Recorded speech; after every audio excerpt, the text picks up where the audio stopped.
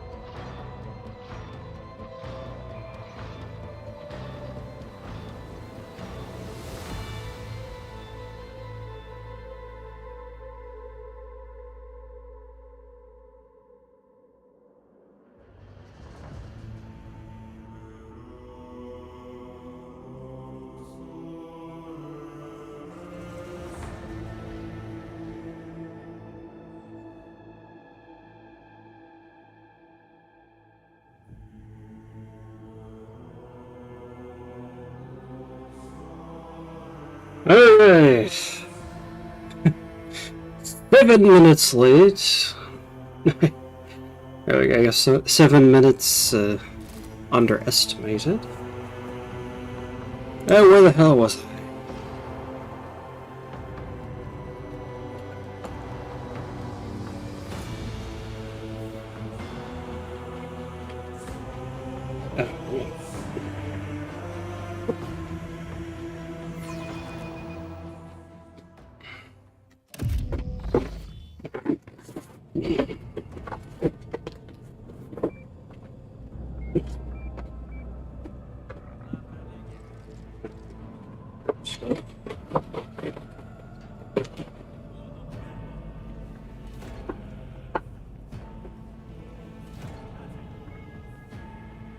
Oh, wrong. Ah, yes, and then I remember... Started with another save. Back to the pits.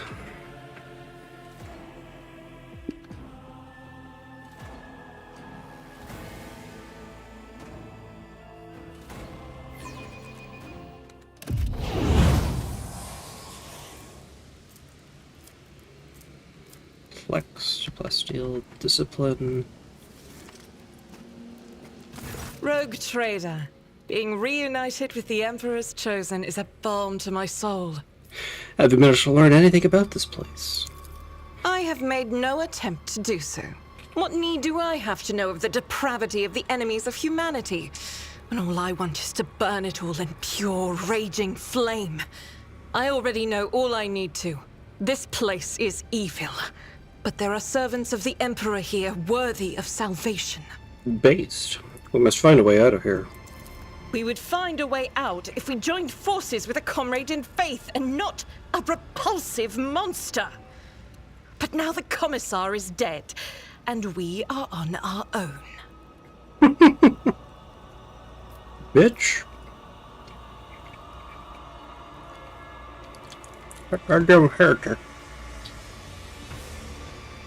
Put us to the wolves. I must take my leave. May Terra's light be with you, Rogue Trader.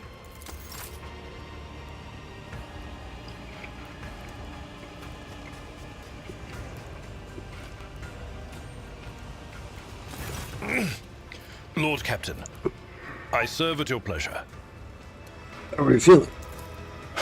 I fear, Lord Captain, that without the intervention of an experienced rejuvenate adept, I will not be able to overcome this frailty on my own. Blessed throne, it is hard to be a helpless old man.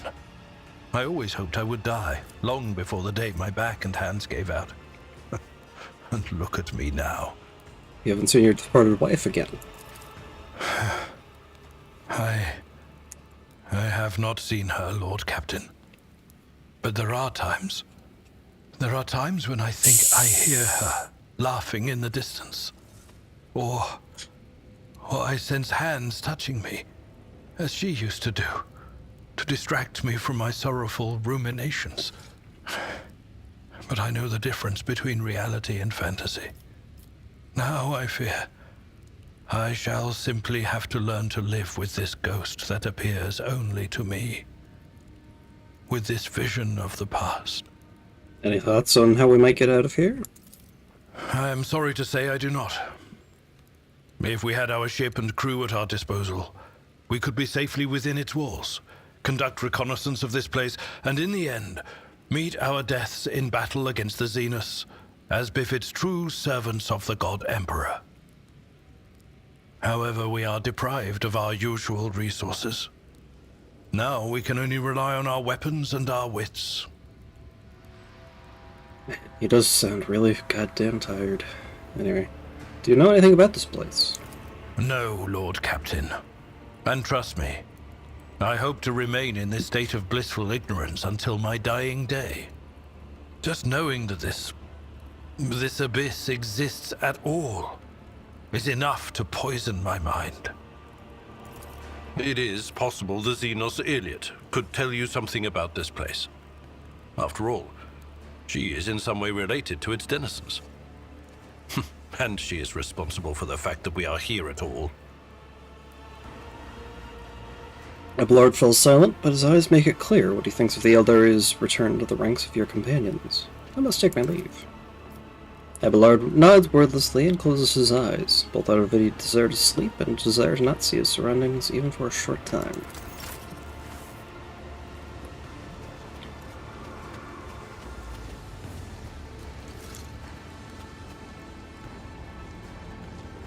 Some shriekers over here.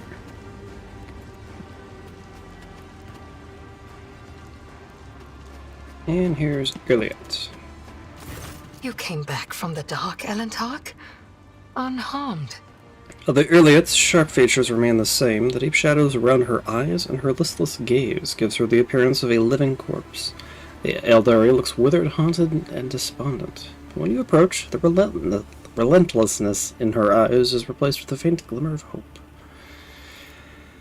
What happened to you after the trial? I was meant to share your fate, Elentark, and vanish in the Dark City's rotting underbelly. But the Fleshmaster gave a different order. His twisted mind was beset by a question. Could a child of Asurion be saved from the gaze of she who thirsts with intense re-education? By replacing the influence of my spirit stone with the heady tang of pain that nourishes the followers of the dark ways? I donned the Executioner's mantle. They allowed me to keep my spirit stone in exchange for the suffering of others. I survived, prayed for Asurion's mercy, and hoped to escape before the stone cracked under the torrent of pain and terror assaulting my soul. Before the experiment was complete. The crystal in Iliad's chest plate lights up with a crimson glow. Her breath becomes more labored and restless than the last. I want to know why you did it. Everything, from beginning to end. I tried to learn to trust you, Elentark. Whatever your motives, you did not turn away from me, and you helped me search for my kin. But despair ate at me from within. The human journeys through the realm of she who thirsts left my soul drained, and our attempts to save the children of Kruderak crumbled to nothing in the unending coldness of the dark cosmos. And even when I beheld a piece of Kruderak in your chambers, I wanted to believe you had nothing to do with it. I wanted to, but I succumbed to emotion, to fear, to hopelessness, to grief. I was afraid that Silent Thrash would find me before I found the truth. Which is why I tried to find my dark cousin on the day he attacked Argonis. I used the commotion to slip away unnoticed and wandered the streets like a shadow in search of its owner. My efforts were futile. I returned to the palace in confusion. I waited for my fresh wounds to stop aching and for the watchfulness of the surrounding monkey to fade like the mist on an autumn morning. But still, I had my doubts. Perhaps, I thought, I should discuss it openly with you. That monkey Achilles. There was something wrong about him. He kept disappearing at night, so one day I followed him. Achilles was contacting Marajai, using an artifact that transmitted his master's orders. That is how I learned that the burnt monkey was about to betray you. Which meant my only chance to discover the fate of my homeworld was about to slip through my fingers. I could not wait any longer. I killed Achilles, took the artifact, and demanded answers from Marajai. He hinted at where I could go to look for the truth. You know what happened next. Did you kill Achilles? My words will hardly console you, Elentark, but I killed the traitor. I fear the Dark Ones left too many scars on his fragile soul. Your loyal monkey broke, so I gifted him a swift death, free from the shame of betrayal. Enough of that. Now, what do you know about this place? Camorra. This city grinds down the will of the strong and torments any who get tangled in its dark web. The fools are the first to die, and the shrewd perish regardless. I have never been here before, but few children of Osirion manage to escape the Dark City without surrendering a part of their soul. So what is it that you wish to know? Who rules the Dark City? An ancient and powerful Drukhari named Asdrubael Vecht, the supreme overlord of the Cabal of the Black Heart, who reigns over all of the Drukhari with an iron fist. My dark kin consider him to be a living god. Much like your emperor on the Golden Throne, Vecht sits upon a throne of darkness and suffering that keeps Camorra's disparate clans from disintegrating. I would not want to meet him if I were you, Alantak. What about cities other than Camorra? There are no other cities, Alantak. The Dark City has no bounds. It is a tangle of countless nightmare domains subject to a single ruler. An endless amalgamation of ever-changing and immutable dimensions. You cannot grasp its tenebrous grandeur, for even my life will not be long enough to visit all corners of the Dark City and the realms that border it. But it hardly matters where you go, for death lurks on every corner. Do you know how we can get out of here? The Dark City is pierced by millions of spires, and a webway gate may be hidden in any of them. It is the only way out of this place, and an impassable obstacle to any who do not know how to operate it. I know, and will help you should you so desire. I have other questions. But do I have the answers that you seek? Probably not. Anyway, gather your strength. There are more trials yet to come. So says a butterfly struggling in the Dark City's web. I will be close, Alantak, and I will support you in the coming trials, if you choose to let me. Alright.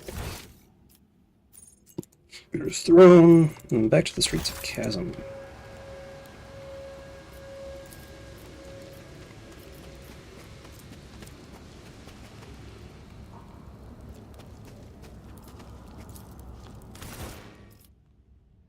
Oh yeah, I got Grumpy Chick too. Might as well make use of him.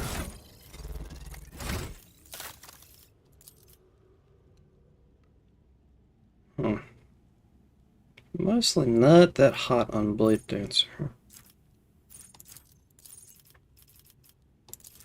Oh, whatever. And skill.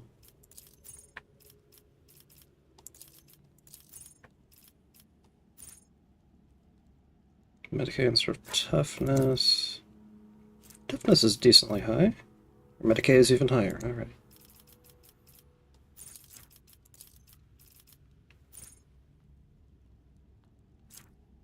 Gift of Torment, Merciless Verdict,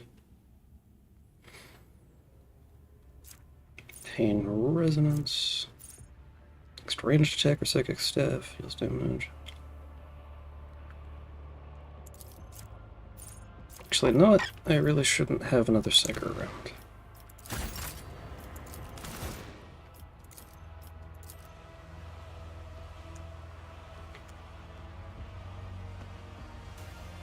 So maybe I should look at my loot, make sure I'm all equipped.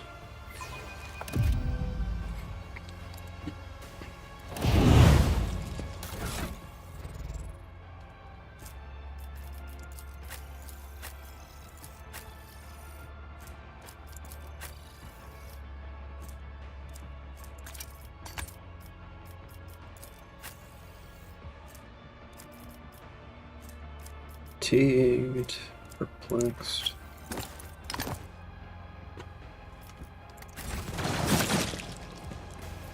Look no further. Let's see, let's get rid of some of the stuff on you. The healing is much appreciated.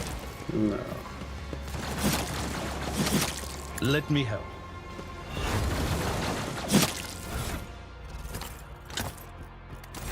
Didn't really change anything. I walk the path last traveled. A knife.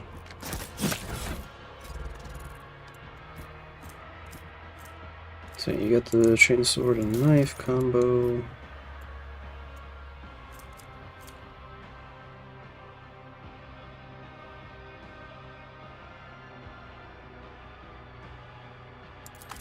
I think the hotshot las rifle is going to be a bit better.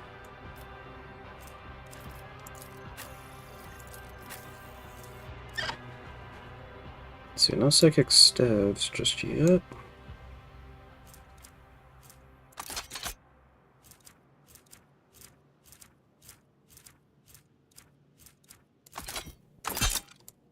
Myself the shotgun as backup. Argenta's already kitted out.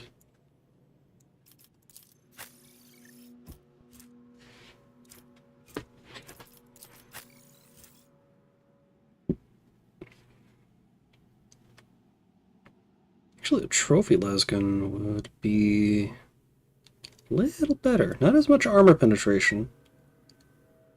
Better rate of fire and range. Slightly worse other stuff, but that'll be fine. So have a long las.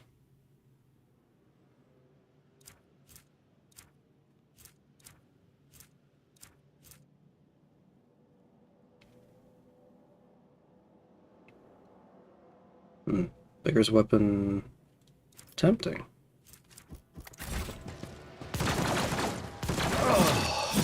This master-crafted patella augment is not fit for a servitor. Alright. So reunion. Pascal is in the streets of Camorra. And Cassia is, if I recall correctly, the Maestro of Flesh.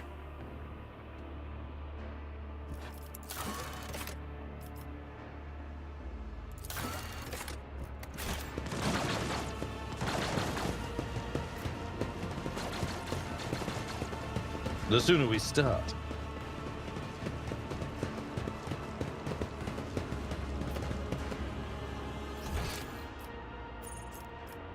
Arena, Anatomical Opera, Mangled Sector, Pit.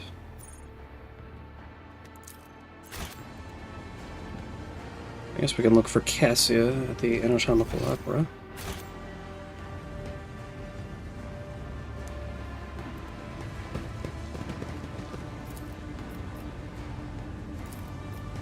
Too hard for a simple monkey? A trivial task. Hey, nice.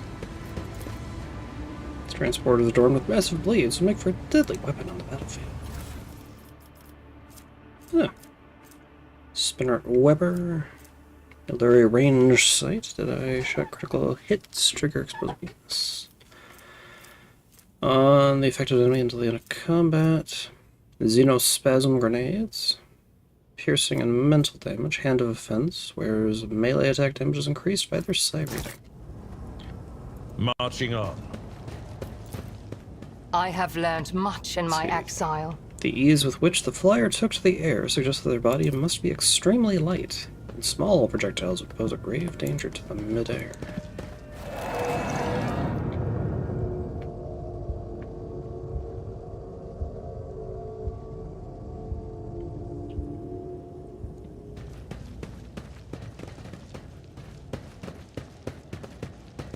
Dr. Rack. Mate, the master ordered that you be let through.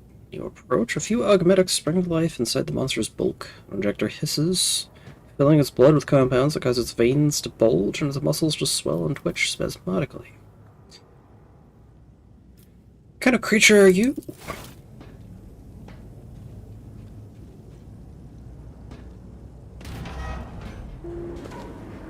I guess there's...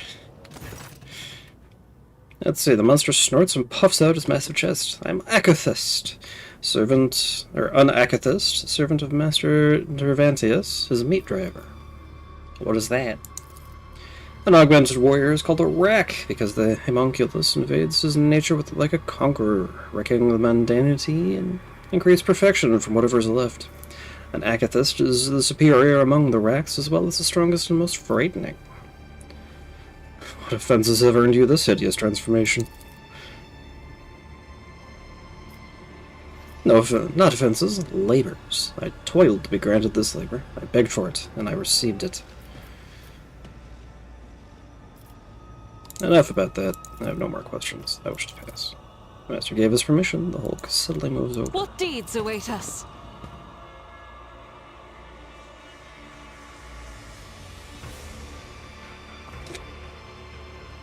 It's time for Cassia. And we'll see how badly she's had it.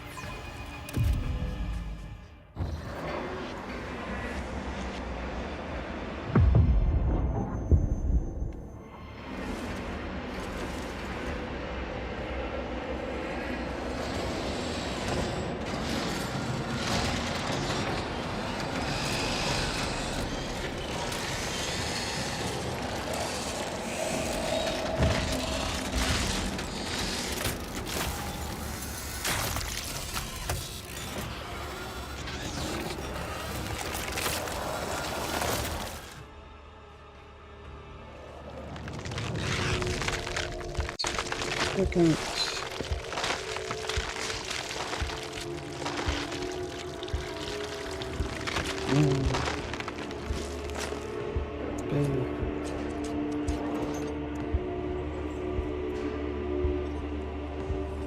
There we go.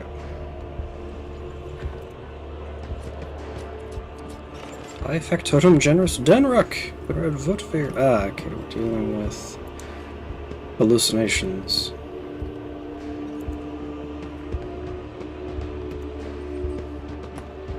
Mort. Little thread.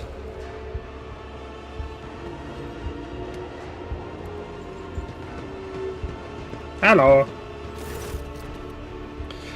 Dervantius, the Archmechanitor. The creature in front of you is a patchwork of skin stuffed with darkness and corruption and sharp objects, staring at you with its scalpel eyes. It grumpily remarks, "Such a disobedient specimen. You're still not dead. An anomaly. Its foul, corrupt thoughts reach out to you, groping at your face. I need help. But I see you will soon become a very obedient specimen. Convulsive spasms, hysterical reactions. Come here." The creature pokes you in the chest, its triangular fingernail easily penetrating your skin. A strange sound throbs at the edge of your awareness. It sounds similar to your own scream.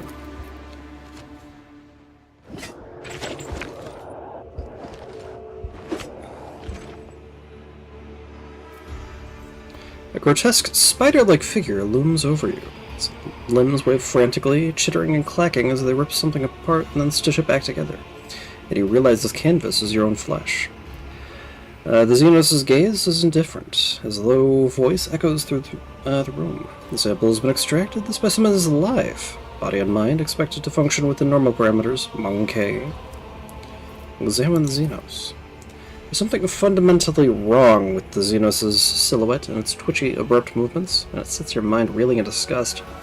Each of its mechanical tool appendages seems designed to be as sickening and horrifying as possible. What happened to me?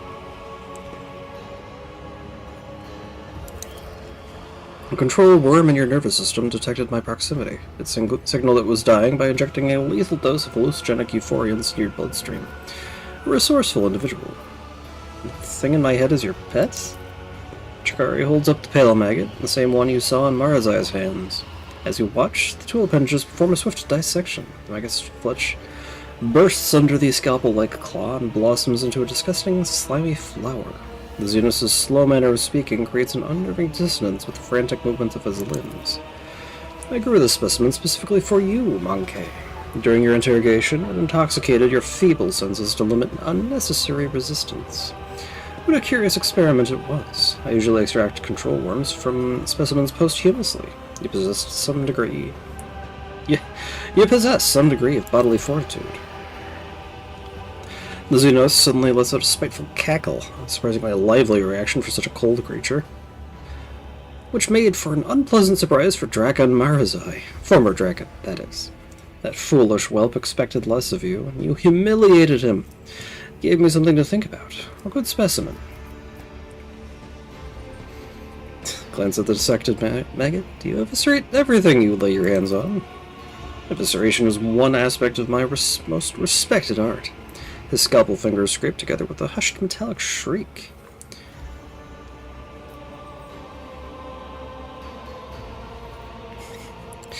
This good specimen deserves a reward for his impressive performance. After all this, you decide to grovel before the Master of Flesh? How very primitive, Elantak. Incompetence punishment. Each stack of Unyielding Beacon increases the wearer's toughness by 2. Oh, that's good for, I rarely use positive reinforcement, but your behavior has been obedient, so why not? The Xenos reaches one of his smaller appendages inside its own body cavities, reaching out a bundle of Rakton's skin. Tosses at you without looking. This no longer interests me. Take it. I take it you're Cervantes? You're absolutely correct, specimen. I am Cervantes, the Archmechanitor, homunculus, and the conductor of this place that staggers the imagination and soul. My anatomical opera. So what do I owe you now? You will serve me, such as life in the spires. The Arbenian urged me to pay attention to your allegedly extremely gifted self-specimen. Let us see if you make a good tool. Same as you, little moth. The Xenos points and mingled them towards Irliet. As of course, the darkness of Kamara burns out you as fast as the others. Irliet flinches. What does this mean, homunculus? Who knows, Assyriani? Who knows? The Xenos makes a chuckling sound. What exactly did this Arbenian tell you about me? The Xenos lets out a strange sound that almost resembles a scoff. This information should not burden your undeveloped mind. The Arbenian told me enough to give you the chance to enter my anatomical opera. This is all you need to know. You, Drakari, would do business with a human? How remarkably open-minded. Do business? The homunculi looks puzzled. I will do no business with you. I will use you. You survived battle in the arena, which means you have uncommon parameters for your kind. You are a lesser organism, true, but the towering heights of my wisdom make it difficult to distinguish between your inferiority and the inferiority of most of my kin. What do you want from me? You will return to the arena of the Fatal Thirst. You will kill a few of the witch's fosterlings for me. You might even spill the blood of one of the blood-stained proselytes. The homunculus looks past you as he delivers his imperious speech. They are long overdue for a small lesson in humility. They've forgotten their place. They lack respect. They do not appreciate my work. They will fail to recognize my authority. Still staring into the distance, he continues to list his grievances with maniacal thoroughness.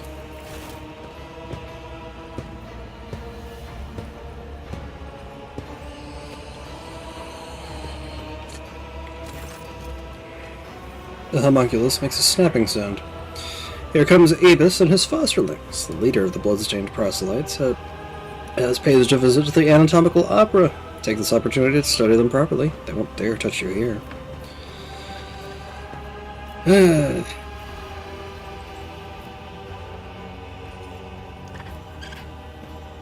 What will I get out of this? Or will you coerce me as you do everyone else? Coercion will be more than enough. If you disobey, I will turn you into material for my creations and ensure that you feel and are aware of every manipulation performed on your flesh. But if you do what I tell you to do, I will let you live for a while longer. Cooperation will increase your odds of survival. As long as you continue to be of use, I will maintain your organic parts and perhaps even let you play with some of my less significant samples. Very well, I shall serve you if you help me make my escape. This response is acceptable. If you behave like a good specimen Monkey, you may eventually receive my help in escaping Komora. Fleshmaster is mad enough to help us escape in favor of his own unholy designs, but the price, Elantak, will be unfair and terrible. Obedience will be rewarded. Take your crude gear with you. I abhor such technological banality, but a creature as undeveloped as you may find it of use. You're one of the joints in Cervantes' own clique. Once you're finished with this, go and look at the ones who will be your executioners when the time comes for you to die.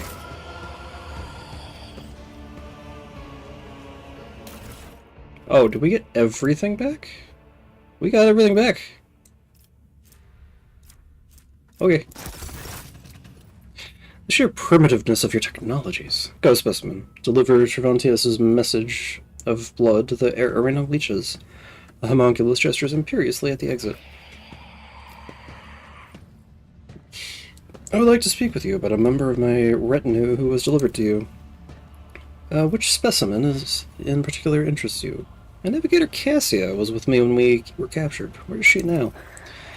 The female with an exceptionally strong connection to the Veil, as well as a number of rare Monkey mutations, most notably a third eye. I'm studying the influence of complete isolation from the Veil and the outside world on the specimen's abilities, sanity, and physical condition.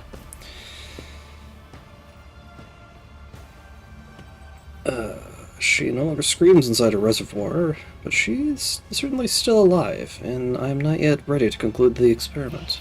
I'm looking for my tech priest Pascal. A specimen prone to technomaniacal compulsions. He did reveal the name during his interrogation. The homunculus twitches his spindly blade fingers in the way an insect moves his legs. Working on him was a curious process. He resisted my enhancements with such intensity, but then the specimen fell into depression, so I lost interest and cast him into the chasm. A flawed specimen, he must surely be dead by now. I was curious to see what kind of symbiosis might emerge between rudimentary Monkey augments and my own unflawed creations. Much like cartilage infused with steroids will swell a subject's feeble body, a new computational circuit sprouted throughout his algorithms. I found the process enlightening. Those from my retinue deserve better than to be confined by you. Relinquish them.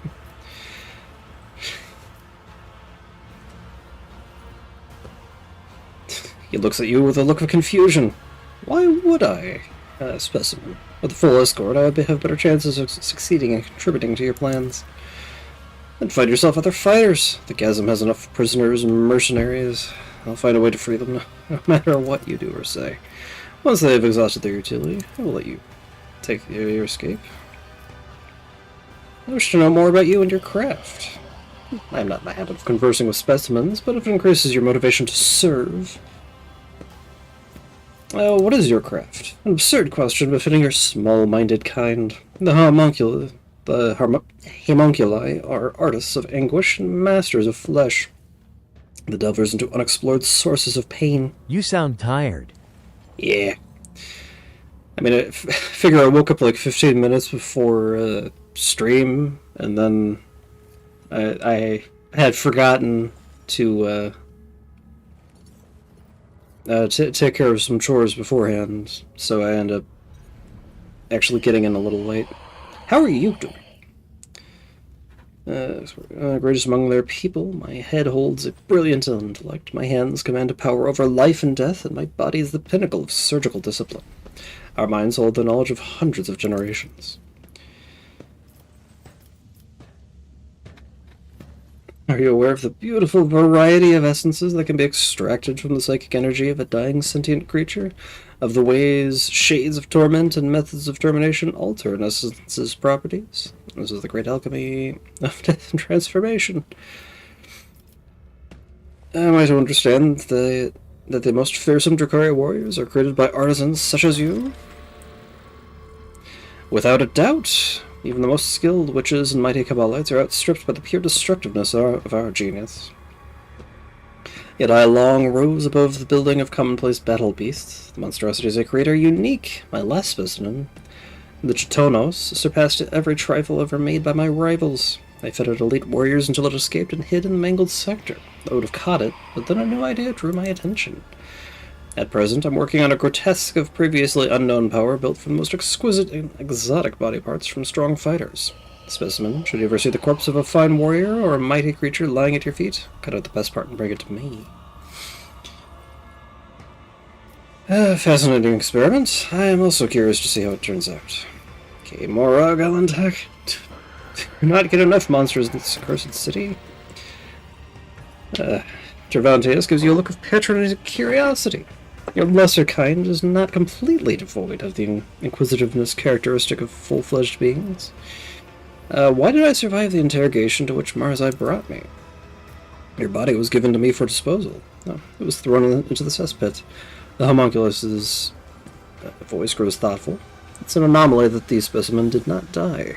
I must consider fitting the disposal chute with a shredding mechanism. Irlet shakes her head. The Master of Flesh is twisting the truth, Elantek. Had the Arbenian not interfered in the Archon's trial, it is unlikely that anyone could have survived that questioning. Let's stop here. Homunculus gives you an impatient and unsettling grimace. With a weary sigh, the homunculus turns away from you, his knife-like fingers, making an unnerving scraping sound. And we're cured of all the bullshit. 3 against. For 1 more action point, +Shield Discipline, for +2 Deflection. Emperor's Executioner, for more Fellowship and Resolve. Oh good, and it reinstated all the stuff I had. Cool.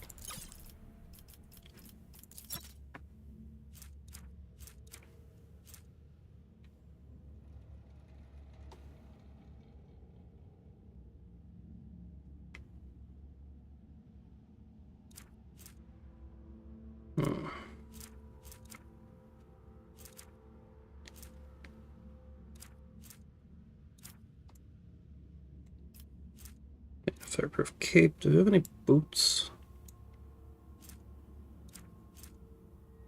Metal Psyker. Fencing boots. Parry when using swords.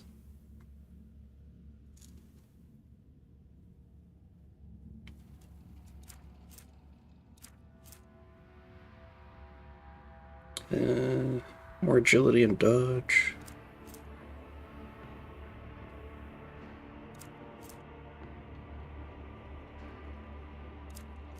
Tactic boost makes an attack of opportunity against the wearer. The enemy is pushed back by 1 cell before they can hit the wearer. That could be good. Psyker's footwear, disciple boots.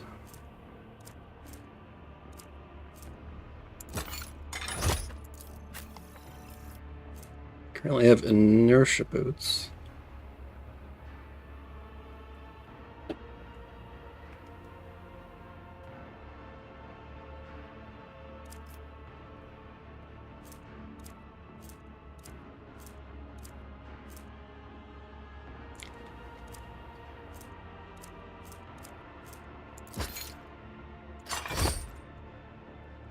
Give you a bit more parry.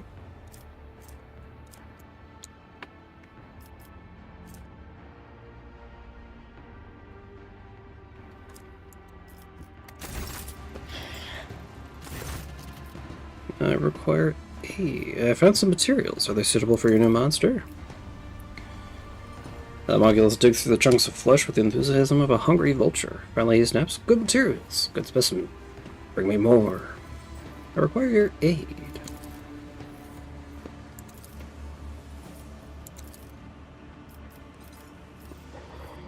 You forget yourself. Go and serve my will, and I shall. And should I ever decide to show you favor, I will do so at a time of my choosing. Let's see. My success benefits. It's reasonable for you to help me. Fine.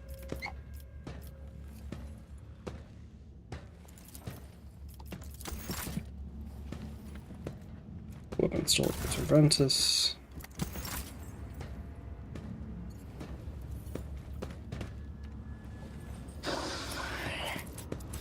So you vividly remember lying on this table and watching mechanical pincers tear through your flesh.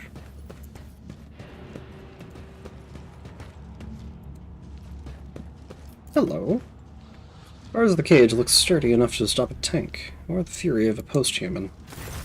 Oh, to see them cut down. Bonfires unclean.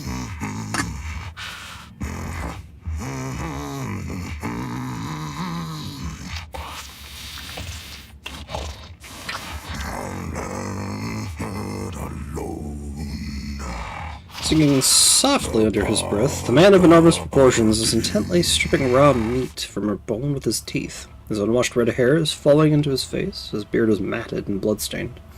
and the aforementioned teeth look more like fangs than any human equivalent. A less knowledgeable person might not recognize this giant humanoid, but you are well aware that this is a space marine, an angel of the Emperor. His body is covered in primitive scar tattoos, the meaning of which eludes you. Glory to the Emperor. For us and the All-Father. To your surprise, he manages to pronounce this phrase clearly and solemnly, even with the mouth full of raw meat.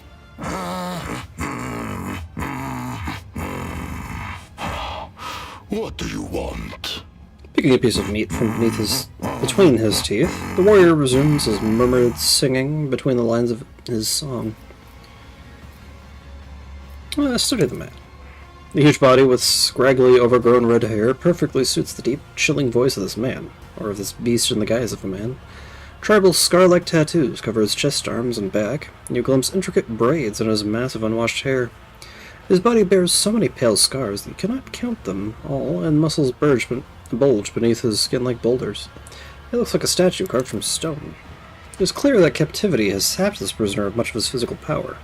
Your assessment is confirmed when you spot the remains of Drakari in the pile of carrion at his feet, likely one of the homunculus' servants. Drakari's flesh appears to be making a fine snack for your new acquaintance. Who are you? I am a wolf. At first glance, the man does not strike you as possessing great intellect. He is clearly more accustomed to mauling and killing than thinking, but you detect a certain shrewdness in his eye. After looking you over, he says shortly, how did you come to be here? My pack answered the Inquisition's call and came to the Coronis Expanse. There was a battle, and then the young wolves yearning to be meat for their brotherlings. To a feast of bolters they went out roving. Though they were but few, one long fang with them went loping. Not to see them cut down by scythes unclean. The pups he sent scattering, and there stood alone the paths guarding. For a foe he long spied, one worthy among unworthy. The song of swords singing, they clashed with clamor and skill. Until stood the old wolf upon the bones. Then, by the birds of battle, was he brought down.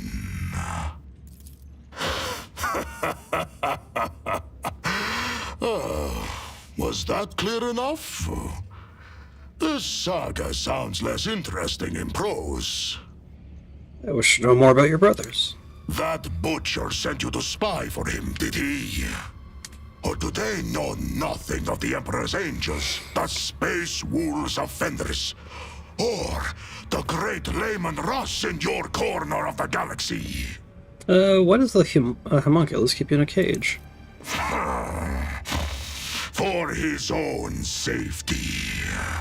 When I am not busy killing inhuman spawn in the arena, the Xenos fear my will. I want to help you. Who are you to offer me help? You stink of Xenos. I see you are on friendly terms with them. You are not sitting in a cage, and you smell of someone else.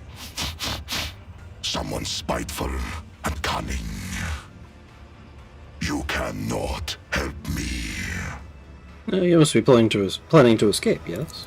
And why do you want to know? Very well, I have no more questions.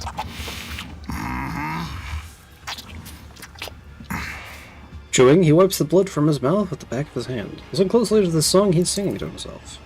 You don't know the language. These song seems crude and mingled, but not entirely lacking the harsh dignity of a form of Gothic, while also sounding similar to the rumble of a landslide. Sharp and choppy guttural phrases tumbling forth in a harsh rhythm. Try to join in on the singing. Close your eyes and enter the flow of the song, like slipping into a fast-flowing mountain river. Words rise up naturally in your mind. They are not the same ones sung by the prisoner, but you sense their aptness. The verses flow from your lips, full of surprisingly poetic metaphors and bloody details of a nameless hero fighting monsters in the name of unfamiliar stars. You are one who has supped the mjord of the Skjalds, I see. In the long haul, some of my brothers would be eager to tell you of their exploits, so that you would sing a saga of their deeds. A warrior such as you could prove useful to me. To get what you want, you will have to convince two very headstrong individuals. Me and my captor. That claw-handed Xenos.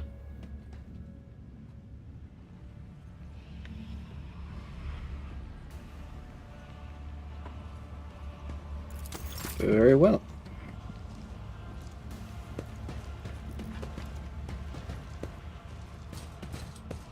Oh. Everyone should be here. Oh, Marazai's here too, huh?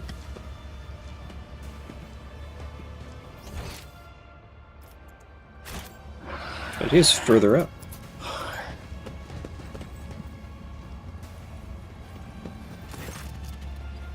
See, the taller Drakari, whose body is riddled with painful-looking puncture wounds and dotted with metal rings and clamps, lets out a chuckle as you approach, and begins speaking in his own language. Your elucidator, this is to life.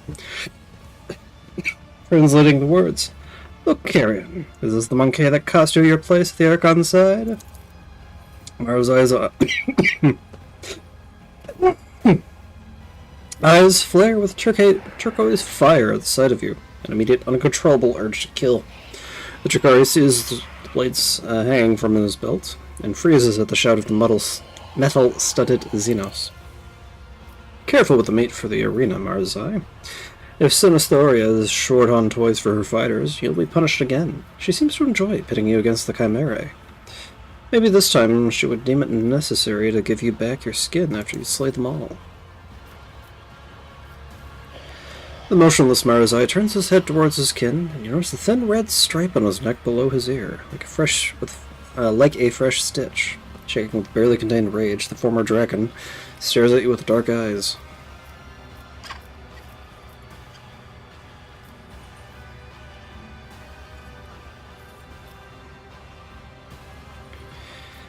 So you and your rebel are the champions of the local arena? Abus frowns at the sound of the elucidator, and turns away from you dismissively, exchanging a few words with the witch standing next to him. The mocking laughter and haughty looks in your direction leave no doubt about the subject of their conversation. So Marazai was skinned and made to fight like this? Well, that is a balm to my heart, and also delight to my eyes, where something was still stirring a while ago.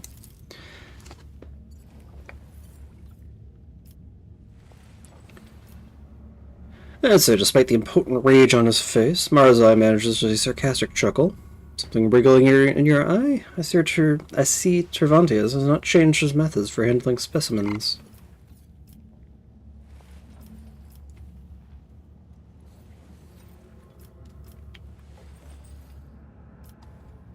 After all the Drakari in front of you, know this, I will kill each and every one of you, and I do not care if you are champions or not.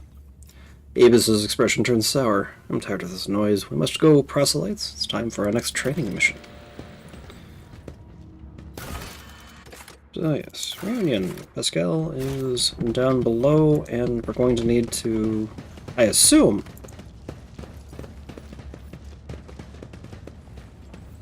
win in the arena. Let's see, Gervontius, I offer my apologies. What payment can I offer you for your invaluable time and attention?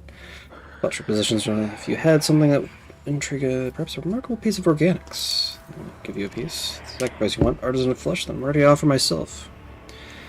Its voice vibrates, but she keeps her eyes locked on Gervontius. Will you take my flesh? I'll take more than flesh. I'm going to extract something more far more valuable from a single shred of your organics. This does interest me. I will not remove much of her. Her functionality will not suffer. Yet why? So This will be a step upon the path of atoning for the errors of my past. Elentek, if my sacrifice will bring you closer to salvation, I will commit myself into the hands of this tormentor. No, we will speak no more of this. Your light frowns, and you catch a strange look in her eyes, a mixture of sadness, relief, and shame. He shrugs, then the spark of curiosity in his eyes fades. Master, allow me to take the Space Marine you keep in a cage. No. The homunculus snaps curtly, and he returns to his work. Noticing that you are still waiting for something, he hisses irritably, still not taking his eyes off the experiment. If you wish to continue wasting my time with your pathetic pleading and whining specimen, then you know the price. Pay up or get out. I have nothing to pay you but my own flesh. Please accept it as a gift.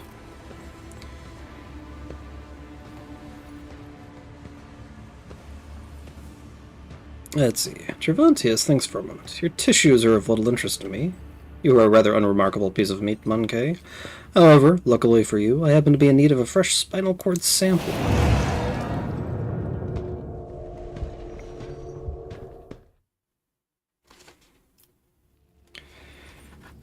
Gained Obedient Specimen. Every movement and breath reveals new shades of intolerable pain. All you can do is grit your teeth and conquer it, as an obedient specimen should. Without warning, the homunculus's limbs seize you in a death grip, and a shrieking drill bites into your spine.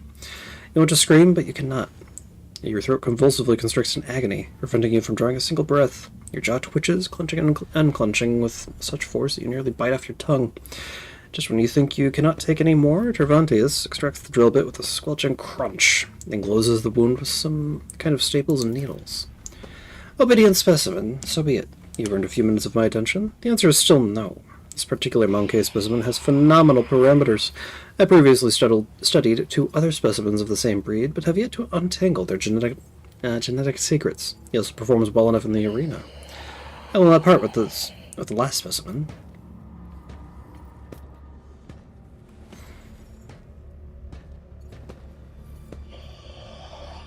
Oh, with him I would definitely succeed. I would further both our interests.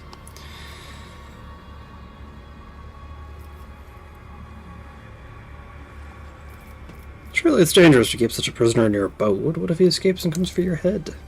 You think some monkey can frighten me? His body may be strong, but his mind is simple, and therefore he is no more difficult to keep under control than any other member of your species. The loss of some monkey could never impede the work of a mind as great as yours. Perhaps the genetic subtype of all 3 specimens was just defective, and this is the cause of my limited success. In that case, the loss of the specimen would not be significant. I would recommend pain as a means of pacification, and you can take his armor. I found it entirely unintriguing. Take my leave. A nice little stroll.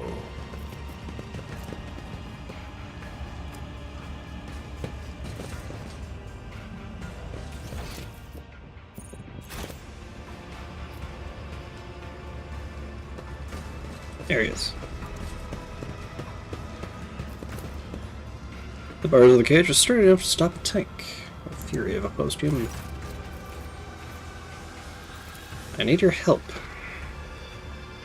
The prisoner looks at you expectantly without stopping his chewing, but his expression shifts subtly, as if his affected crudeness of mind and manner have been replaced with focus and cunning. Recite the warrior's litany. Even a heretic or a non-human can wet a profane blade in the blood of enemies. But a true warrior of humanity does not fight for gratification or trophies. He fights to carry out his will, for that is his duty, and it is a blessing. You speak well. I have heard these bookish words many times before, but this is the first time I have heard them spoken with such resolve.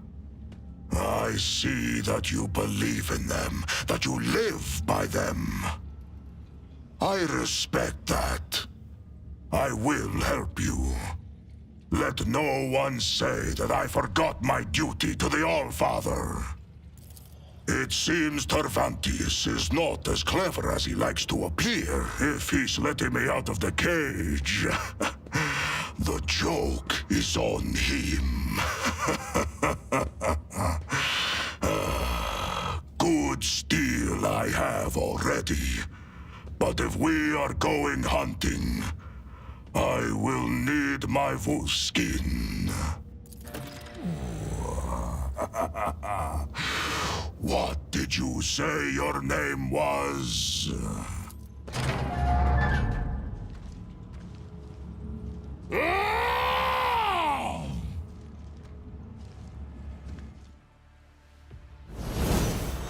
There we go. Whose innards need take leave of their gut? Astarte's bolt pistol. And combat knife. Alright, so you're a soldier. Athletics. Fired up. Agility. So what all features do you have as a Astartes? Eternal Warrior.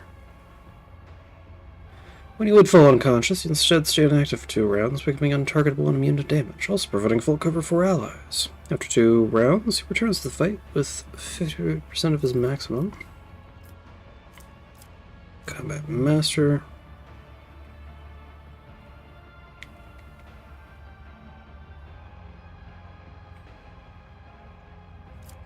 Black Carapace. Removes all dodge penalties from power armor.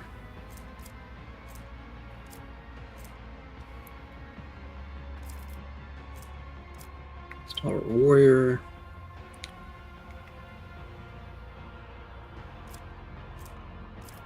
Swift Hunter may use MP after attacking or using abilities. Nice. Flame, Melta, and other stuff. Unfaltering Fire.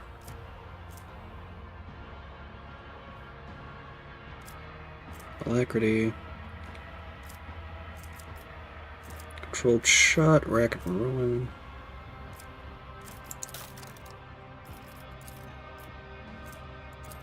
He is an arch-militant.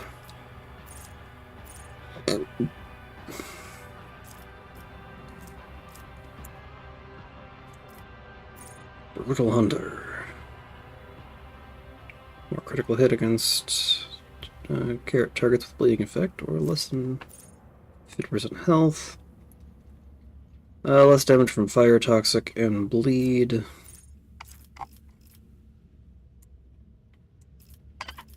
Let's see, ingenious.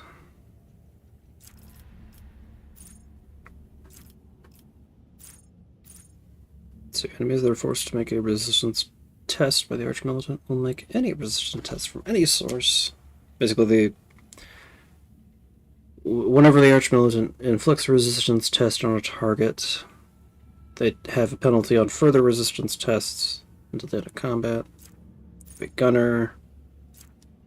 Focal point.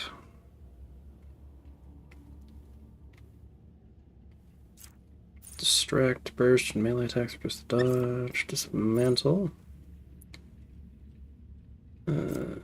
Discipline, versatility. Crippling blast, any ranged area and ranged burst attacks. Reduce weapon skill of enemy. Contempt for the weak. More critical damage against enemies that are stunned, prone, blinded. Close quarters training. Can use 2-handed ranged weapons with... okay. Blood Haze. Awaiting orders every round. First single target ability used by an ally on the march. On the Archmilitant grants +1 AP to the ally. Killing an enemy with melee attack makes all the Archmilitant's ranged attacks this turn cost 1 less AP to a minimum of 1, and vice versa. Adaptability. More critical hit chance from versatility. Versatility is gained from single shot melee from attacking. Accustomed to glory. Pretty good. Preferred targets. Split weakness. Dependable.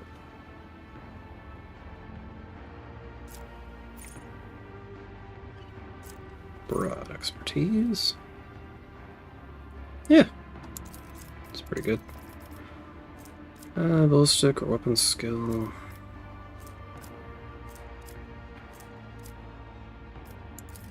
Let's get your toughness up a little. Devastating attack is pretty good. It stacks with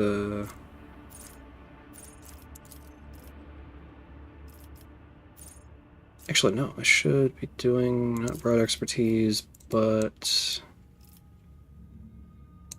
ingenious. Anyway, trusty weapons. Axes, hammers, and laths. Wounded beast. Tenacity. Brutal hunter. Is just going to be really good because I'm going to be doing a lot of bleed anyway. Bolt weapon expert. Do I want to do that for you? Enhanced splash area. Grenadier. Maybe weapon proficiency. Lance weapon melee specialist. Weapon. Expert nimble, piercing charge, swift movements, safety training.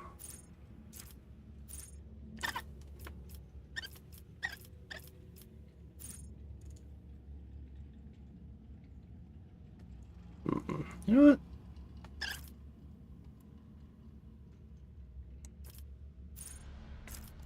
what? Skills wise, I guess giving you some carouse would be good.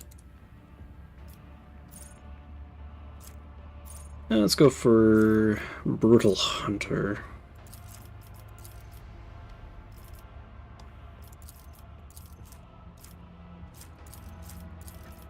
Athletics, always ready. Start combat with 2 stacks of versatility.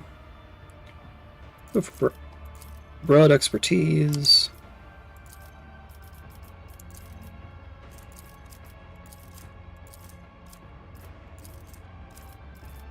Up your ballistic skill.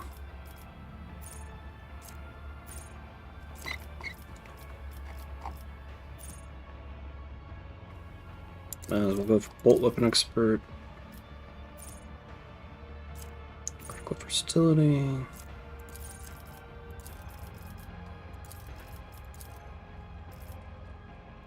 Use some weapon skill.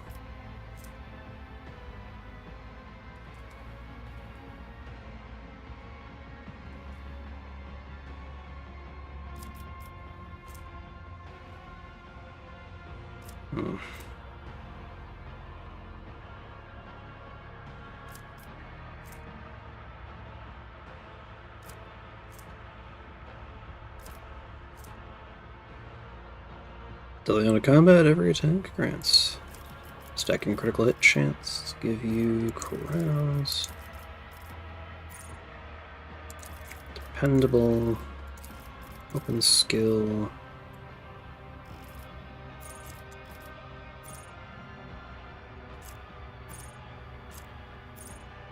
Armor proficiency, I suppose.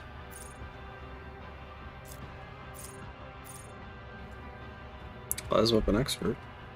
And open specialist doesn't matter. Combat master.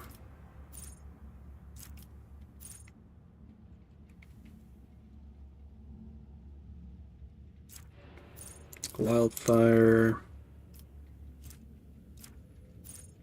Critical versatility.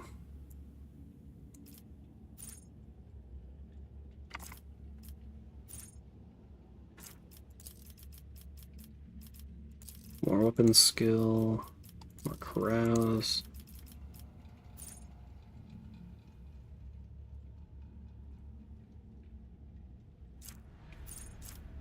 Custom glory. More weapon skill. Go for a bit more toughness.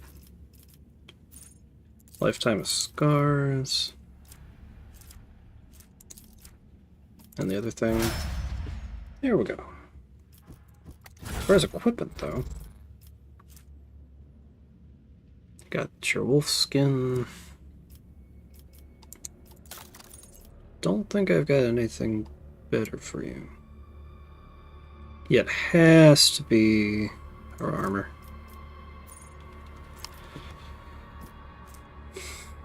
Got your start his bolter and bolt pistol. Maybe I should have gone for bolt stuff. Eh. Power gloves, qualities reduced, melee attacks plus staggered.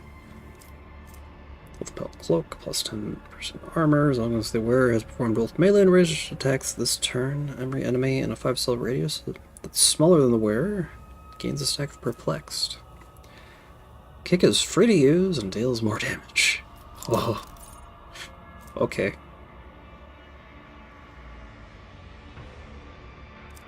Let's see, modified crack grenades, dreadmonger, mind scrambler, and some Faisally. Why not?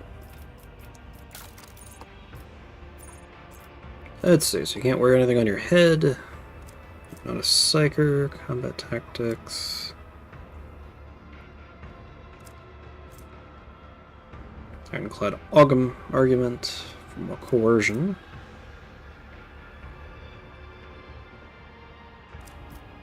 I think you're gonna be dealing a lot of burning, bleeding, or toxin.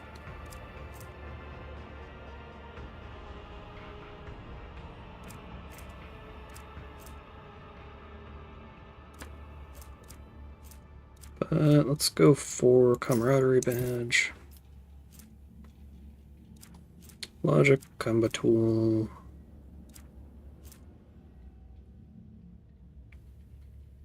Once per turn, when you score a critical hit with a pistol, you get a free attack. Actually, that could be good with...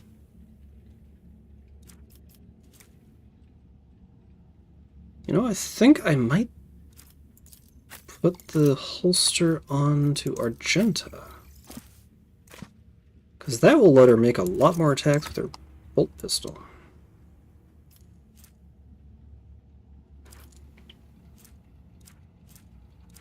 Logic, coercion.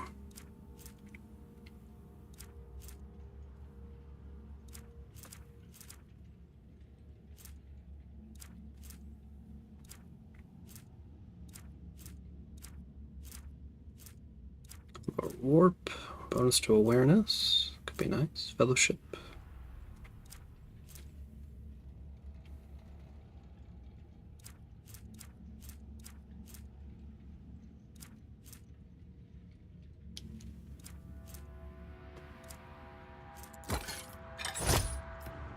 Corruption Eradicator Helmet. Because plus 2%... Oh wait, no, it's rate of fire. Then again, rate of fire isn't going to be super high for you.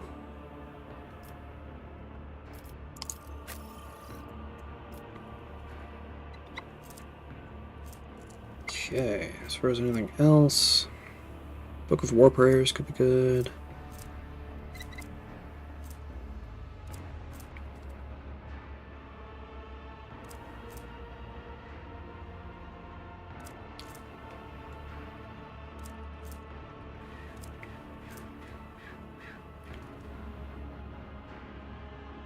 Bayonet knife might be good.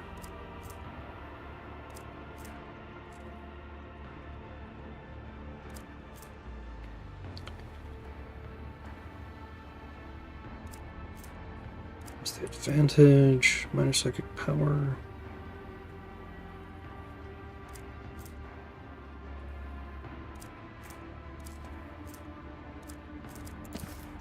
Book of War Prayers, definitely. Maybe giving you some more tech use?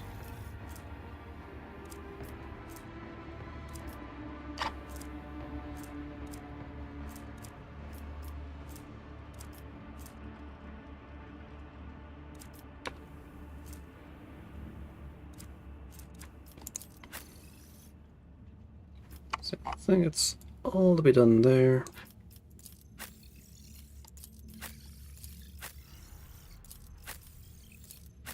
I mean, I guess I can put the bayonet knife on him. That way, if he uses his bolt pistol in melee, he can have a little fun. Corruption will melt before my wrath.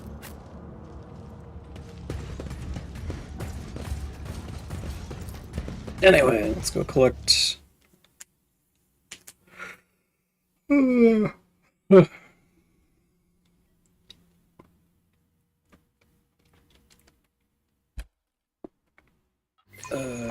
Haskell.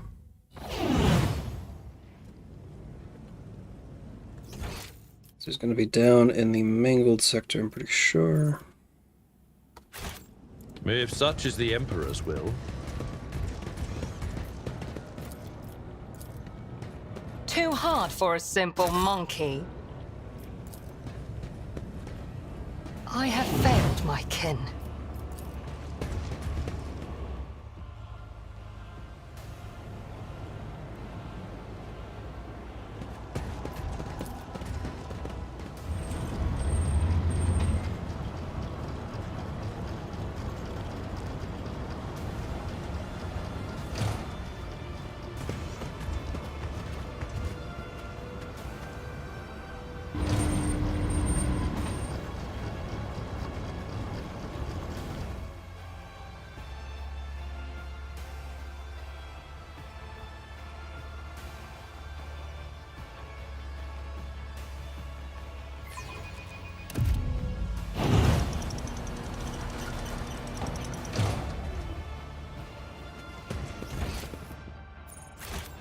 One.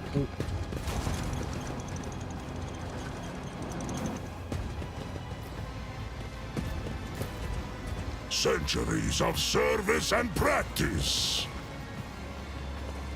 Fenris Ferrir Lord!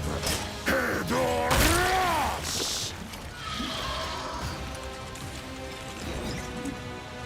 This beastie. Vital energy. Raise weapon skill, ballistic skill, deals more damage. Oh, he's a big boy.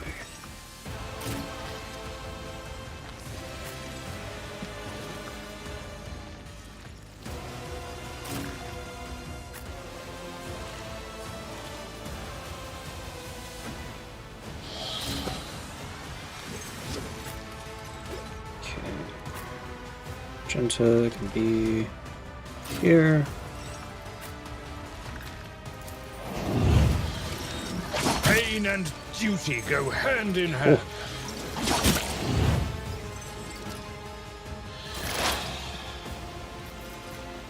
Alrighty, Earliet. You are This tedium is perfect beneath me. spot. Let's aim for an I opening. am not your Xenos pet monkey.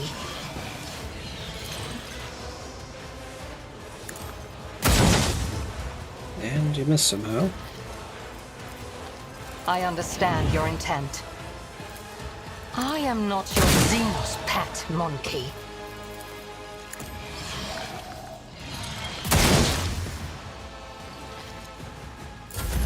Argenta. Let's get started, shall we? Faith without deeds is worthless. Devastating attack.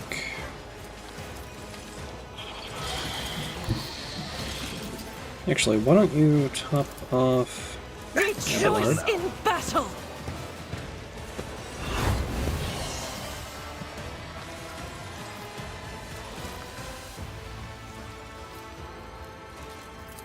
I'll do it. This is why I was chosen. Not my worst day. Ooh, Yet. Tell the All-Father, I am there he coming. goes. Doubt is for the weak. I'll do it. Anyway, As the Emperor, you, my Emperor! she is...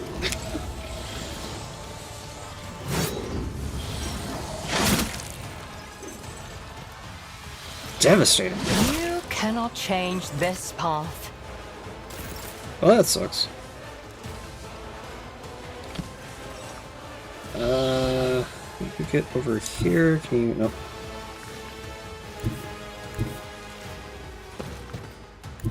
Okay, good. You can still see from there.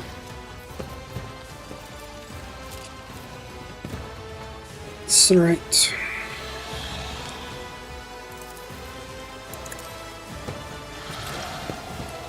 can't knock it out immediately.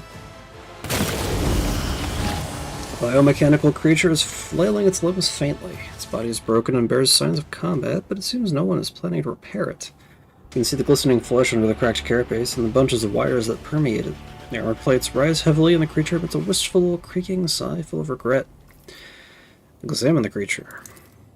Every limb of the creature, the hard ones on skeletal paws, and the flexible ones on metallic cords, equipped with a variety of implements similar to surgical tools. The jagged circular saws, twisted drills, and vibrating monoscalpels promise unbearable pain. You can clearly see the inside of the mechanism through the holes in the armor. Its gut can open to drag a hamstrung victim in. Once the victim finds itself in the creature's stomach, it will be pierced by injectors that will liquefy them. The substance will then drain into the reservoirs at the end of the creature's tail. Address the monster. Can you understand me? The creature emits a series of wheezing sounds. Was it an answer, moans of agony, or just the normal rumbling of its mechanism? There's no way to tell. It seems the blasphemous creature can feel pain and fear. That is glorious. Ulfar's face breaks into a smile that is both joyous and bloodthirsty. What are you?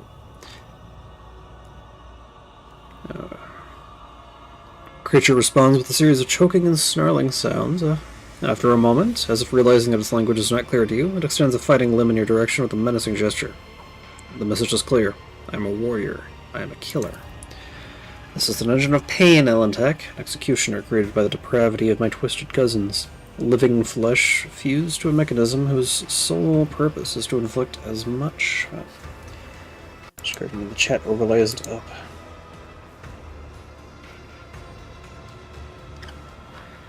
Forgot I had something to take care of prior to stream. I'll be 10 to 15 minutes late. Enjoy the menu in the meantime. You sound tired.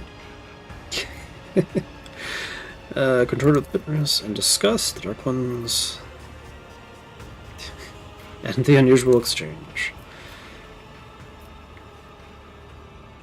Wait for the thing to expire. Got a level out of that. Just to be expected.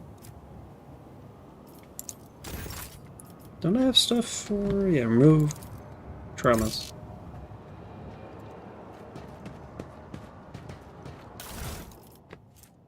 Life Sunderer. Heavy leather armor and Catonis' pain converter. Ministration is a holy task. The healing is much appreciated.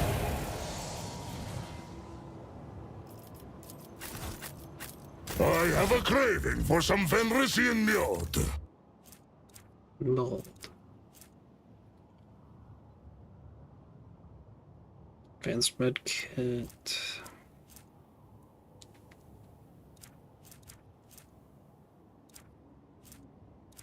There's the Originals kits.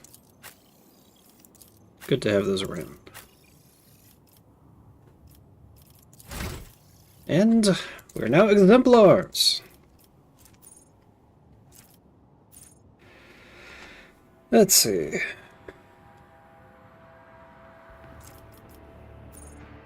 Man, what do you even do with all this? Cataclysm. All damage dealt by the characters increased by 3% to the end of combat for every new enemy damaged by them this combat. Combat meditation.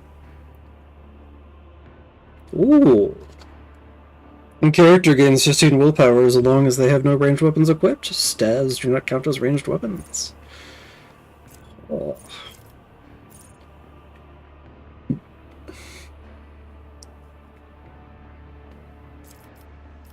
Contagion. Whenever the character applies blinded, slowed, fatigued, perplexed, or disturbed, one random enemy within 5 cells of the target also gains the effect for 1 round. Same happens if the character inflicts stunned or prone, but the random target makes a resistance test to avoid. It's got combat meditation. Oh, let's see. Sacred rituals.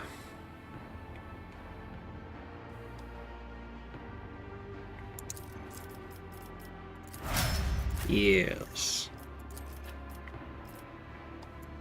As far as you, vital points. Whenever you score a critical hit, there's a chance to increase the critical damage by half. Chance is equal to character's critical hit chance minus 50. Oh.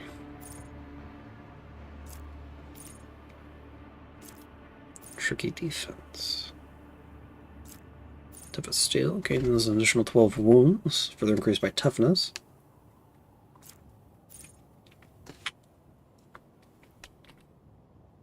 Steel shell. Strong hand. Shut through. Improved over penetration. Relentless. Oh. Puncture. Professional know-how. Gains shield block over 3, weapon skill, and point accuracy, ignores 1 point of enemy deflection. Perfection under fire.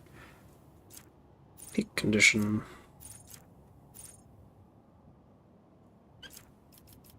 Oh. Bonus to the strength equal to 20% of their maximum wounds. Ho ho ho. Whenever the character pushes an enemy, the character gains movement points. They're added after attack and allow the character to continue movement. Damage dealt by collisions from pushes. Masterful precision, deadeye shot. Let's see, masterful display.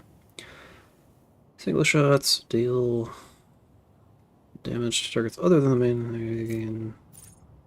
Murder them. Whenever they're attacked by an enemy, they gain momentum equal to difficulty tier creature, blind influence. Whenever an enemy fails a willpower resistance test, the lethal threat. Enemies hit by the character with melee attack must pass a willpower resistance test or make the character their priority target. Let's see, know-it-all. Character gains. I'm going to guess their intelligence bonus. Yep.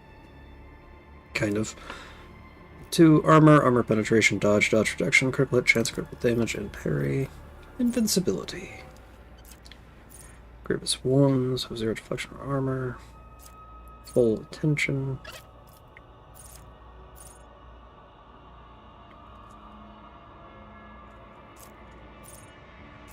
Firebrand. Extermination. And damage the character deals is increased by 1 for every attack they've made this combat. Not a, doesn't affect dots. Your subordinates.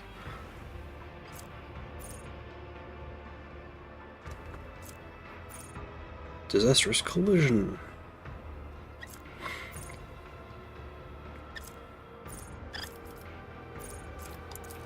Let's improve your defense. Unbreakable will.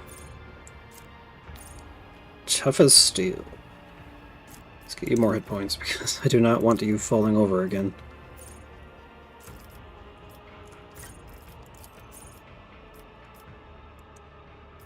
Stentorian voice.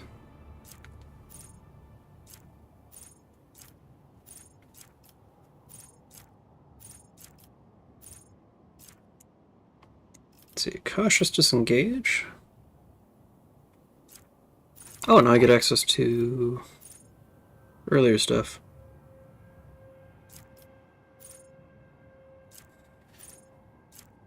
What engagement? Living shield. Interception. Oh. Hetus. Damage dealt by charge, increased by 13, and the ability can be used from... let's see, Enrage, has also 50% wounds. Critical damage. Improve, disarm.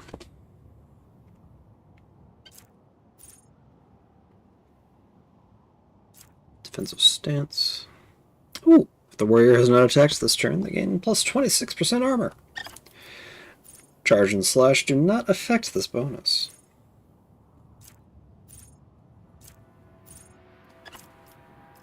Yes, let's go for defensive stance. Make sure he can actually stand. I don't want him falling over again. Alright, as far as you...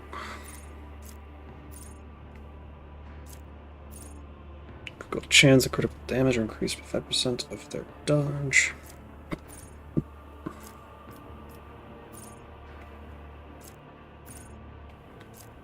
Combat meditation, cataclysm.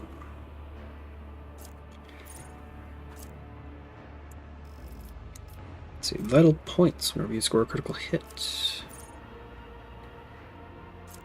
Breakable will. Tough as steel, tipping point, damage reduction, armor penetration increased by 10% of their critical hit chance.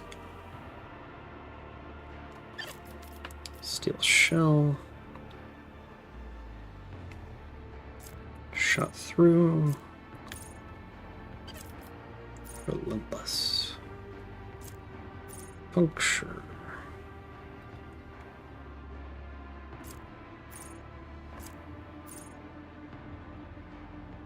Ooh, a character ignores 3 of the enemy's deflection. That would be quite nice when you have guaranteed hits.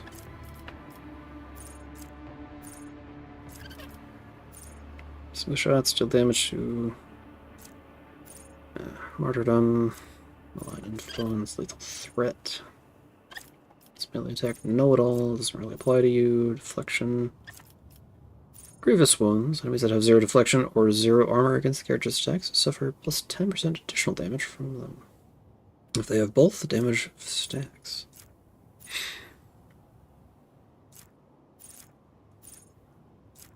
Full attention.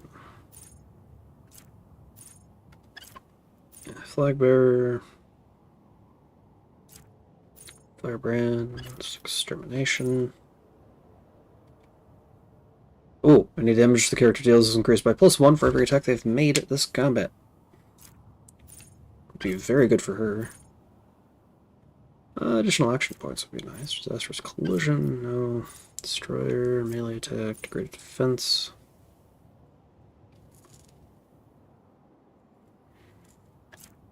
Death dealer. Whenever the character kills the first enemy in a round, that character immediately makes an additional attack against the closest enemy they can target with the same weapon if possible, using whatever attack costs the least AP. This attack deals 30% base damage, with a plus 10% bonus, and crushing assault, first melee attack, critical velocity, critical chance. I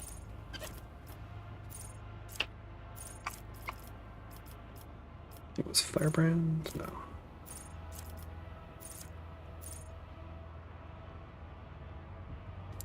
Extermination, and then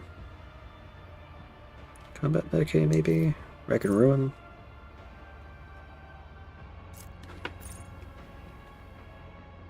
Hey, medium armor does not reduce dodge. There we go.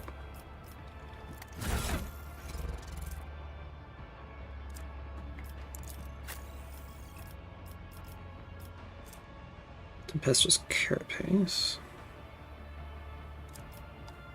I guess part of the reason he went down was just he's debuffed at the moment. Also, where is your Heavy Flamer? Where did that get knocked out of your hands?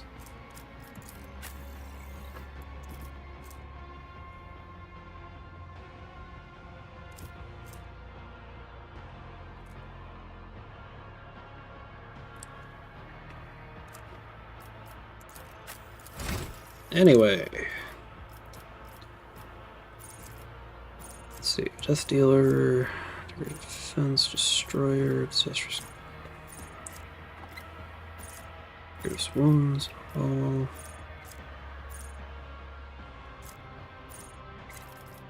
Malign Influence, Masterful Display, Masterful Precision.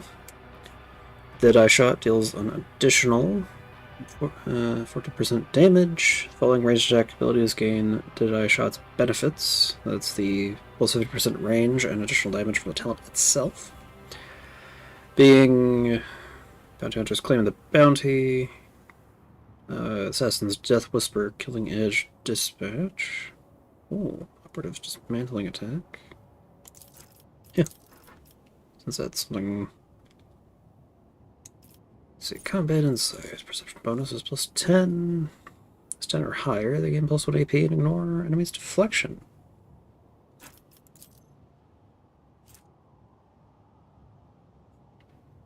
You're gonna need a lot more. Whenever the operative uses precise attack on a target affected by 7 or more exploits.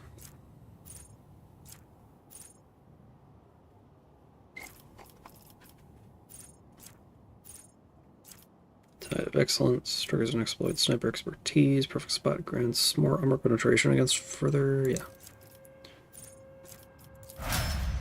And Ulfar can start. I don't even know where to start with you. Critical velocity.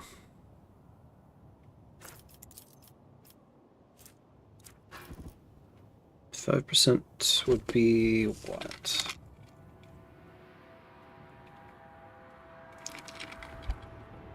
$14.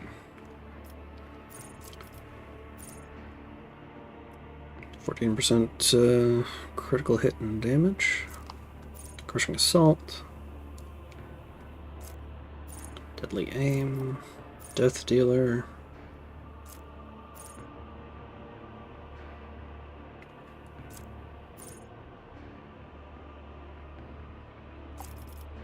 Disastrous Collision. Ear for Battle. Pinpoint Accuracy.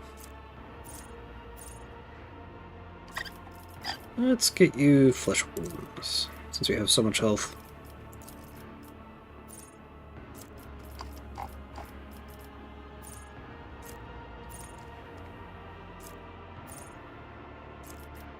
Trace the trajectory.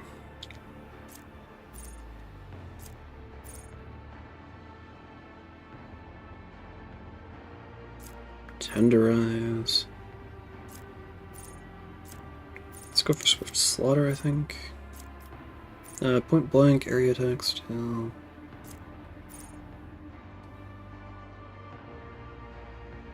Yeah, first hit of each ranged burst attack. I have a feeling you'll be doing a lot of those. Gained a 3rd tier archetype.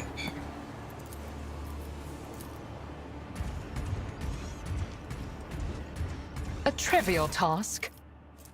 Sage Necklace. So that gonna be 4 then.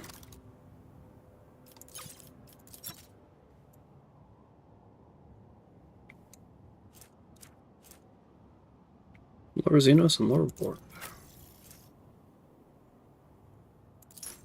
Let's give that to you.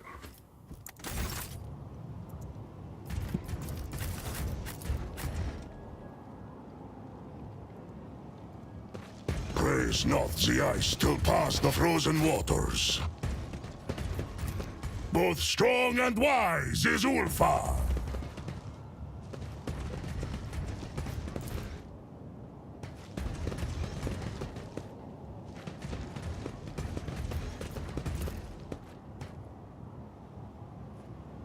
My success was inevitable.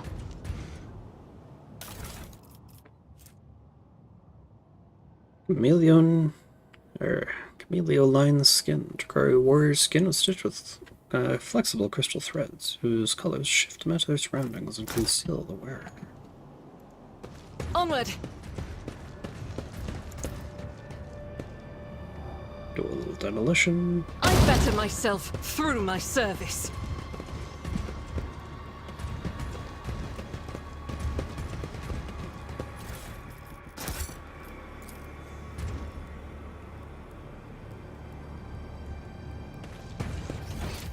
Well, it did apparently miss some stuff.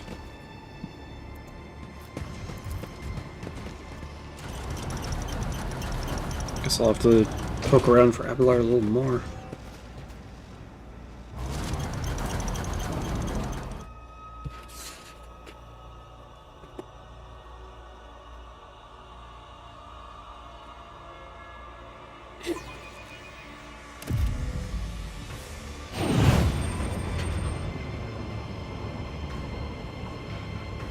Wonder where he could have gotten off to. Oh, there he is. The crooked figure wrapped in crimson looks nothing like the Pascal Hanuman you know. Before, his silhouette hunched, though it might have been under the weight of his potentia coil. He used to radiate authority and the power of restricted knowledge. Now he simply lies broken. His raiment is soiled with dark red bloodstains and black blotches of sacred dungeons. His mechadendrites wriggle sluggishly like dying snakes. Pascal does not look at you, for his gaze is focused inside his own body. There's a horrible gaping wound in his chest, and you see glinting, clanking mechanisms squirming within. Pascal has plunged his fingers into the wide, dripping maw of the wounds, and is in the process of palpating his metal innards with great care. Look closely at him. It is difficult to say if the procedure that Pascal has undergone was torture, sacred augmentation, or vivisection. His flesh is covered with fresh sutures, interspersed with wounds that no one has taken the trouble to stitch up. An ordinary human would have long since bled out, but the Ferrum Sanctum sustains the bodies of the adepts of the Machine God. His metallic insides are exposed to the eye, in all their vulgar and bloody nakedness.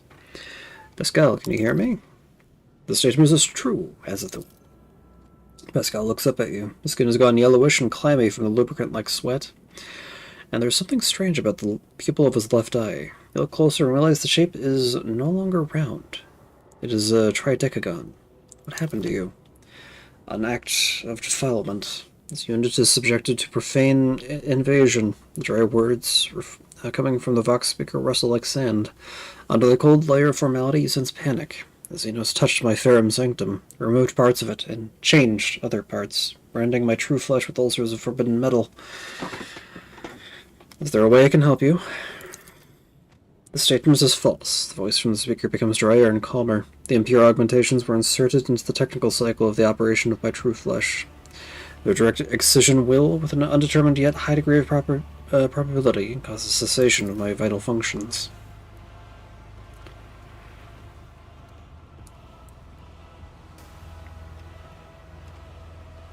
Let's see. Pascal's fingers widen the edges of the wound. Blood mixed with sacred unguents trickles down his wax-like skin. His sunken chest contains more metal than he thought possible. You see the gray tissue of his lungs pierced by dozens of thin tubes, an unfamiliar organ made of synthetic fiber, imprisoned in a cage of protective rings.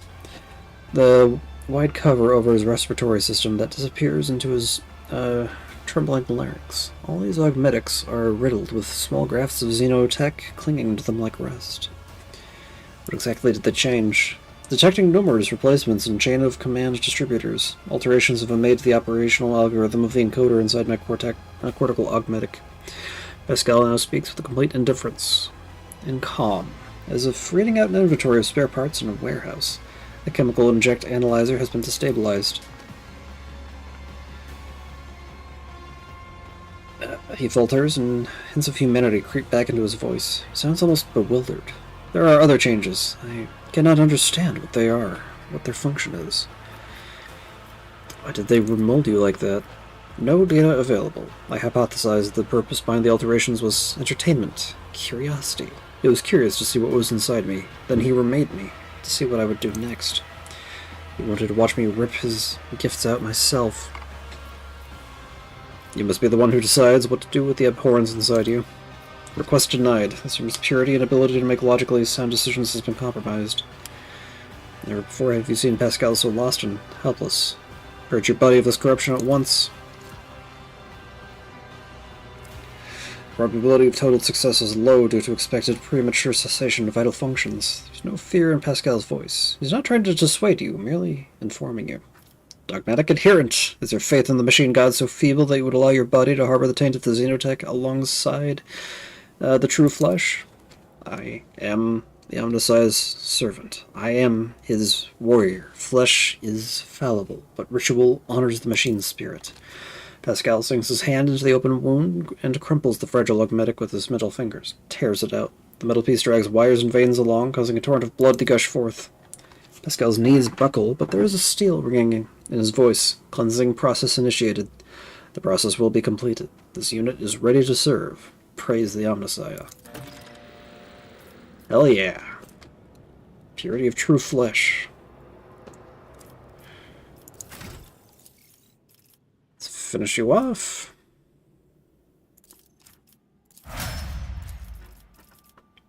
Alright, what is your deal then? Unstoppable. Vital points. Whenever you score a critical hit, the chance to increase critical damage further. Unbreakable will. Tricky defense. Tough as steel. What was it, man? Vengeful display. Know it all. Should benefit you a lot more.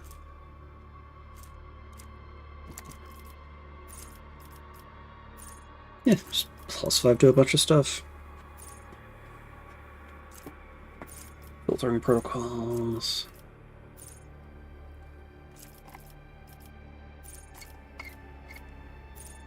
Sniper expertise.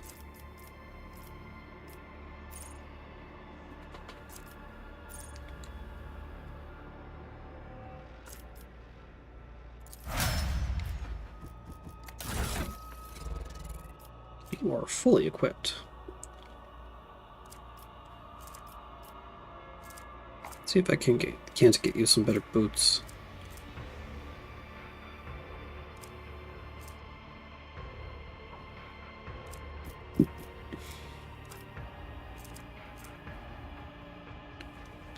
So as long as you're in cover, your single shot range attacks gain penetration.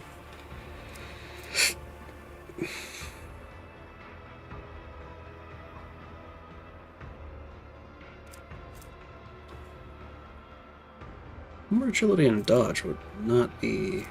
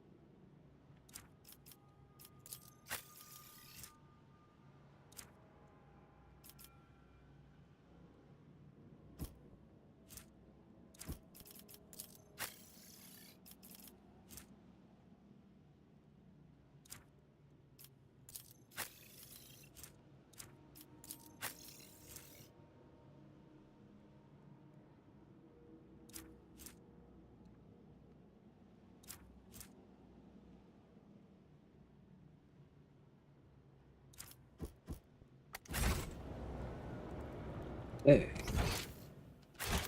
We have a full complement. So I guess we're off to the arena then. Which, if I recall correctly, is there... But actually, now that we have Pascal, there's a lot of stuff that I doubtless missed.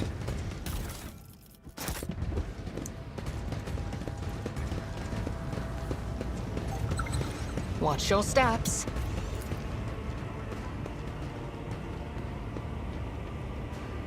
Operation Reaver's tendons. Hey, nice. Pascal, pick that lock. Machine God grants me insight. The light of terror shines for us. So there's a lot of locks I need you to pick.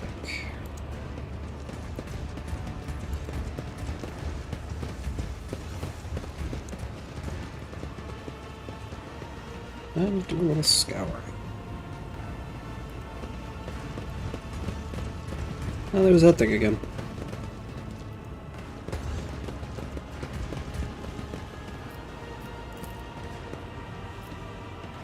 I need to find the answers.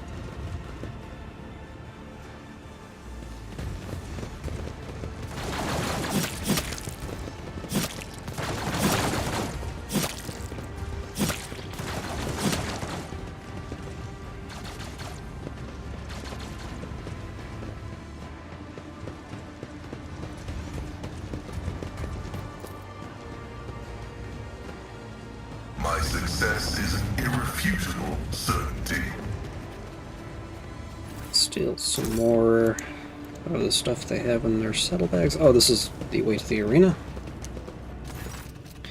If thou seest a flaw in me, smite me. Our judge's hoarse whispers are nothing like the usual clear, almost mellifluous voice she uses for prayer. Smite me. She looks at you. Her dark eyes gleam anxiously. Rogue traitor, you find me at prayer. Darkness surrounds us, and we require all the spiritual fortitude our ravaged hearts can muster.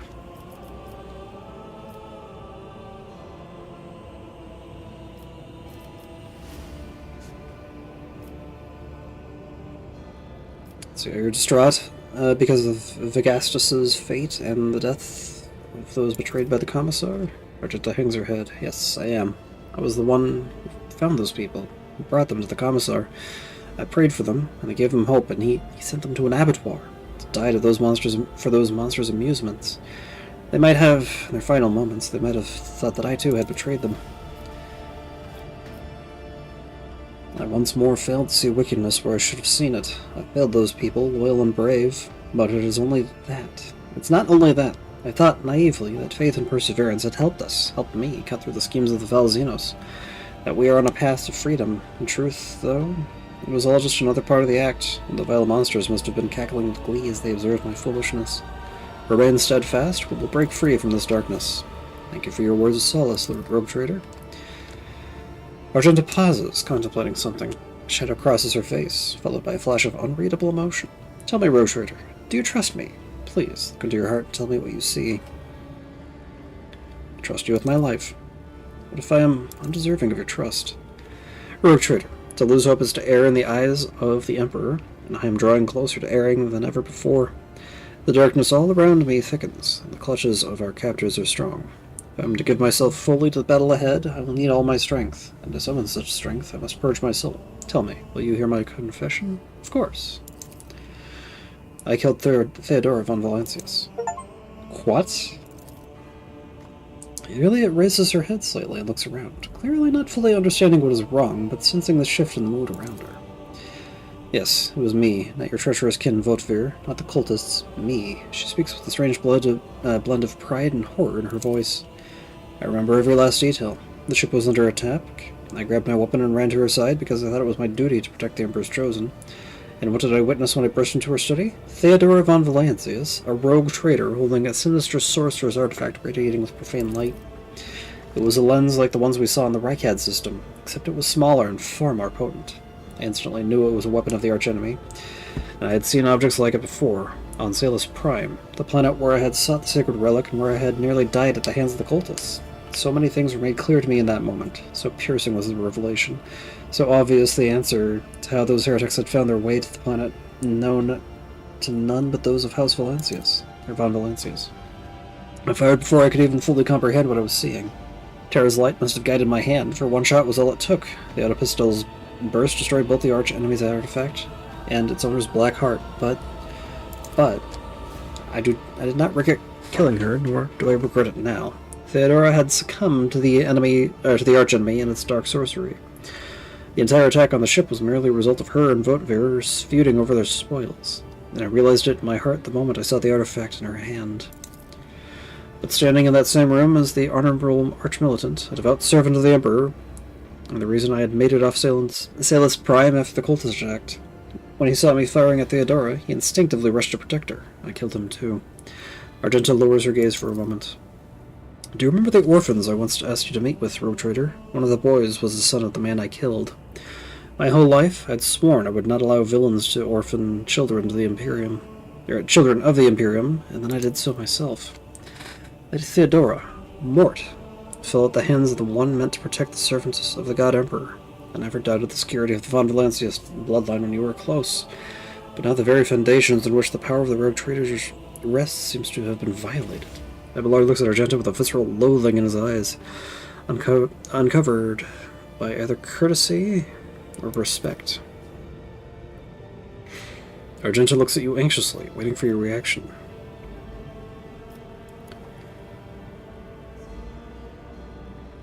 Let's see.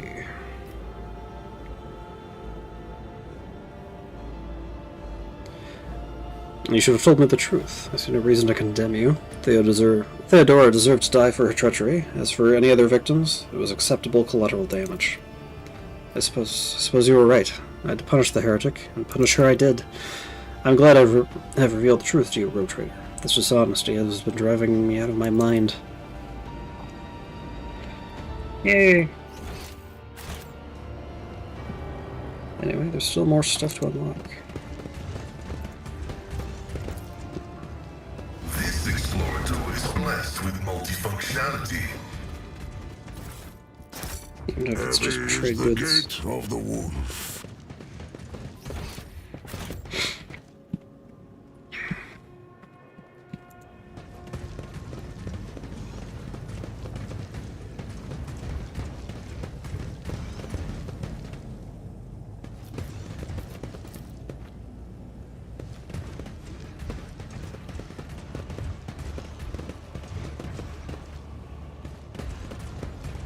More along here. Operation successful. And some more goods. More Wraithbone grenades. Bruiser boots. Whenever the wearer performs an area attack, they instantly provoke attacks of opportunity from all adjacent enemies. They gain +3 temporary wounds.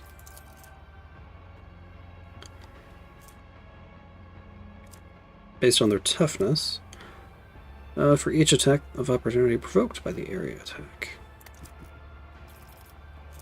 And a Mystic Ward at the start of every combat. The wearer's allies gain deflection equal to the wearer's psi rating. Whenever an ally suffers any damage and loses non-temporary wounds, the effect is removed from that ally. As much as I like the willpower from my pendant, I want... Oh. I guess I can replace the vigilance. Cool. That's gotta be a nice buff.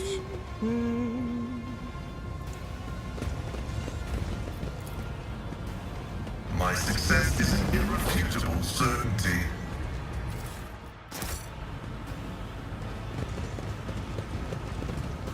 I think that's it for everything I'd missed.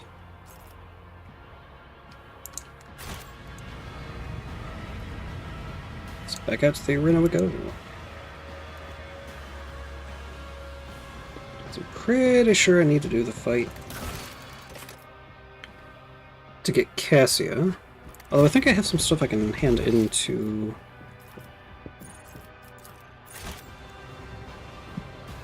Mr. Operator.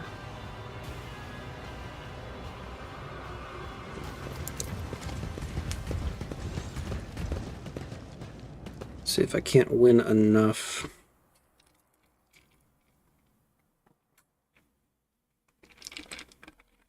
Favor to... Yeah, I'm not sure what I'm going to do with Ulfar. Could let Abelard rest. Activating motive force reserves.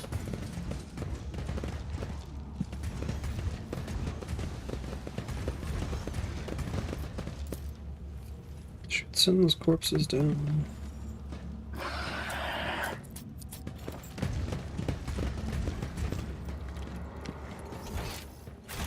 There's some loot around. Let's see, I found some more materials.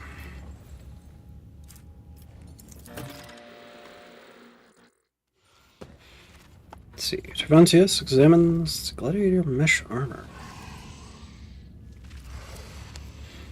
Tervantius examines the bloodied body parts with lascivious interest. Then he rips out an organ out of his own chest and adds it to the trophies, and hisses in satisfaction. An interesting composition, an unusual set of starting parameters that can be strengthened by an original mixture of essences. This will be a mighty beast. I will call it the Anguish Prospector. You have done well, specimen, and for that you have been rewarded. Let's discuss what you expect of me. Tervantius pauses before responding, as if dissecting your question. What is your quarrel and with the witches? Lately, they've shown arrogance and disrespect towards me. They will rise in the eyes of the Archon, or they want to rise in the eyes of the Archon and belittle me. And they rank their tasteless flesh dances apart above my art. They come to my abode and gawk at my treasured secrets. It's time the chasm was reminded the witches too can bleed. Tell me more about the arena. Witches rule the arena. This is the way of the spires. They are lethal, brides of our dead gods. When they enter the arena, the crowd writhes with ecstasy. But this is a rare sight. Typically their fosterlings, the bloodstained proselytes, oversee the butchery. These are the best killers and athletes who serve the cult. Such arrogant upstarts. They've been undefeated for far too long. When Sinisthora reigned over the cult of the Fatal Thirst, the proselytes behaved with more respect. The senior succubus has since withdrawn into the shadows. Now Kekeros reigns in the arena, and Tizara leads the raids. An insolent hag and a presumptuous non-entity. A perfect match. As soon as Tizara drew her final breath, Kekeros' ambitions doubled. She became utterly insufferable. The last time in the arena, I saw Marazai. What was he doing there? Your It gives you a concerned look. Your memory must have been awakened by the deleterious effects of the controlling worm. Yarkon's court condemned him. Oh, that was that brazen, ambitious, and woefully imprudent whelp. He was cast down from the dragons of the Cabal, but earned the good graces of the witches of the Fatal Thirst in his very first fight in the arena. He was invited to join their finest, the bloodstained proselytes. Some say he was involved in the death of their succubus, Tazara. If so, then Marzai may be disappointed by his reception in the ranks of the cult. What's your connection to the arena? My servants harvest meat in the chasm and delivers it to their bloody performances. I improve it with augments and stimulants to make it interesting enough so the witches will enjoy killing it. Sometimes I indulge them with little treats, biomachines or beasts molded by my surgical genius. You must be the most powerful Drakari in the chasm! The homunculus smirks. Smirks. Not just the chasm. The entire cabal of the Reaving Tempest depends on my augments and essences, which is how I secured the chasm as my domain. Here I never lack for subjects or spare parts. I see. I will take my leave. No opponent. Not interested. I have a feeling I'm going to need to fight that thing now, but... Oh, also got some armor.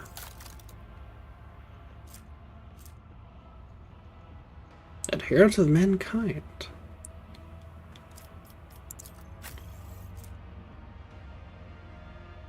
Cannot be equipped by Ulfar. Huh. It's got way better armor. My instincts tell me to refuse.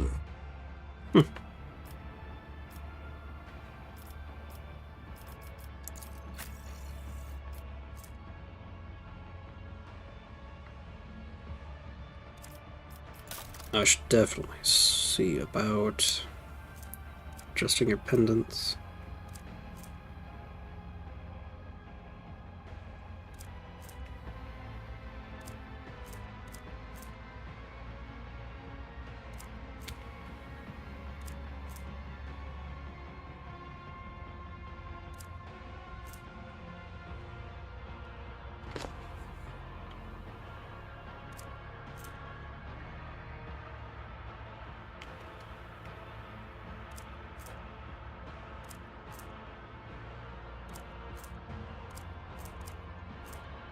Phenomena, non-checking small item.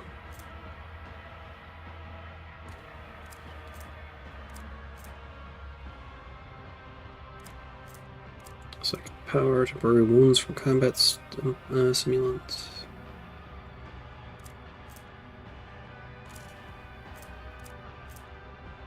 Carouse. Logic.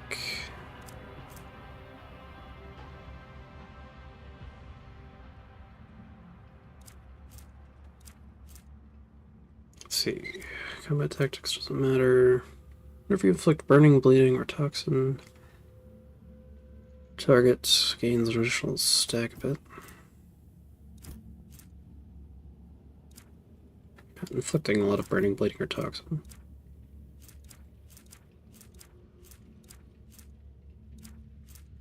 Coercion.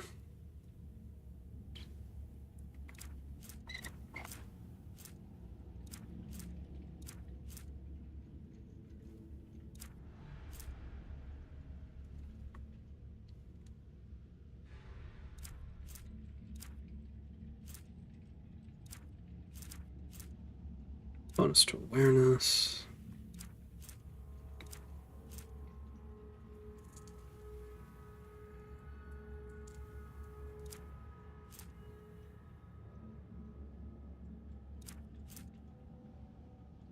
Resolve from killing enemies. If the word blocks, dodges, or parries an attack. I mean, frankly, you need all the toughness you can get, so I don't want to...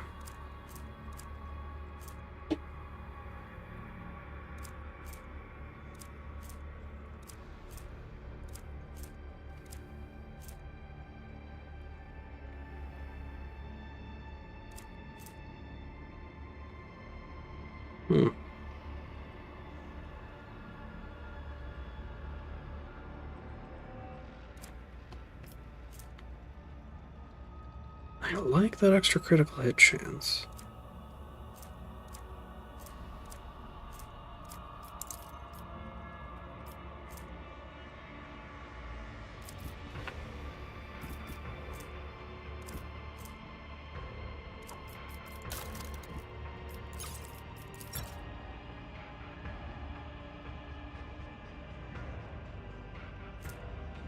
Toxic knife.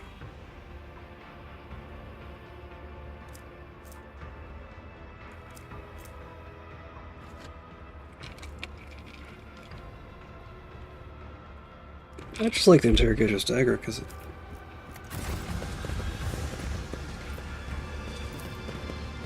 improves the odds of stuff.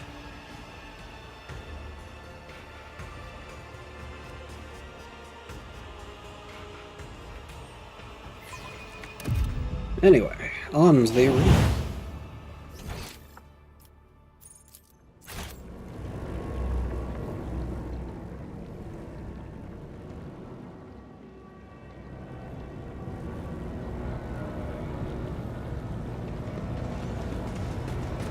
See what we can do. Motors are fully operational.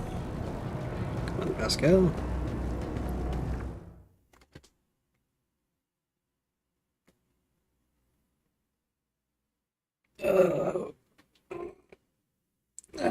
Need to fight in the arena. I'm probably gonna need to fight the thing we helped make.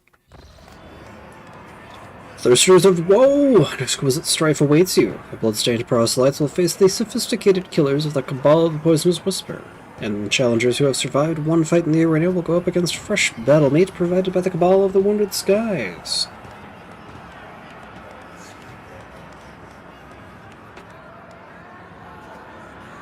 And the challengers who survived one fight in the arena.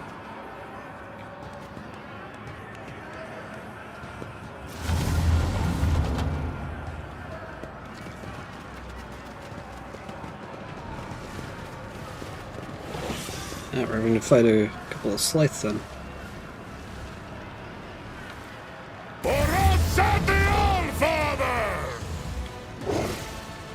Trenta, you're gonna have some real fun. Wolfar! Up here.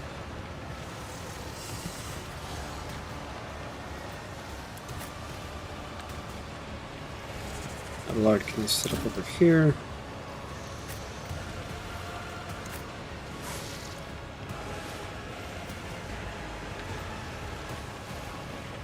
Okay.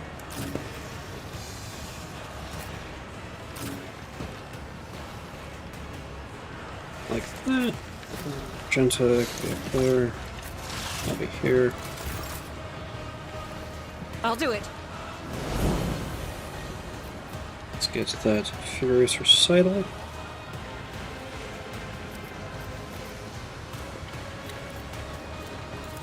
Devastating attack. Faith without... I'll do it.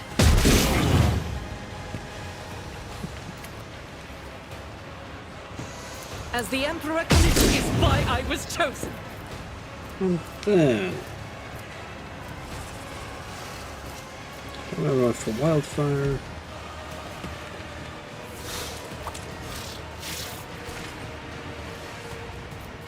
Might as well just reload. Now it's my turn.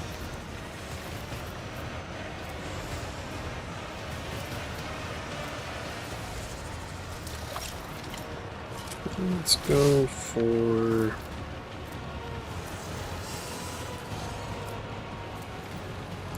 Incinerate over here.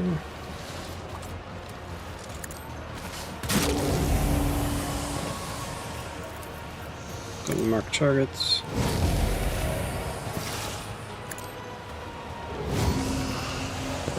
If I can see that Cabalite sniper.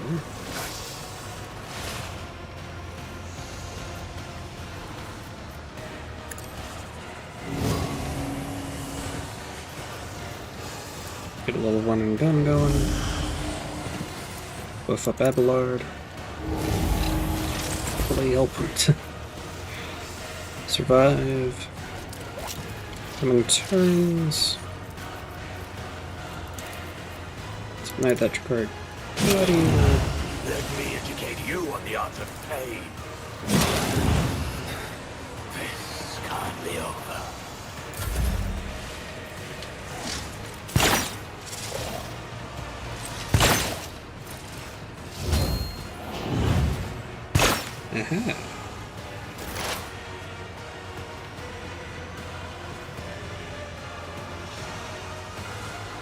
Ooh, your lad has a shot up there. Nice. Oh, first perfect Tedium is spot. beneath me.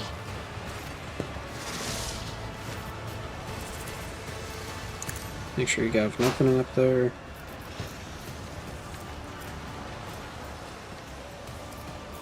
If it serves your cause. Beyond the veil. Nice. Oh, there's another one up there. I understand your intent. Do a little death whisper so you can't finish the guy off. Almost. High momentum. Anyway, Ulfar.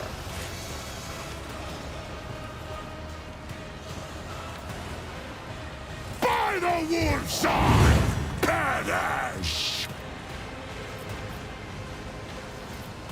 Should before you do anything, let's see, rapid fire. Let's check attack.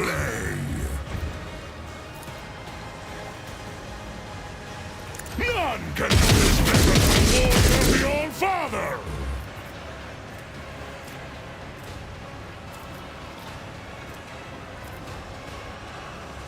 Yeah, go ahead and rushing. Wolves reign!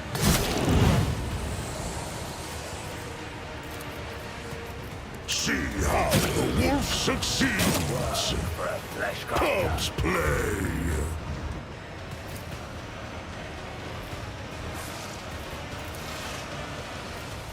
None can I have become the All-Father's worthy instrument!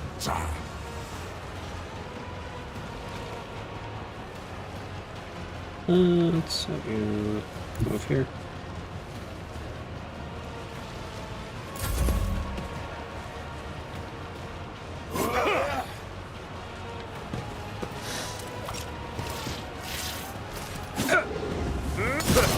Grey hair, sure hand.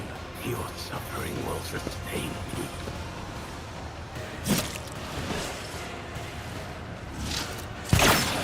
I will tear your heart out this.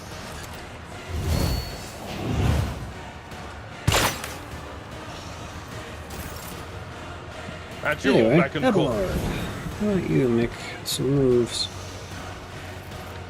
Well, first Indeed. defensive stance. Victory Bulwark. is imminent. Perfect It will strike. be done.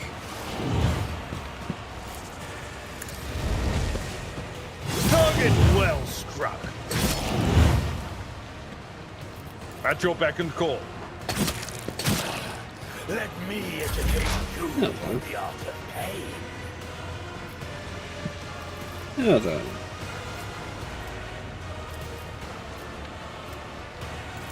And for an opening over there. Request approved. Declare this your perfect spot. Prognosis is favorable. Intimidation. Running by Nerek. Sire condemns you. It's better to hunt alone than with you. Do a little less The with. Sire knows.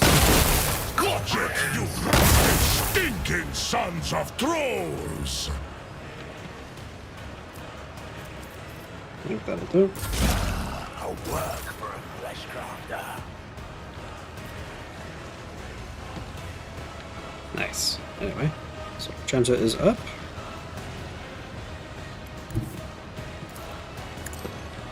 Let's go and let her. Strike is a prayer. Doubt is for the weak. Eradicated. I refuse. Do a little. As the Emperor Extra commands, attack. I act. And wildfire. Each is a prayer. In thy light I stand, and Steady thy superiority. light I crave. Nice. I'll do it. And then it's my turn. Looks like I can just do a little bit of inflame. I refuse to bow. Finish off one.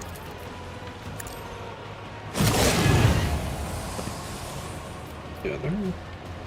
And then there's that guy. Who Irliet should be able to finish off. If it serves your cause, I hear you moving. No more. Be over. Abus runs his fingers along the edge of his blade. Your former captives. You have a chance to rectify the mistake that made you forfeit your Archon's favor. One of the witches lets out an acerbic laugh. I doubt Iramaris will change her mind, and Sidus Thora will surely not want to give up her new plaything. Marazai grips his blades with such strength that you can hear the scraping of his gauntlets against the blades.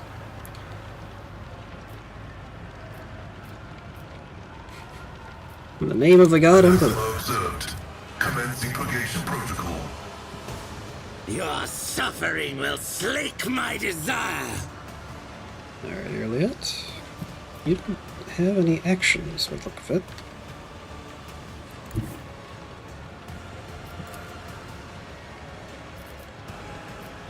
Where's Marazai? There he is.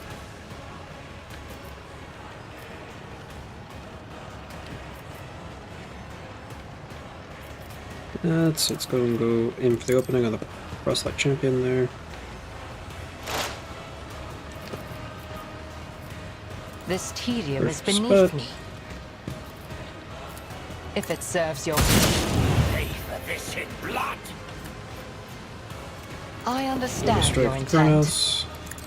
Ancestors, guide me! And I Death am not your Xenos pet, monk. Another soul slips beyond the veil. Let them tremble.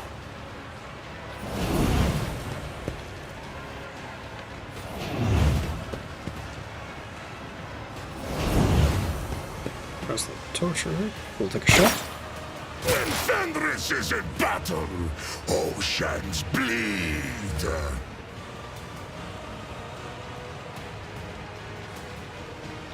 First, let's go and buff everyone up. Running binaric override. And go ahead and move up here. Aim for opening over there. Advancing.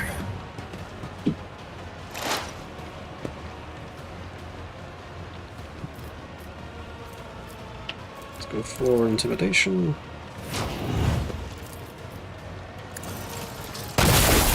You call this a strike? Request. Woe to you. Ulfar, how about you go ahead and water up here?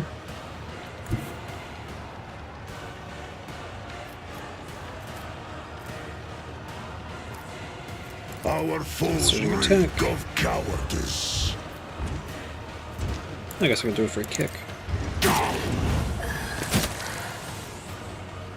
Rapid fire. Reign.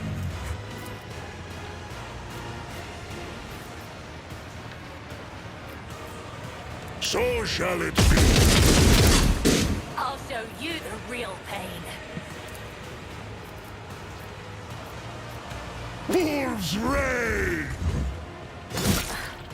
Your skill is lacking. See how my hand is thunder. My strike is ruin. Hunger for battle. I will savor your delectable anguish. Gah!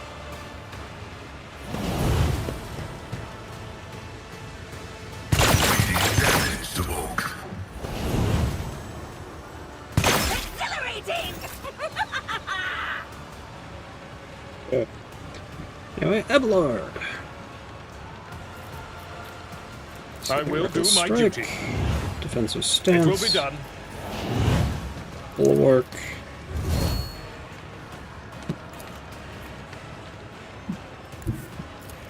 My place is at the fore. Gray hair, sure hair. My revenge will be delectable. Not nearly yet. Can start doing some stuff. If it serves your cause. Oh, does If I must. Death Whisper to clear him out. Let's I am not your Xenos pet, go Monty. for Marzai. A mistake will cost you. I'll return the pain tenfold.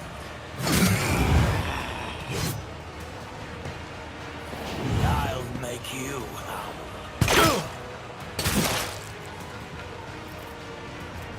Alright, time to do a little bit of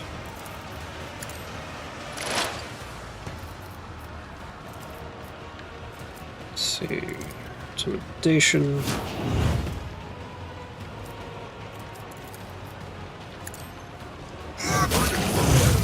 Successfully terminated. Do a little Death Whisper over there.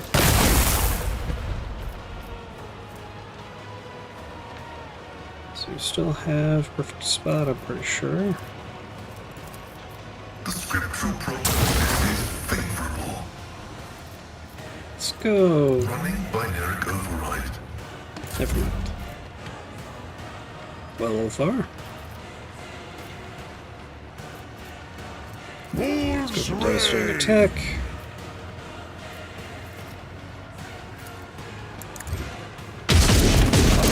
Carve runes out of your bones.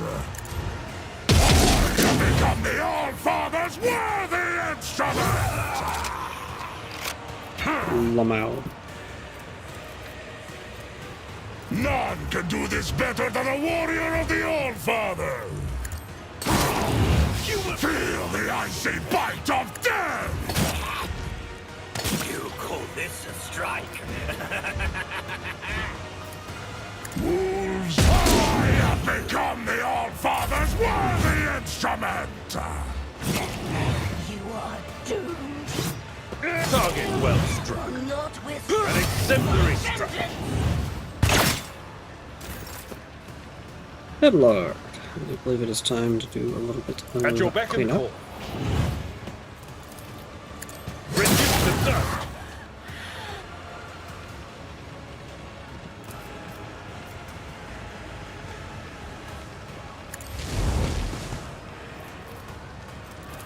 Victory is imminent. Argenta.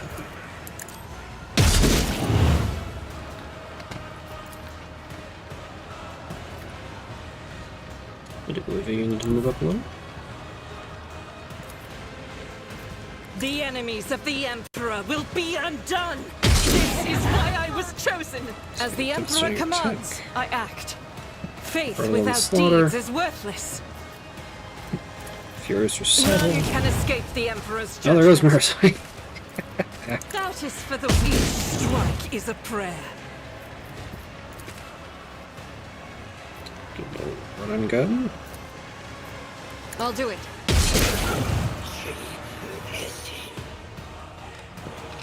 A finale as bloody as it is disappointing, the pathetic amateurs were wrongfully proclaimed champions of the arena.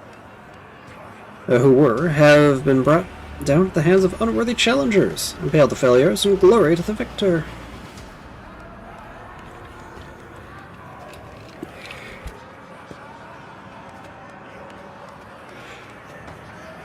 Get out, Monkey, and tell Cervantius that he will pay for this insult.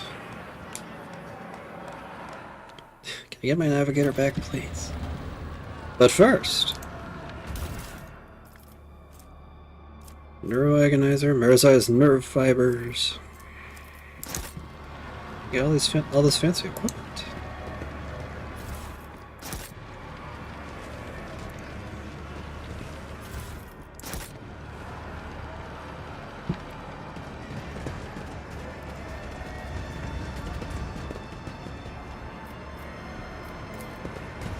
Back to the chasm with us. Apparently I missed some stuff.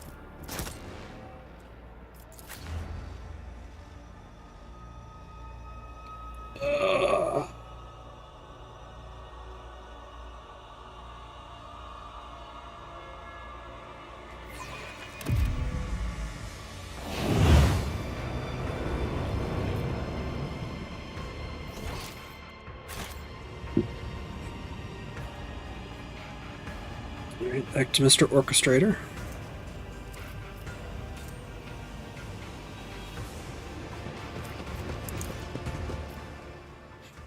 Rising currents carry the smell of pain, blood, and ichor, and failed ambitions, the smell of the Dark City. With my wings flung open, I weave a path through the spires like a dark lightning bolt, chaotic and unpredictable in its pattern. To fly is to hunt, and everyone is in flight hunts everyone else. Even I, Scourge, and Gartherit, Bloodfeather, do not have the privileges of inviolability around these parts. I may become someone else's prey, except probably not today. This day I am the hunter. My homunculus, modified olfactory receptors pick up the scent of my prey, and I tread cautiously as I approach it. The stench of Monkey is foul but varied, and the scent of my prey is quite telling. A powerful specimen, brash and reeking of the blood of others. I descend to the minaret that grows out of the nearest spire and provides me with an excellent view. Accelerated reflexes allow me to assess the situation in a fraction of an instant. It is time I act! The shard carbine spews forth a stream of crystalline projectiles that howl and shatter as they pierce the flesh of the prey. A deadly slashing blizzard drapes the street in bloody snow. The bodies of random passerbys, caught in the fire,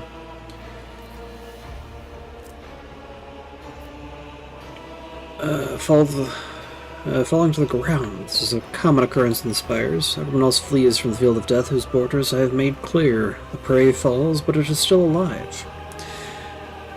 I do not expect the hunt to end with the first salvo. The prey is badly injured. I can easily finish it off in the opening. Prey summons companions to its aid. A mistake. Unleash a new fan of crystalline shards, and the flesh of the prey blossoms with new cuts as from my projectiles. Anyone who tries to approach it will be ruined by the brittle shrapnel. Prey should have run away, not given me more chances to cripple it. The prey is weak. The prey is trying to locate me. Its frantic gaze is looking for my winged figure. The hyperpupils allow me to examine the prey's face.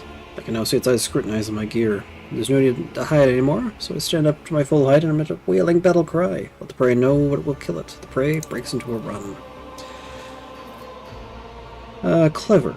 By escaping from the open streets, the prey is depriving me of the advantage of my long-range weapon. But I will not let it escape, so I spread my wings and soar over the alley, pelting the prey with bursts of indirect fire. The chase must not end too soon. The petitioner will want my prey to die slowly. The prey grabs someone's weapons from the ground and returns fire at random. The air fills with gunfire. As the prey fires the first shot, everyone's still shooting at everyone else. Starts shooting at everyone else. The chaotic firefight engulfs the entire street. It spreads across the Dark City like a wildfire, mindless and violent. I'm forced into a steep dive, spinning around and dodging the tracks of multiple projectiles. The damn trick worked, and I let out a frustrated squeal. The hunt continues!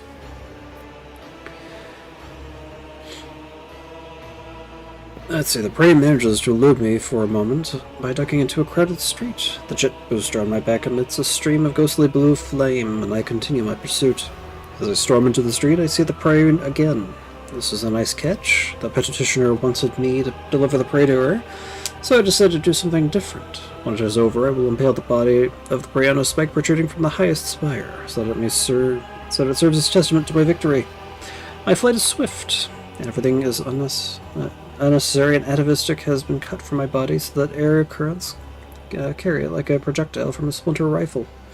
Alas, this is also my weakness. I'm so light, even a small obstacle can throw me off course, but the prey has no idea how vulnerable I am in flight. The initial horror caused by my sudden attack is already worn off. The prey has suppressed its panic and is acting defensively and boldly, the commendable triumph of will over instinct. Seeking to slow me down, the prey turns some bystanders against me. It only takes the prey a couple of furious shots to convince those huddled in the alley that a monster is coming for their heads. Lies. I'm only pursuing the prey. I met with frantic gunfire, and after making a sharp ascent, I take a pair of plasma grenades from my belt and hurl them into the crowd. The few who survived the explosion fall to the ground in terror. The fear that the prey has planted in them is weaker than the fear that I evoke. The conclusion is coming closer.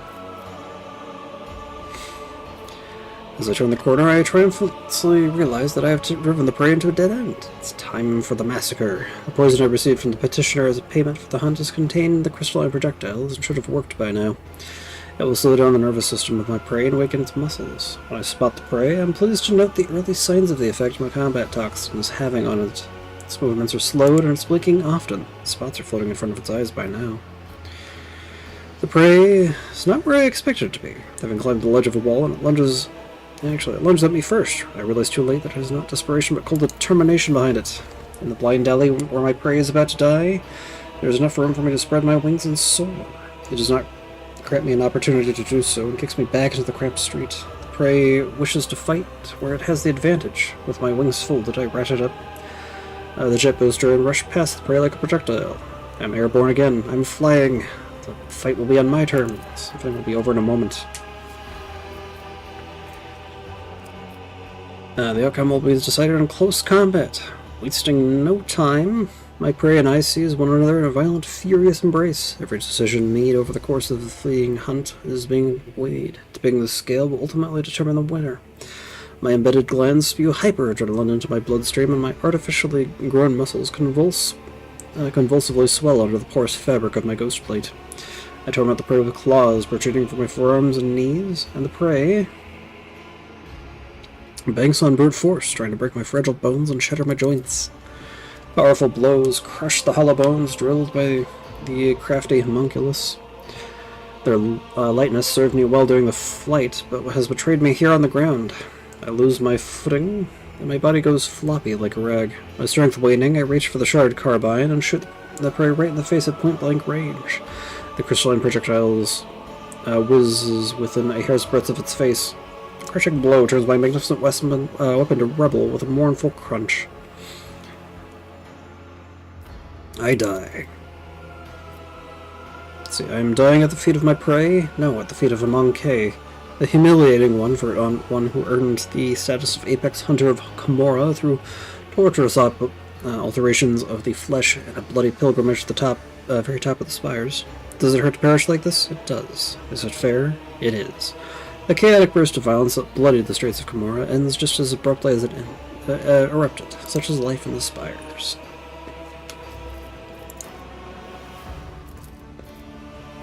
Obedient specimen, an old injury.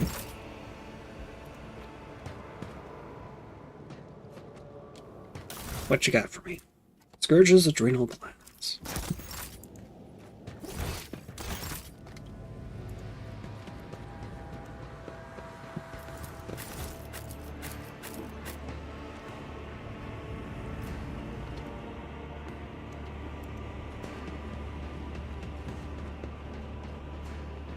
Anyway, let's go back to the Flesh Orchestra.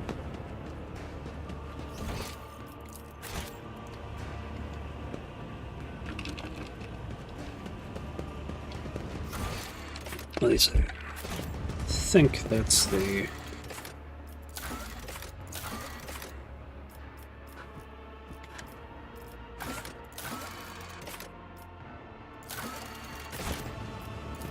Anyway, the anatomical opera.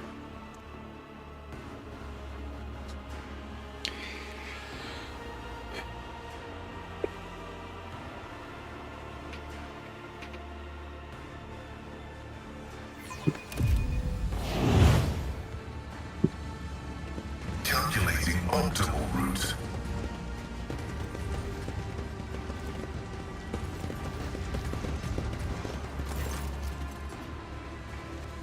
Cervantes rushes about the laboratory, stitching up certain tools, vials, and notes. He conceals some of these items inside his own body cavities and destroys the rest.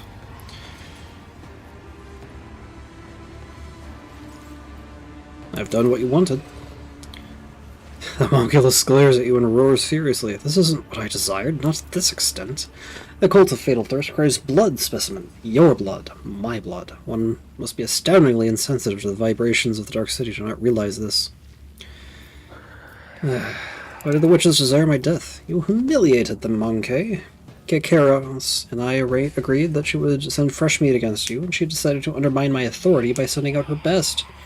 You slaughtered them, and so it was the cult's authority that suffered. But who cares about a pathetic Monkey? You're my lackey, and thus it is I who is responsible for undermining the cult's authority.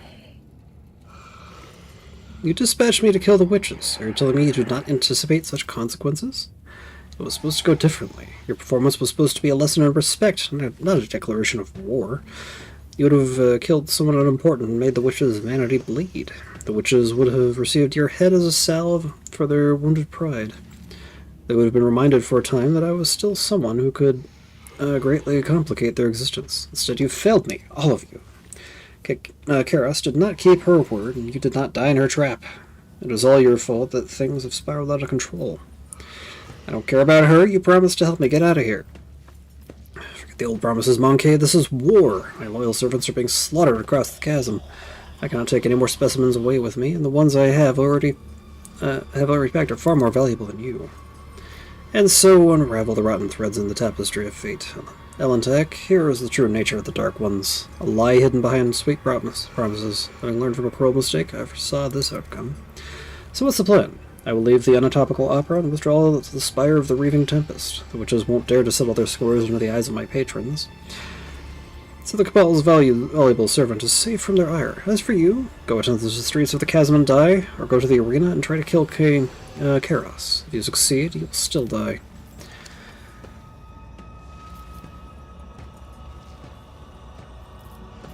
Let's see, the homunculus mutters furiously and haughtily. I should have stopped wasting time on this idiocy long ago. All those pathetic simpletons died was weaken my focus to distract me from my masterpiece. At last I can devote all of myself to it.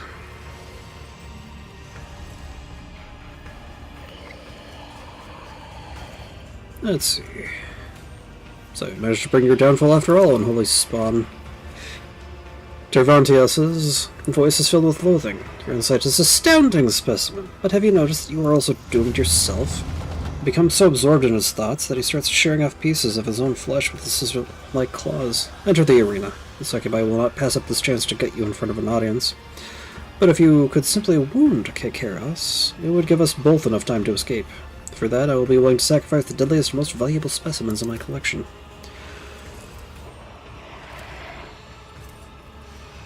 Let's see. He's silent for a few moments. To repay Kekeros for her treachery, I will send the Anguished Prospector to the arena.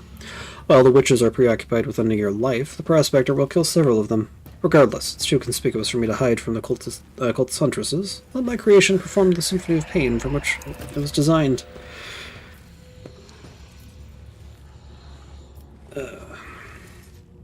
If you manage to kill her, run. Sinistheria will not let such impertinence go unpunished, and her wrath is 100-fold more dangerous than Kekeros' fury. Do not return to the chasm. You will now find no shelter there. Seek salvation in other spires, and you may prolong your agony for a short time. Since you're intent on fleeing, you might as well release my companions. I cannot transport them to my new sanctuary. You may take them. I have unlocked the containment sarcophagi for dangerous specimens. Go in and inspect them. Some of my servants may still be alive, but you are not allowed. But do not allow them to use their abilities until I have left the anatomical opera. Of course, some of your precious time, and we'll pay for it.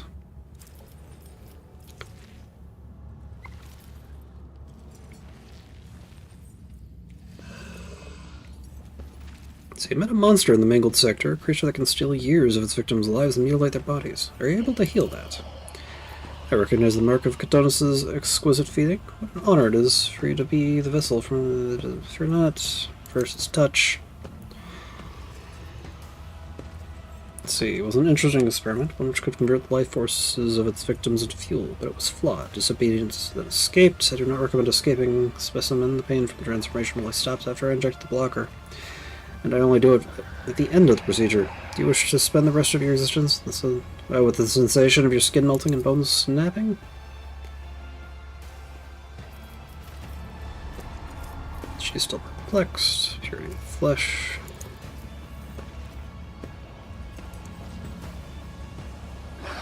What deeds await us?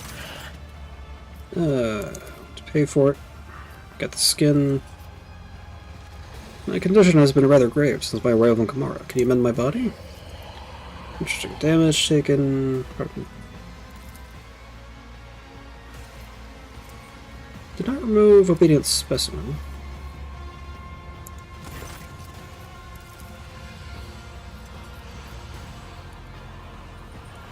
I shall need equipment if I'm to kill your enemies.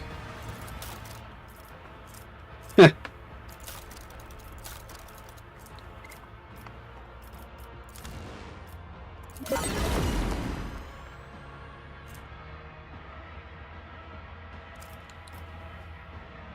Ah. Nice. Reaver's tendons. Seeing as you're abandoning your lair, would you be willing to share some of your creations with me? And a bunch more stuff.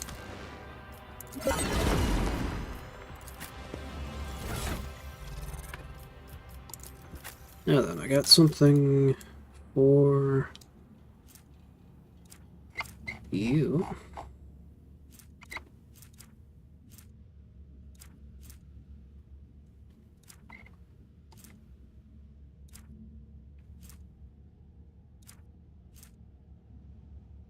Let's see, culinary momentum is... No. Let's give you your helmet.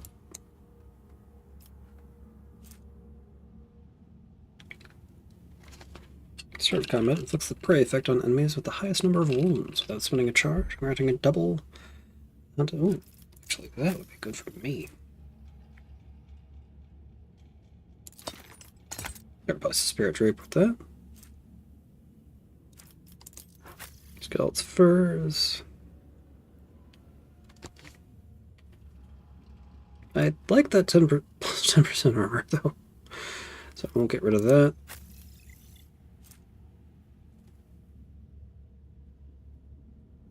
See, whenever the wearer scores a critical hit for the first time in combat, damage dealt by the critical hit is reduced by 50%. Resets after they or their ally perform a heroic or desperate measure.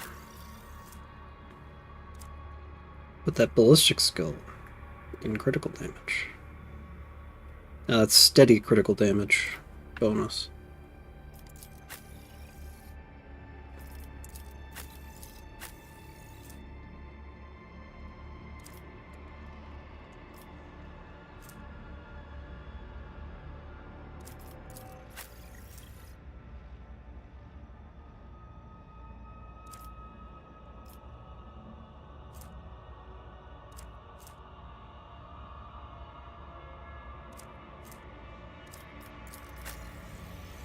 The Hand of Offense.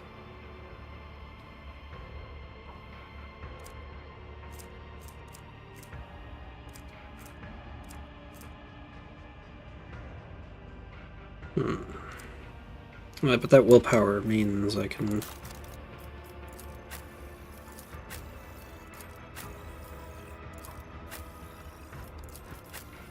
do some proper stuff.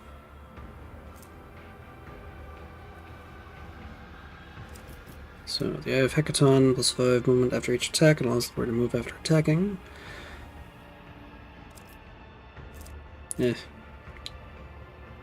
Craft Glow Power Sword. Which is better than the Scorpion Power Sword.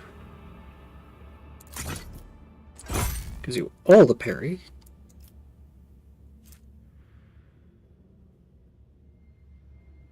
Ooh. Yes. Some scaling damage.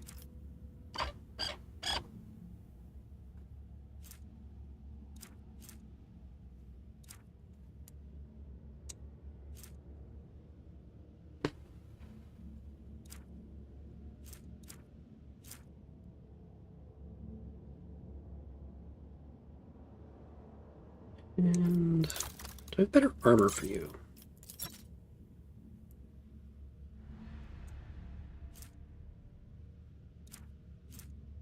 Incubus Blade Armor.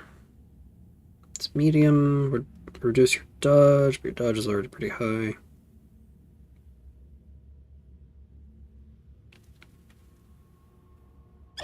It doesn't really benefit you. Incubus armor would be marginally better.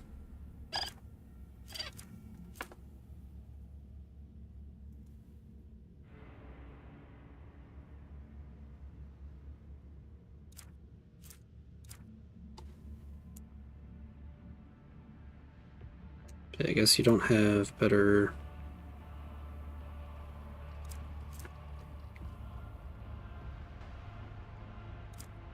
Actually...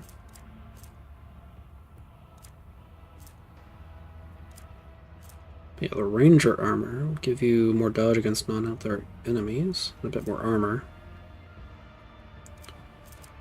Your agility isn't quite high enough for the reinforced Kabbalite armor.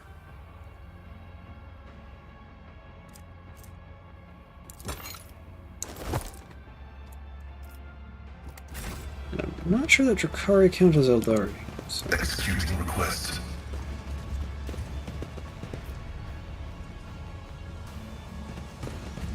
First, let's collect some goods. The Spider's Web. Exotic... thing.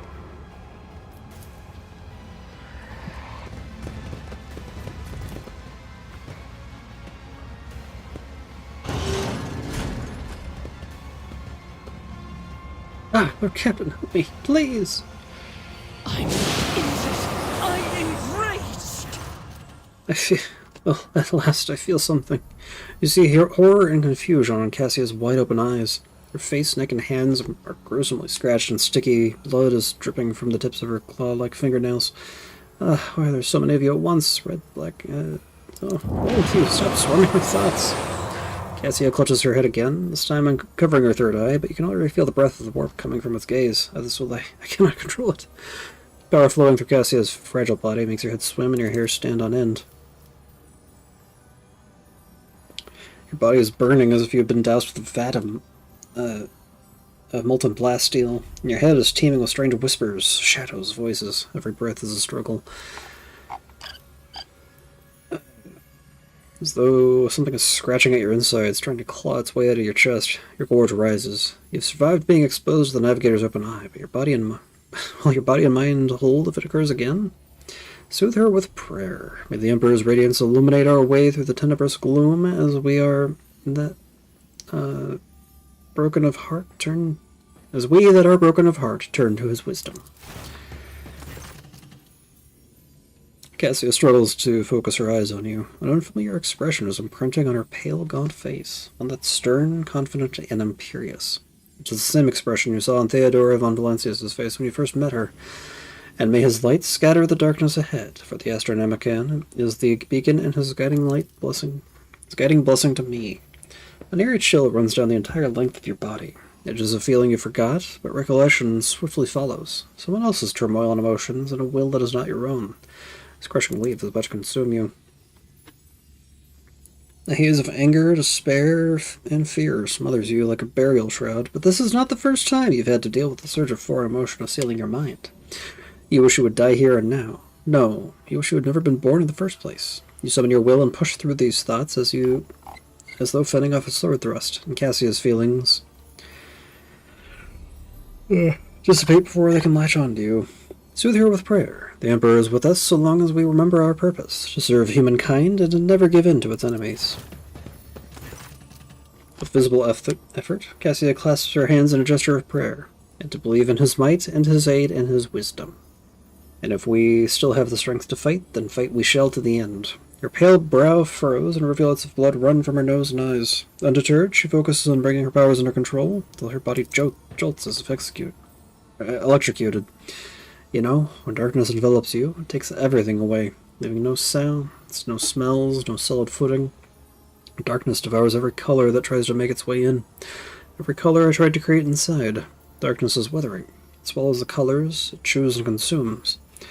But when despair has overtaken me completely, I could sense I was not alone in that darkness. Someone else was with me, someone intangible, cold, and colorless, and that realization ravaged my sanity all the more.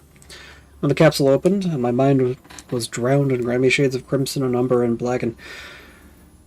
going all barmy, Azathul, I thought I could harness this power, but no. You must end this for my sake, for your own, and for that of all we have shared. If you do this, I shan't reject it all.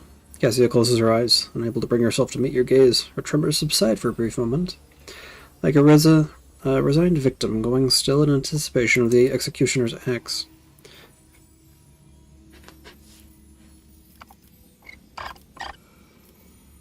Let's see. Frigid heaviness hangs in the air. Your entire being implores you to run, quickly, now. Hold her and kiss her! Don't even think of leaving me, Cassia. I won't let you go.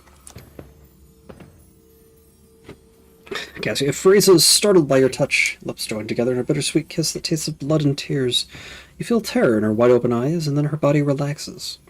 And her eyes close along with her navigator's eye. She reciprocates slowly.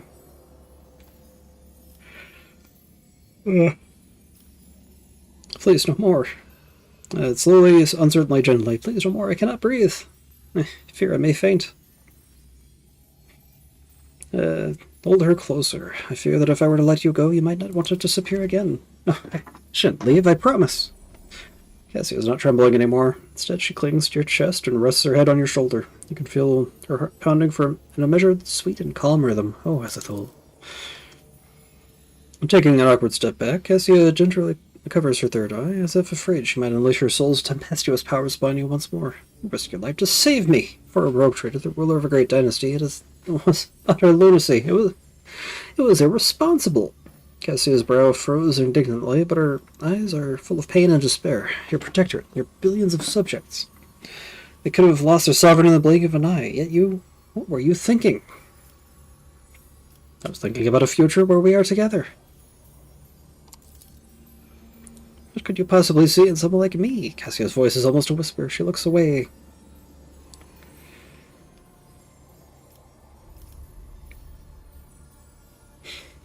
Kiss her. Words fail me as I seek to express my feelings. Let my actions speak for me. Please stop, Cassia exclaims, gently covering her mouth with a hand. My lips are sore from the wounds. I can feel your heart in your actions. I do, but for now, please, let us enjoy a moment of respite. She caresses your cheek and then steps away abashed. Yay! Oh, You know what? Yeah, I want Pascal around to pick locks for me. I found my missing companions, yay! Get you leveled up then. Last volley. Orchestrated Firestorm and Last Volley can be used multiple times per combat, once per turn. Yeah. As an exemplar. What is your deal?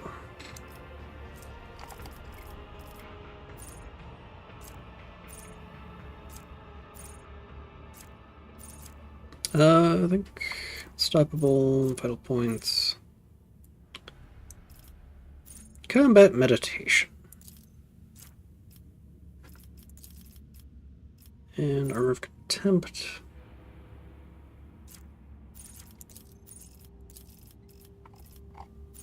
No respite.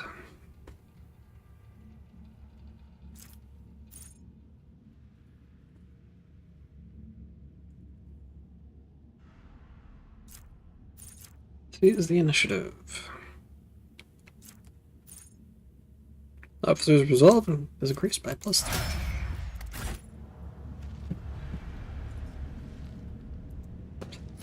Homunculus. Mr. Homunculus missed a couple of lost a couple of guys. Oh no. I don't think I have anything for you.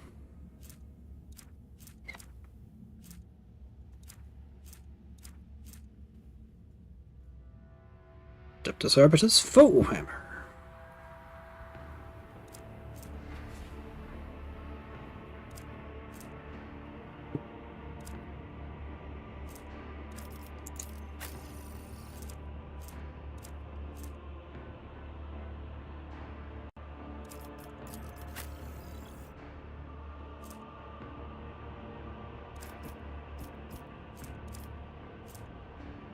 Funny enough, the knife is better. Alright, Actually, do I have any good light armor for you?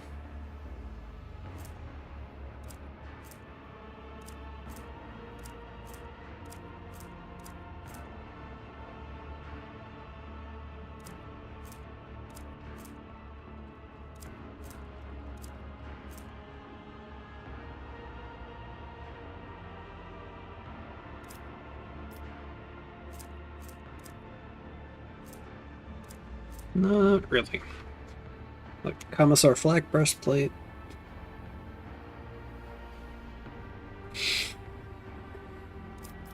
Or dodge with high intelligence.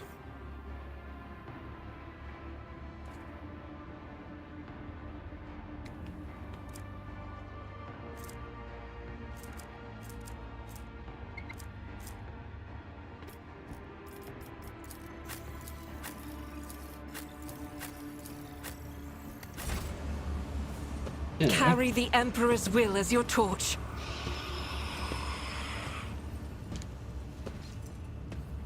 Oh, what now?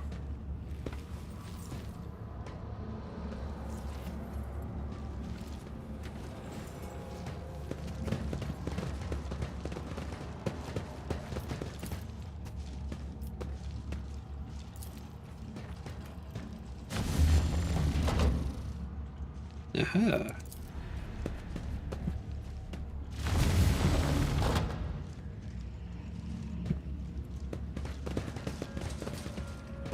Choose your own path.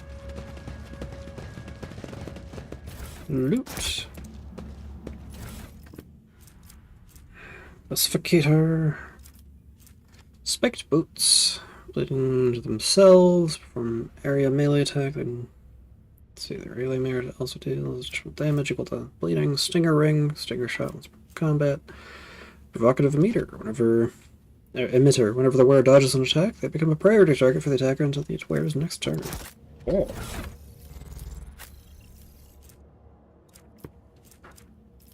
That is going to be fucking huge for our man.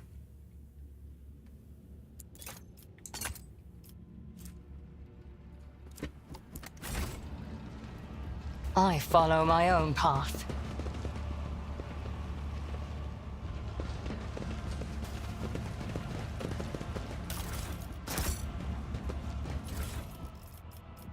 Let's see, Beat of Might has 8 or more AP at the start of turn.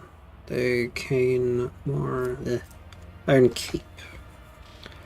Plus 10 agility and fellowship. Whenever their wounds should be decreased for some combat, they're restored by up to 50%. Long range. Aim lens, range attacks. Gain more range. Nice. Homunculus's Prism.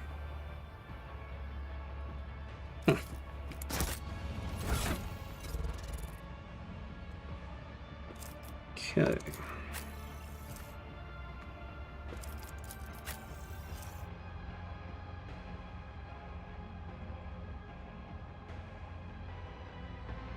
I like the target designator for reducing deflection. I'll sacrifice the awareness for some extra range on your attacks.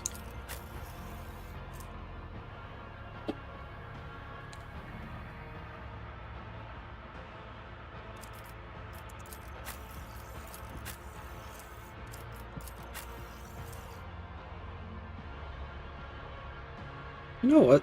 Let's sacrifice that critical hit chance.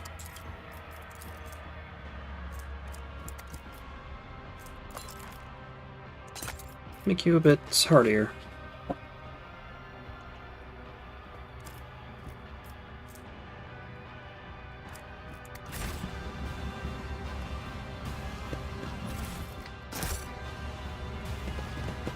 So we got the homunculus prism. Let's go talk to him and see if that's anything.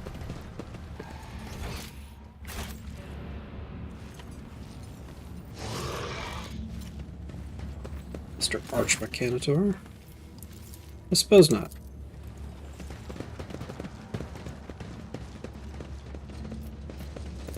Back to the streets of the chasm.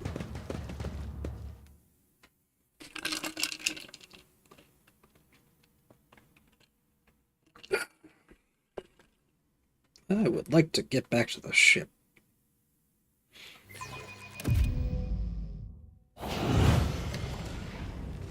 You have insulted the cult of the Fatal Thirst Outsider. You have insulted the fighting pit itself. The witches are longing for you to die.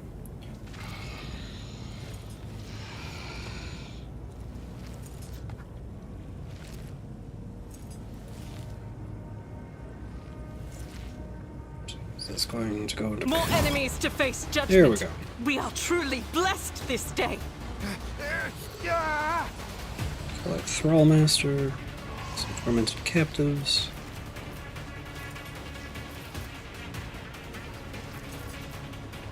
Okay, that will be able to act first. And then Argenta. Let's hold together for now.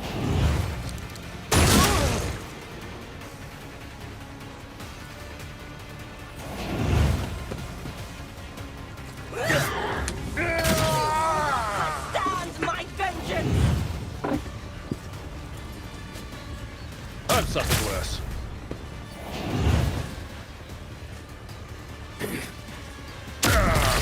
Brace yourself, Abelard.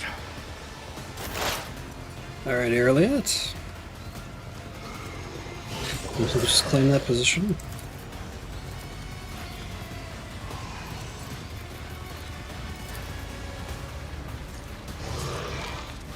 If it serves your cause. Inferior vermin!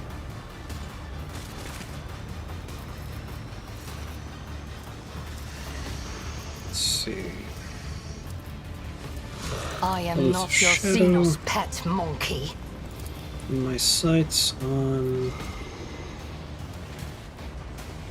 I guess the grotesque? This tedium is beneath me. I'll do what it takes.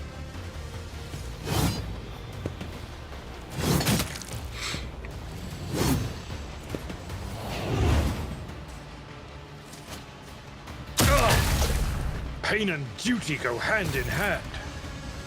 And then it's Argenta's As turn. the Emperor can... Let's go and go with that Faith devastating without attack. deeds is worthless.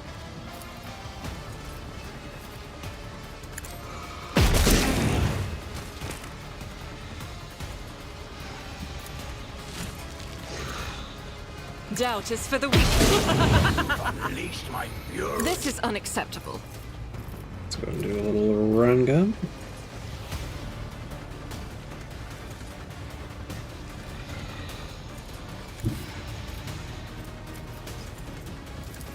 As the Emperor commands, I act.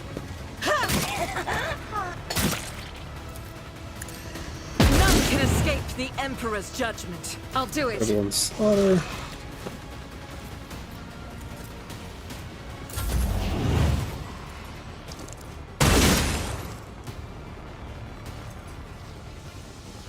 So many temporary hit points.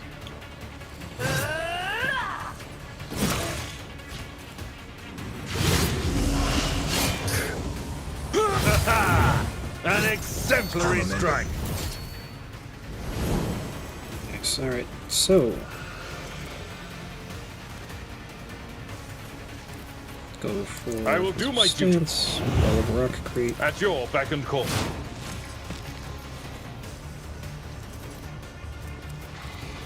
Bulwark. Indeed.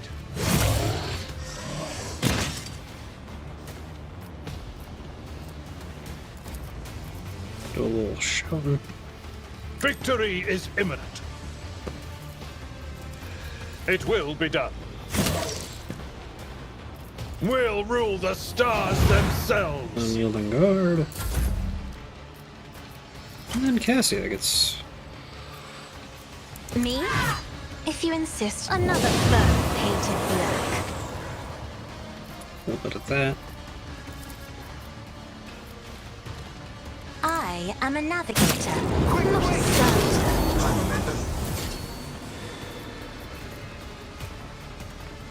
Let's see, Orchestrated Firestorm on this Ranger. I'll paint your death.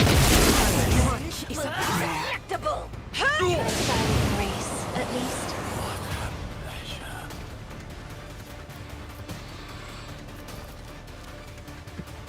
Let's go and I'm not accustomed to being ordered around. give Azathoth a chance to... My blood.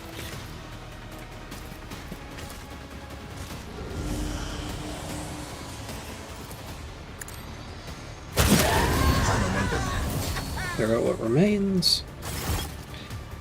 The already familiar baritone calls out to you from the shadows. The key unlocks a door that then will lead to one that only happenstance will free. Your chance, albeit, to me, the bolts will cede. Your part comes next, break the bonds and flee.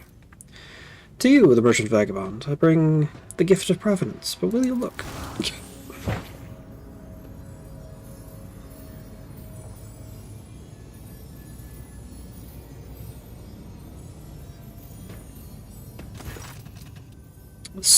Sudden pain grips your skull and your vision clouds over. But as soon as you resurface, a dramatic scene appears before you. The streets of the Dark City are teeming with hundreds of colors, grimy gray shades to extravagantly bold hues. At first they blend together in your vision, but soon you're able to distinguish their sources. People, Xenos, animals, you, and of course, the Harlequins standing in front of you. The Xenos' colors are like those of a broken kaleidoscope. Your eyes water at the mere attempt to pick any one thing out, and your head is splitting more than ever.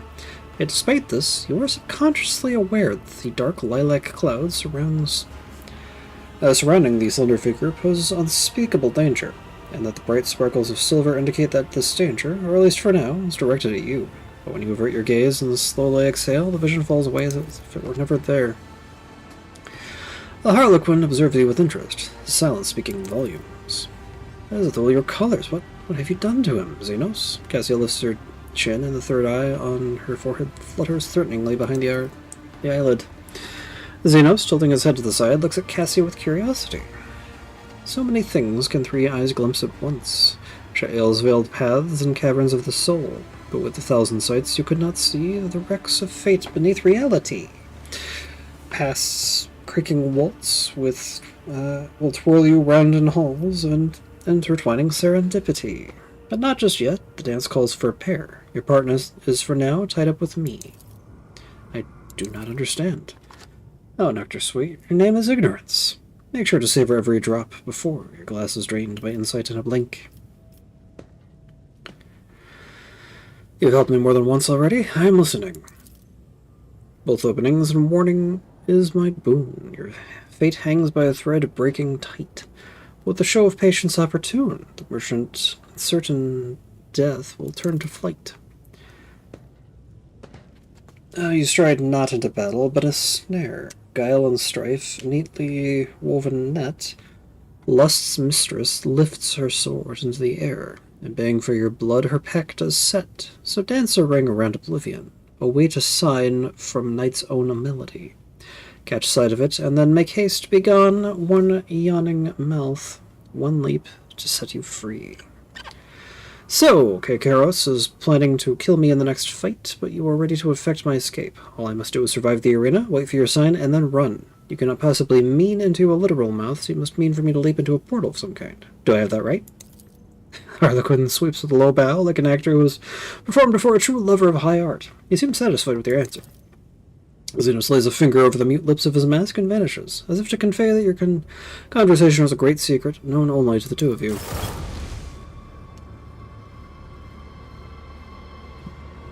Anyway, loop time. Some dark lances, fine edge Hakatari blade, some heavy greatswords. Also should probably refill anything that was used.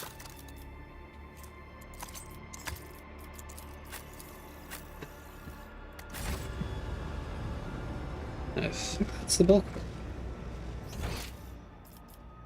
Oh no. The Ranger.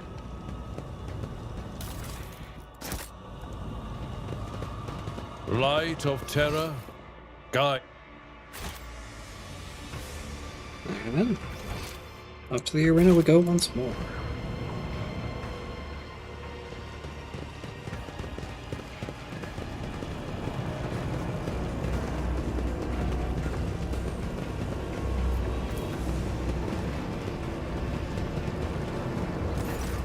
An unfamiliar monster, even more terrifying than the previous one of the homunculus' servants, bars your way. Its voice is as dry as death itself. Master Cervantius sent me. The Master wishes for you to send Kekaros on a swift journey to She Who Thirsts. Do not expect a fair fight. This is your execution. However, Kekaros is incapable of adequately assessing whatever she fails to comprehend, and therefore you stand a chance, albeit a negligible one. The help that was promised will be provided. The Anguish Prospector will bring the witches of the ecstasy of death throes. Should you survive, do not return here. The witches will seek vengeance, which is why their master has already left the chasm and found new patrons. He suggests you do the same, so says the master. The monotony and accuracy with which the monster repeats Cervantius' words reminds you of one of the ways servitors communicate. So we have been thrown to the witches. Even if we survive this fight, we will not survive the retribution of the Dark City. El Barbarian knows exactly how this play is going to end. I say nothing and turn away from the monster.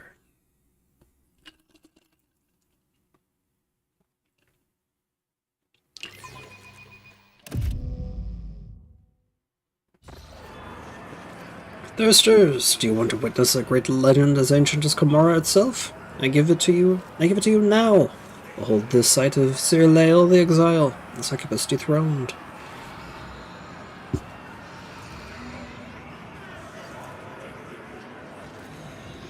Sir Lael was a mighty warrior of her cult, renowned and deadly. Her dance of battle was an entrancing perfection of terror. But then a time came when an audacious apprentice supplanted Sir Lael, turned her servants against her, and drove her out of the Dark City.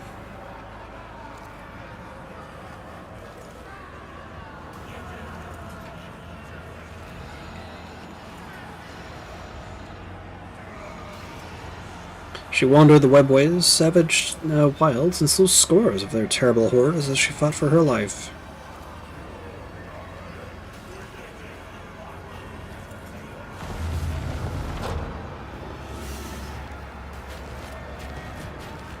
In legend, she slew them all and pressed onward, but our story will be shorter. Kill.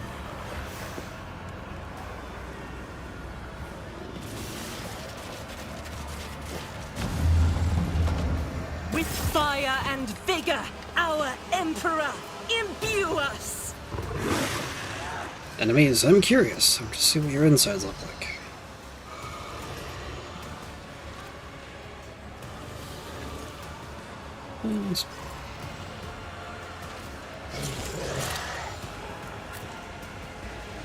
Headlord, move up, make sure to block.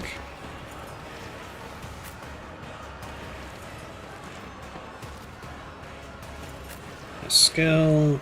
Damn, you have a lot of movement. Get up there. Myself there. Maybe up back there.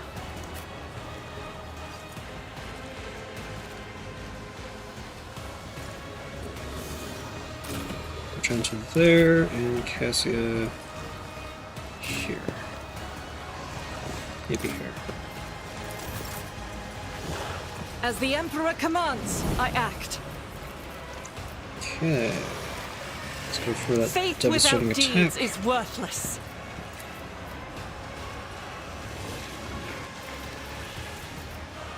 And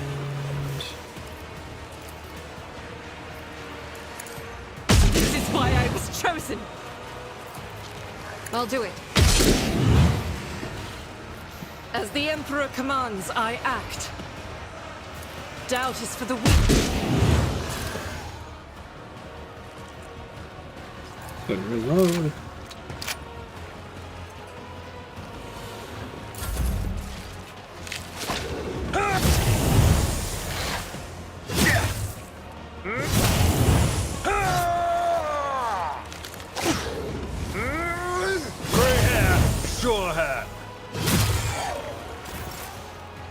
Damn. That's some good work. Alright.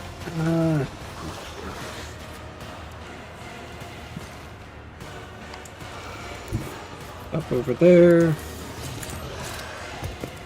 Do a little marking.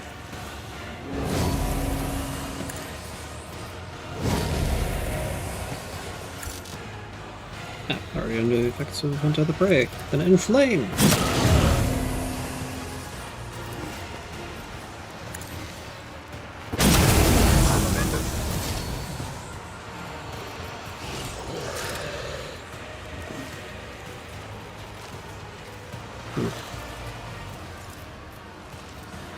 Alright, Wild Hunt.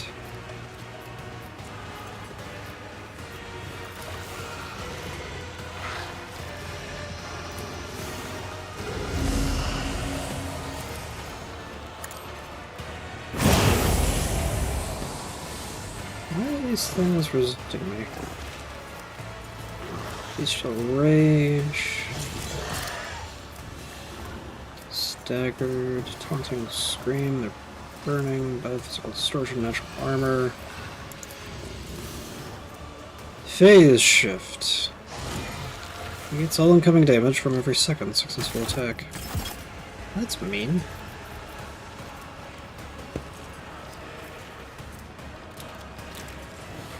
Alright.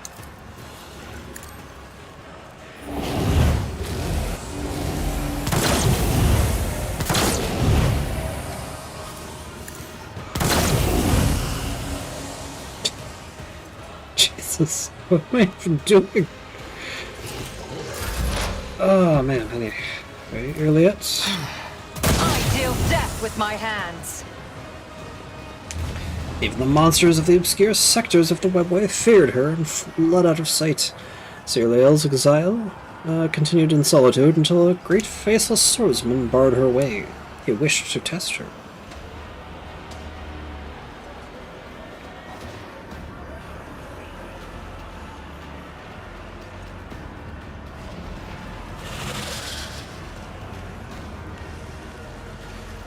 Is it only going to be the one?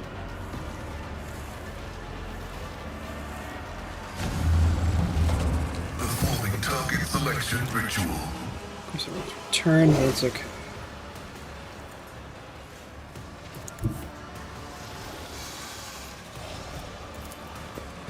Bunker down. Okay. Fortune favors the swift. No weakness is hidden from my sight.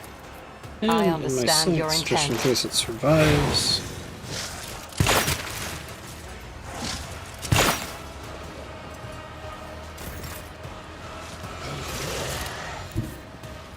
Well, it's Cassie's turn.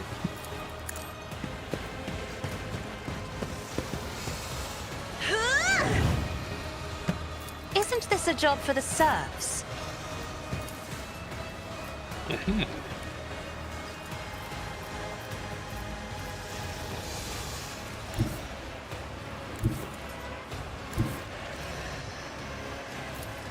I move swiftly to strike. Ancestors guide me. If it serves your cause. Death Whisper.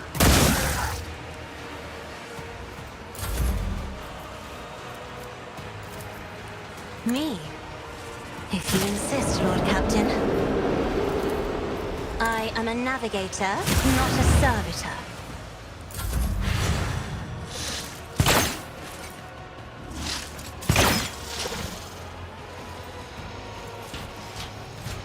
Anguish Prospector.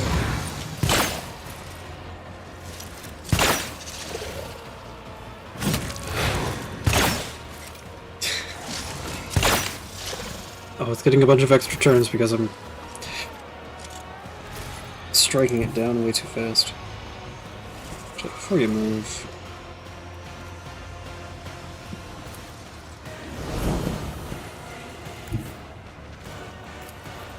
At your beck and call.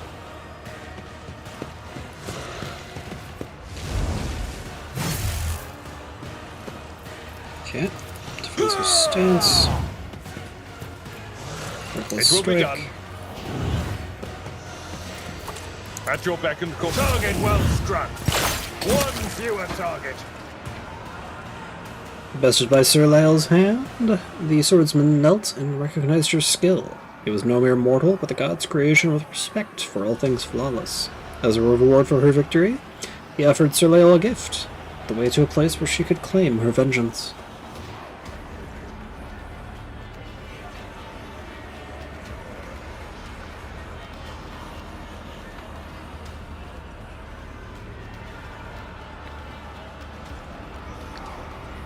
In a forgotten fragment of the webway, she found a lair guarded by an ancient beast of immeasurable flesh.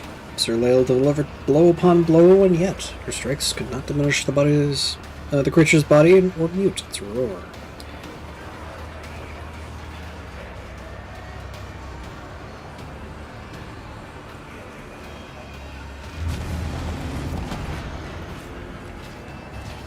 And we got our own roar, rip, rip. Suffer not the heretic to live.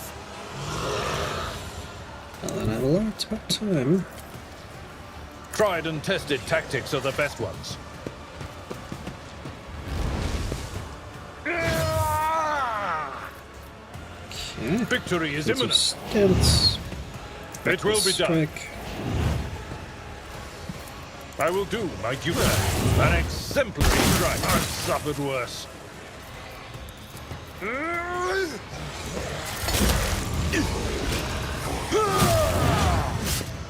Grey hair, sure hand. Yeah. Abelard doing some goddamn work.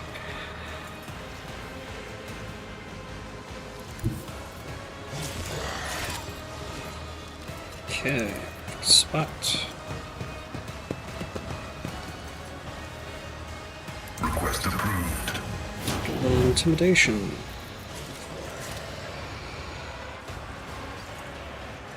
My vow is to serve. The scriptural promise. Could do worse, but not by much. Okay.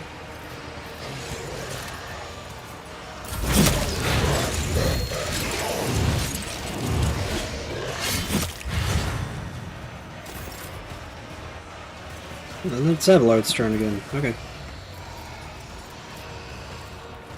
So can't quite get in there. That's fine. Follow my lead. Reckless strike. Indeed. Defensive stance. Victory is imminent. An exemplary strike. I took care of this one. The beast of immeasurable flesh fell, for the infinitude of its being was no match for the native of Sir Lael's focused will. She ran the beast through, pierced its heart, and ripped it free. The heart was the black pistol of Sekha, the bestower of power.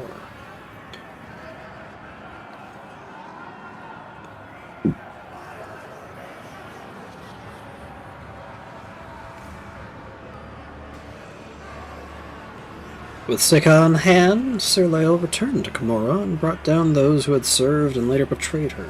She came to the threshold of her arena and shouted the name of her apprentice, the one who had once dethroned her.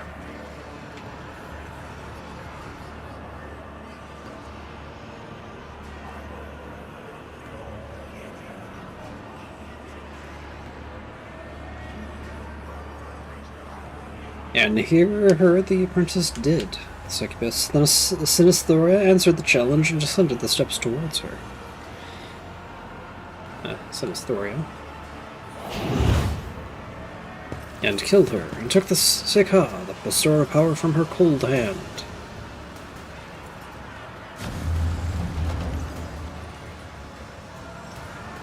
I see your darkened colors. A feast of terror awaits. A tactically sound approach.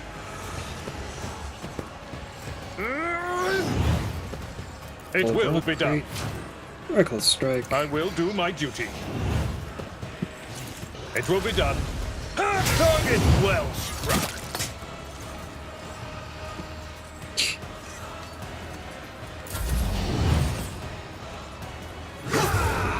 An exemplary strike. My mastery is unsurpassed. Just a minor setback.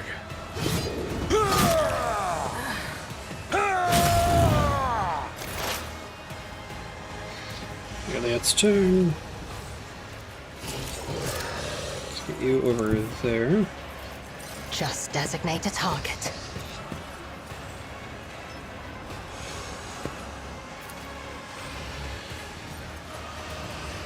And have you start working This down on the tedium is pain beneath. engine. I am not your Xenos pet, monkey. I understand your intent. Argenta, you got a lot of cleaning up to do. As the Emperor commands, I act. You will pay for this in blood. I'll do it. This is your attack.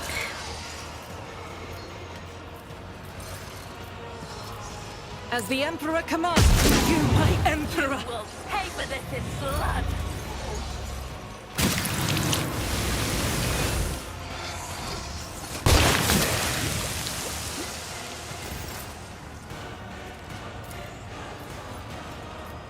Okay.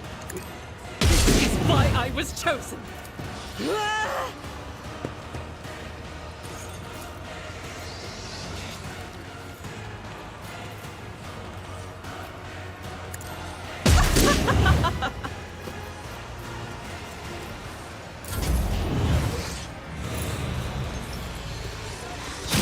Perish for this affront.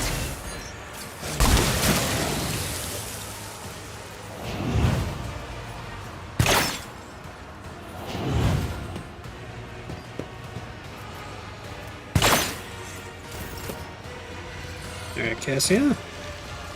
It's about time to open your eye.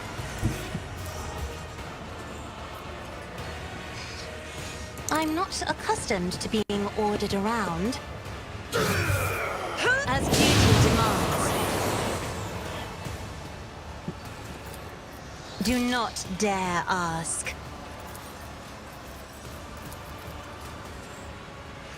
Isn't this a job for the service?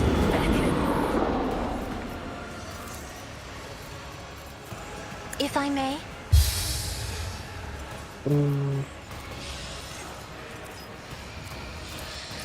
Me? If you Give insist, Argenta Lord some Captain. turns. Or not.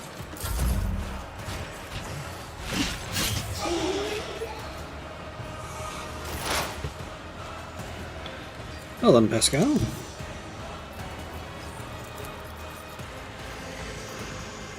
As the tactical imperative dictates. Choose for communion.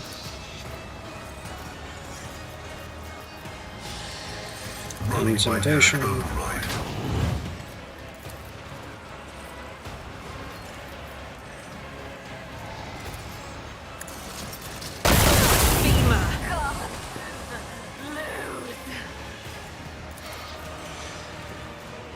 The old Messiah knows all. Like this!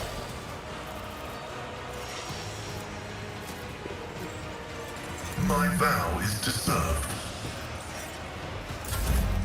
And now it's my turn. Dear Lord. Things I could do. Let's go move there.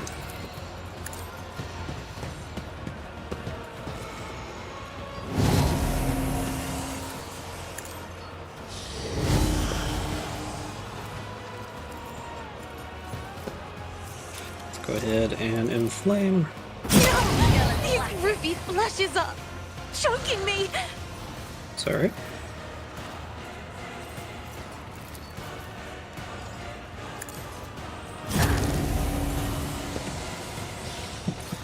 Oh well. Edelard. Buff up for you. You call this a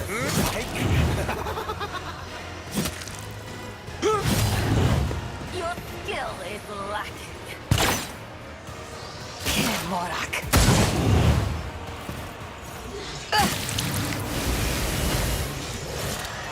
She's not having a good time. But hey, it's a fun thing.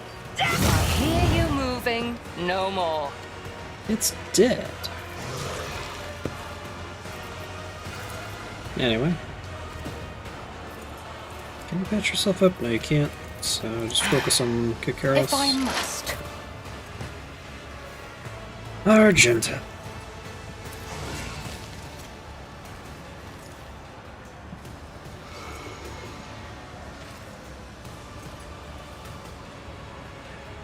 Let's see, devastating attack. For you, my emperor! Finish off. Reload. Pick up a couple of extra attacks. This is why I was chosen! Each strike is a prayer. How dare you! Gracia. I have read tomes of military tactics. I'm not accustomed to being ordered around. Force her out. Isn't this a job for the serfs? I am a navigator, not a servitor.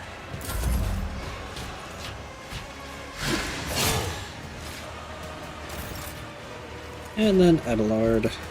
Victory is imminent. Indeed.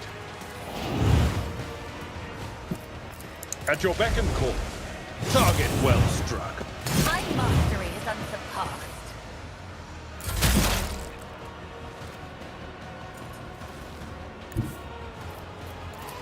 Activate calculate fury algorithm.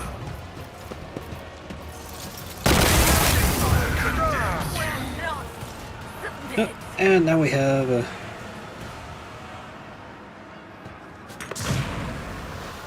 with me, my vagabond merchant, make haste. The frenzy's end will. So we need to get out of here. While we can.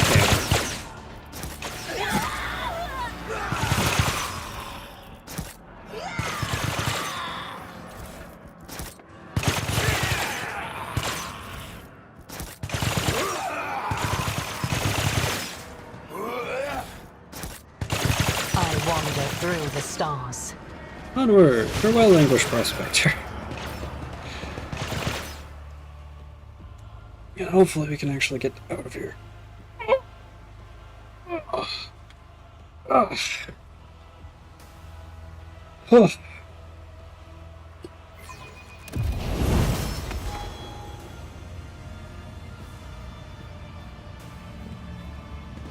Witches. Take the strange drink. An expected result. Drink scalds your throat and blossoms into a molten flower which enriches your stomach. Vision blurs slightly and a bunch of stuff.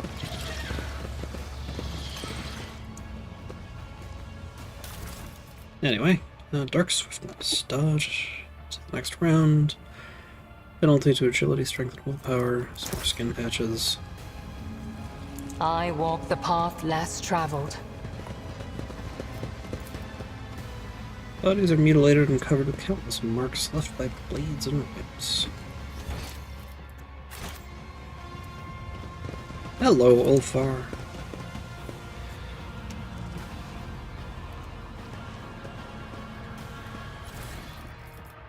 Let's see, last flash. Whenever an enemy makes an attack of opportunity against the wearer, they must make an agility resistance test or become blinded for 1 round.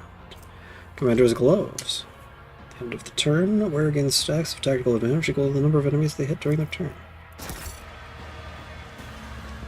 Okay, looks like there's an opportunity to rest here. So I'm gonna go and take a break. Be right back.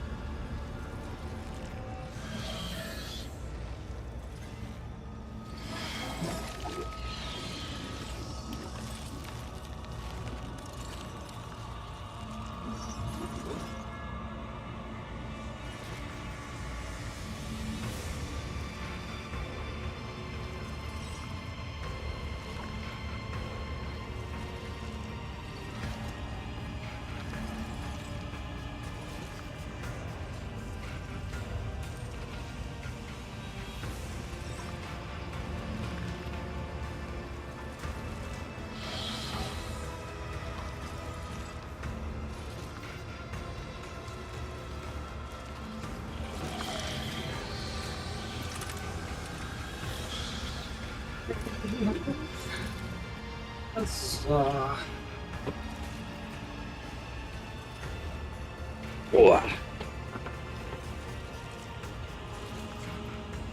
Fire break over. Time to look at what we can grab. Anything. Okay. I would like a lower warp.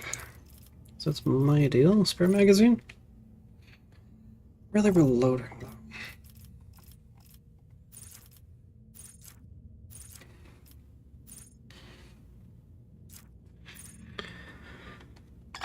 Let's see. Burning blood. Warp saturation. Let's blaze. Pulse of life. For immunity.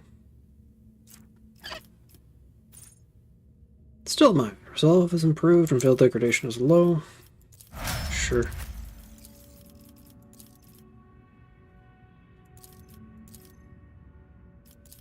Just gonna use some athletics and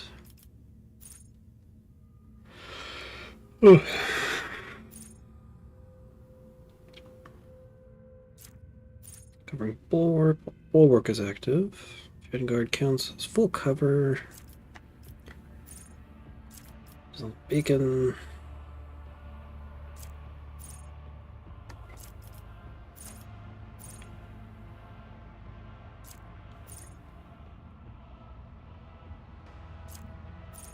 Wall of Ferrocrete. Wall of Arcrete now grants an additional 8 temporary wounds to all targets.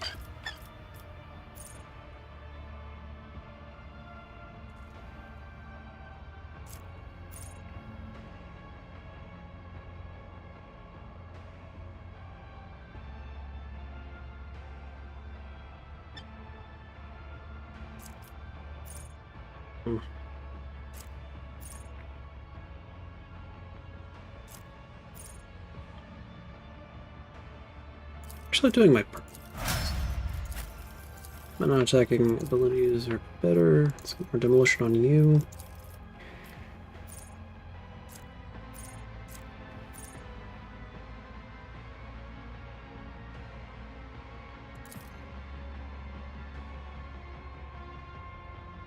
Oh, that's if no other characters are the same archetype. Let's give you some more maximum wounds, I guess.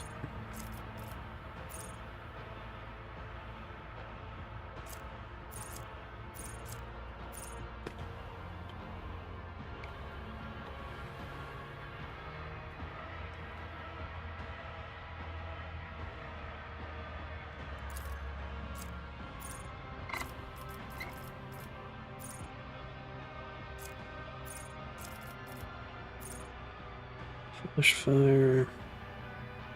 Oh, yes. More attacks, good. Laura Xenos with you.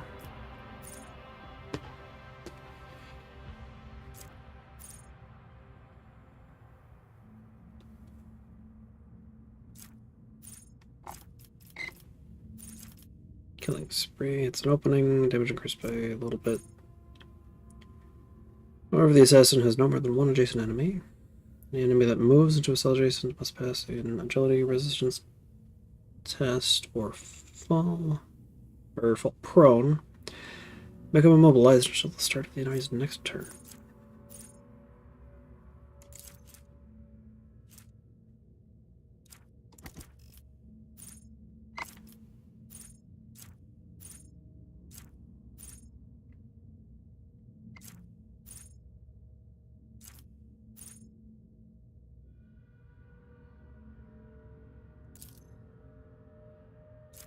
I think opening is a little better, I think.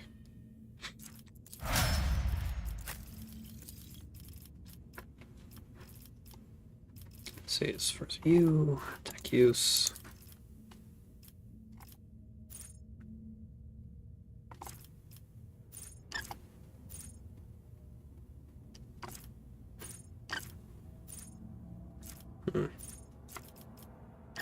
Actually, you know what? I am tempted to switch over to Melta.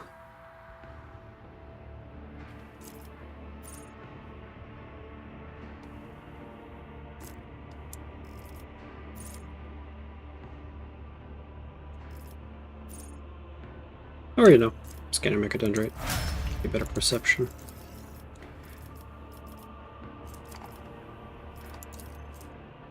More Imperium, Persuasion. Commerce, since that's a little lower.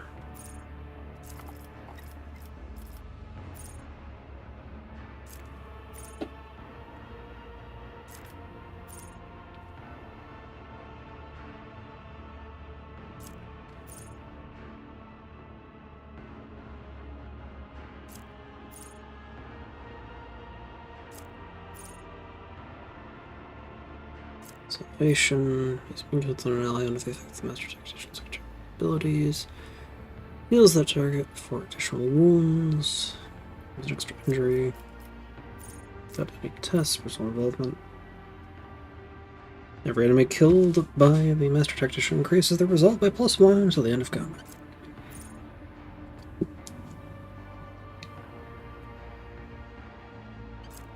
Just with superiority. Defensive.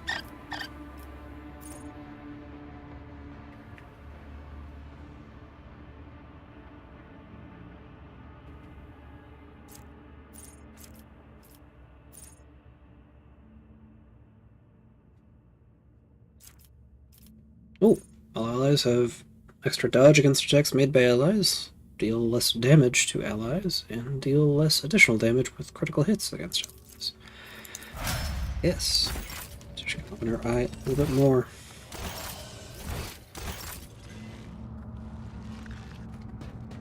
Avoid poisonous. Oh.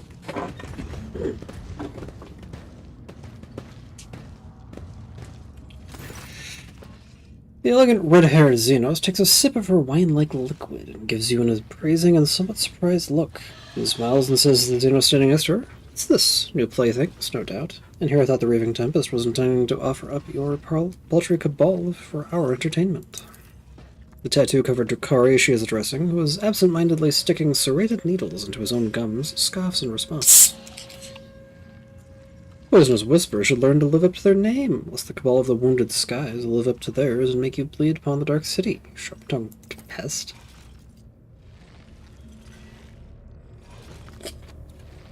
A bestial growl comes from behind.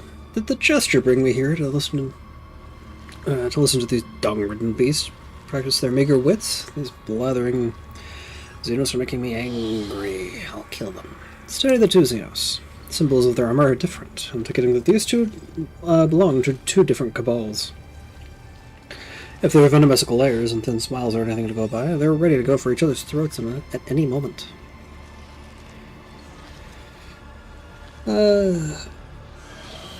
I don't wish to ruin your celebration with bloodshed, nor do I have any interest in you. Let us part in peace. You're most entertaining, Monkey. How can bloodshed ruin a celebration? Step aside, Poisonous Whisper. I will have the first meal. Wolfar throws back his head and lets out a terrifying howl, filled with longing and the cold promise of a swift yet painful demise. The sound of it leaves no doubt in one's heart that bloodshed is now inevitable. Do you really believe you can match a child of a Surian? I'll savor your suffering.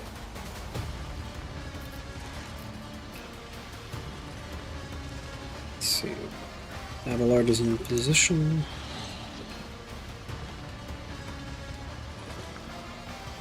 It's barely to cover here. Cassia, can you get up there? Go ahead.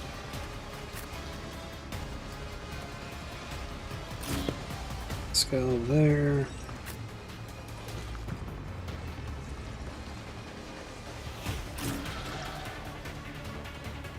Okay, no enemies up that way.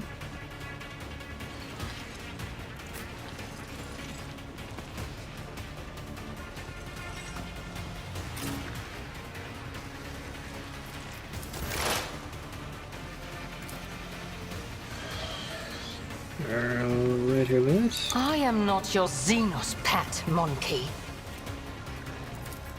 If it serves your cause.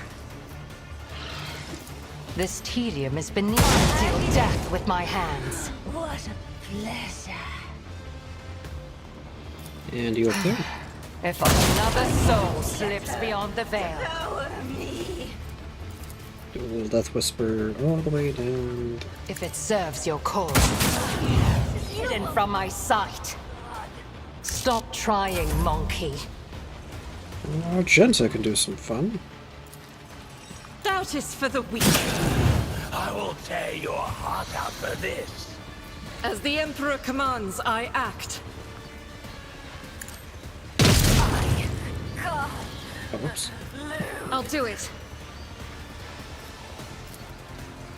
As the Emperor... Let me educate you. Doubt is for the weak. Power resides in the will of the To do righteous. superiority. Do a little reload.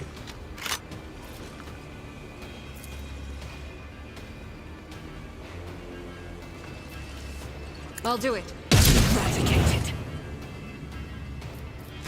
Oh, Reverend Slaughter.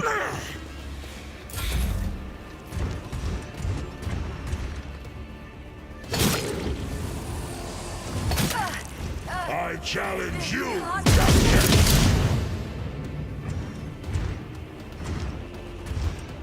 Die in disgrace. Pain and duty go hand in hand. We are the bane of Born predator does not become prey. Yes, yeah. If I may, Get Abelard buffed up.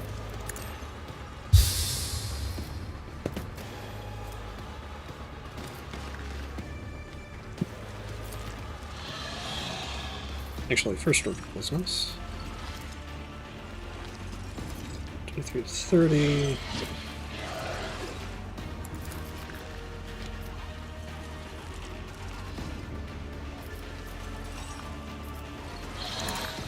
try to die with grace at least.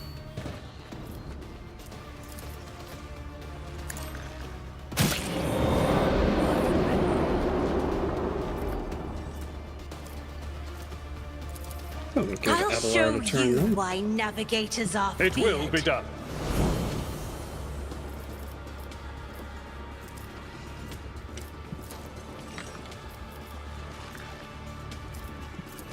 At your beck and call. I refuse to bow. Victory is imminent. Wander on over there.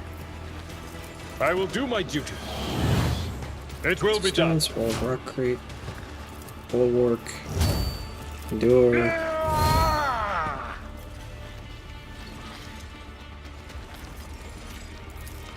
Indeed. Get their attention. This was done. And on Abelard.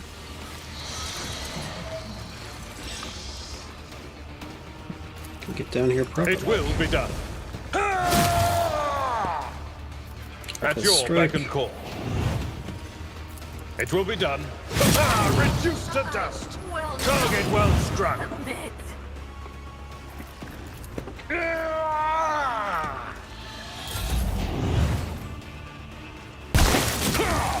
Is that all you've got?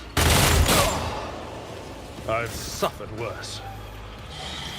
It's about my turn.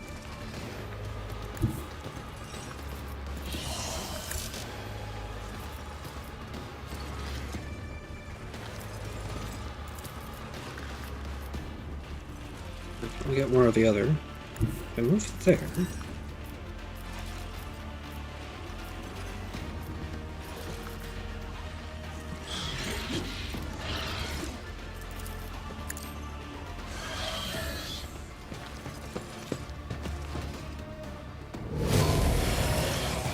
And boom.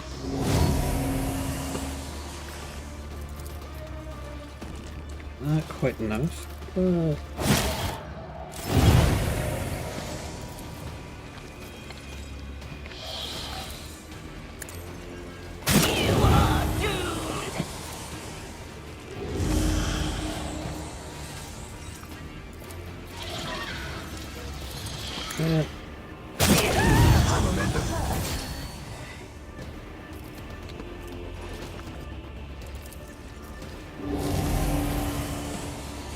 yeah, well. Ah, can't actually make any attacks, so let's just buff up Abelard then. And Pascal can get him.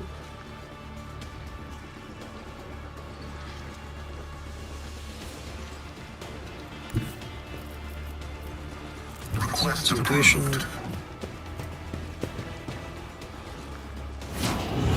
Perfect spot.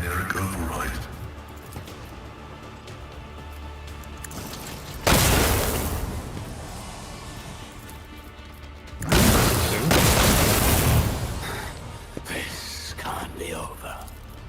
Running binaric override. Still Chain Spirit Communion. Nobody escapes us. I bring agony.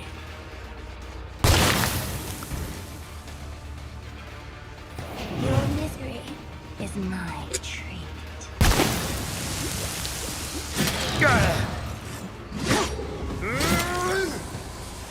Grey hair, short hair. My giant hide is strong!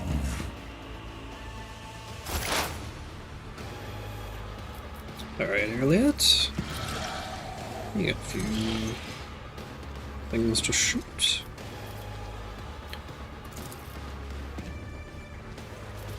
It's 95, 61. Let's go for that witch then. Deal death with my hands.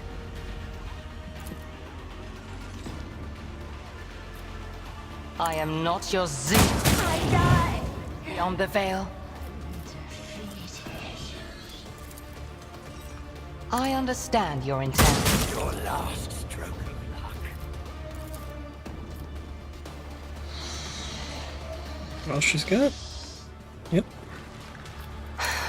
The If witch I isn't going to must. survive, but might as well keep an eye on it. As the Emperor commands, I act.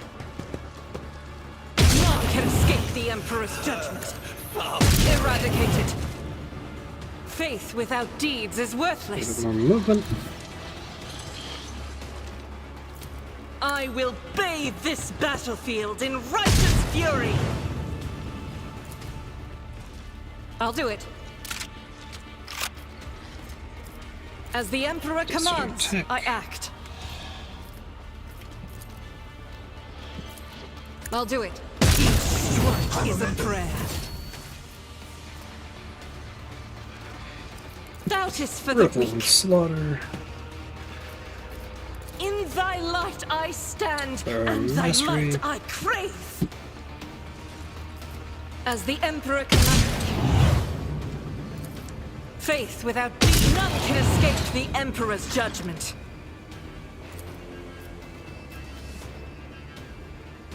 That's all you can do. Feel the icy bite of!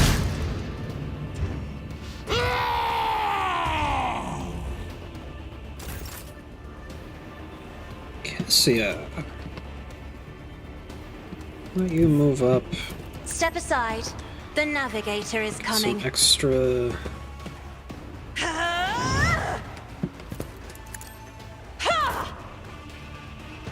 Okay, so those ones down there got killed. I'll do it. Eradicated. You're staring into the eyes of an animal that enjoys killing. No, it is not enjoyed. It just kills, finding no joy or delight in doing so. Kills because that is its nature. The Emperor protects warrior. From beneath a veneer of bloodthirsty indifference, something resembling a living emotion surfaces on the giant's face. You hear words breaking through the wall of bared teeth. For the Allfather. Allfather's bristling fiery hair lies flat once more, and the imprint of death vanishes from his gaze. The face of wild beast gives way to a grimace of weariness, grief, and shame. Warrior, he will honorably dispatch the Emperor's enemies. Ulfar shakes his head morosely. It was not devotion to the Allfather that guided my hand, only the black malice of Wolfen.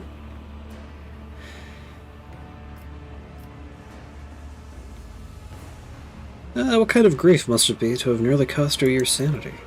It is the breath of the frost that chills the bones. It is a lightless malice born of despair, the curse that preys upon them who have seen too many things and hate with too much heart. Too long have I been here, too long have I served as a tool of unrighteous wretches. Shameful fate for the Allfather's warrior, and shame is what scorches my soul. When I saw that I had once again become their plaything, that yet another Xenos has set me upon his foes, I thought it would go on forever. My mind could not accept the indignity of it, so my mind hid like a coward would. Only thirst remained. Blind destruction. No thoughts, no regrets, no purpose. To be a beast, not a human. Sweet temptation for a lone wolf.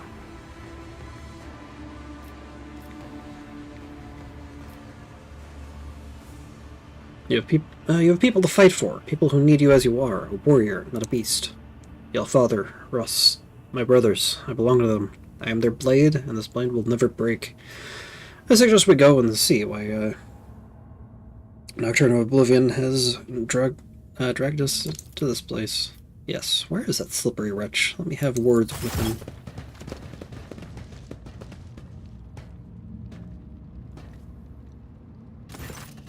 The slender figure of the Harlequin emerges from the shimmering haze. With the grace of one performing a sorrowful dance, he approaches the dying Eldari nearby.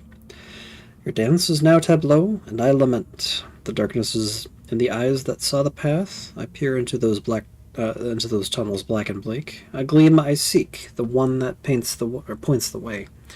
To your imprisoned kin in Tempest's cage. The Farseer's voice is weak and tremulous with pain. It's strange that he is still capable of speech. His body has been horrifically maimed. The colors of his garb are familiar. The group of Xenos you met on Janus were the same. At the top of the spire. They're all there. Help them, Arabenian, and help me. Take me away from here. When it is all over, soon. Disdain, you will not, I with refusal. Your souls profane will I keep safe as well. But leave me to reality, Farseer, and dreams I'll give into your worthy hands. With the solemn strike, the Harlequin ends his kinsman's torment, and carefully takes the spirit stone from his body. When the Xenos turns to you, his hands are already empty. The stone is gone. Kentratal, who shows the path of the seer. Moran told me he disappeared as soon as the cataclysm befell Kruderek. Does this mean my kin are being held captive at the top of the Reaving's Tempest Spire? The truth is ready to reveal itself to me, but if I but stretch out my hand, sparks of impatience flicker in Iliad's gaze. She wants to talk to you. She will not interrupt your exchange with the Harlequin. Cassia clutches her head at the sight of the Harlequin. Scarlet blood starts trickling down her cheeks. Your colors, Xenos, are fractured on wrong, as if refracted through a distorted prism. What should be familiar is dispersed, and the bedazzling shades won't stop twisting madly. Xenos, tilting his head to the side, looks at Cassia with curiosity. So many things can... yeah. I don't understand.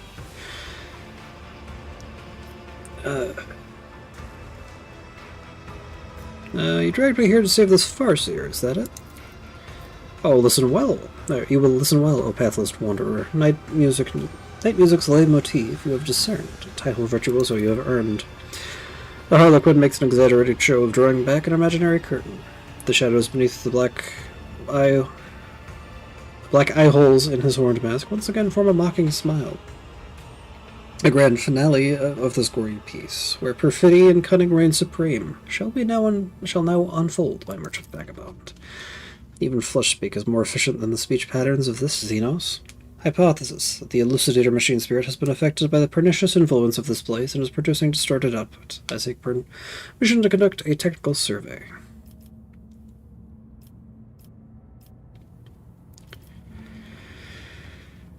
Let's see, what do you want from me? Why have you involved me in your plans? Kamara's ancient law was boldly spurned, and to despoil were Kruderak's remains. The Tempest's mistress, spurred by avarice, forbidden plunder brought to her dark nest, and though the city shrinks from those whose souls in darkness gleam with coruscating flame, The interdict is scorned, the path ignored. Komara waits, Komara tastes its doom. To make of drama farce beyond belief, a pair uncredited assume the stage. Cutthroat Monkey, captive of a thief. A dancer makes strife poet, guileful knave. With a weary sigh, the Harlequin concludes, when Cody's note falls silent evermore, the last her duty will perform, and then the first will move, his exodus enact. Iramaris acted recklessly when she decided to bring captive Psychers back to Komara. The webway is extremely sensitive to psychic powers, and the Psychers' presence could force the Dark City apart at the seams, opening great chasms to the warp. If the other Cabals knew about this audacious stunt... The Xenos tilts his head, staring at Irliet. The cradle's fragments smolder dimly there, where Tight has drawn the Tempest all together. Dare you plunge your hand into the flame and drag Truth's embers out into the light? Or Arabenian, you ask if I'm too afraid to try to save the little that remains of my home, now that the wind of hope fans the flames of the coming truth? The stone on Irliet's chest flares crimson, a timid glow that goes out as soon as the Eldari touches her chestplate. Even if the fire of truth burns me from within, I shall follow this path to the end. Elantek, the Arabenian loves jest, but this is not one. Please, before it's too late, I'm gonna save the Farseers. Allow me to go with you to the spire, to this nest of depravity. To that haven of pain, anger, and betrayal of my kind. Irliet's voice wavers like a taut string, and her eyes are veiled with darkness.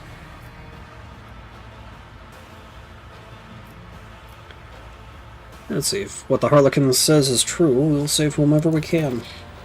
Irliet shudders as she cannot believe your words, and her expression shifts subtly. I am grateful. I find myself wondering if a single Farseer, gazing at the hazy visions of things yet to come, ever glimpsed a future where the key to their salvation stemmed from the duo of a monkey and an outcast. She turns her face to you and nods with gratitude. Come along, let us tear the Farseers' lives from the clutches of my insatiable cousins. The horned mask tilts as the Harlequin absorbs the Monkey and the outcast's conversation with interest, but he does not make a sound. Alright, why are you even interested in the fate of this dead Farseer and his fellows? Starved one's fate to shelter from the storm enlisted me the laugh of jest unending. The soul is not at home amidst dark walls. It yearns to sing, and I hearken along its elegy, my name Oblivion. A cradle I'll bestow, where may this song forevermore resound an endless echo. The Harlequin said the words laugh of jest unending with reverence, as if it were title or rank. You recall that Harlequins serve the laughing god Kegorak. It seems the Xenos is saying that it is at Kegorak's behest he is attempting to save the Farseers. Point to the dead Eldari. What was he doing here? I presume he was a valuable prisoner.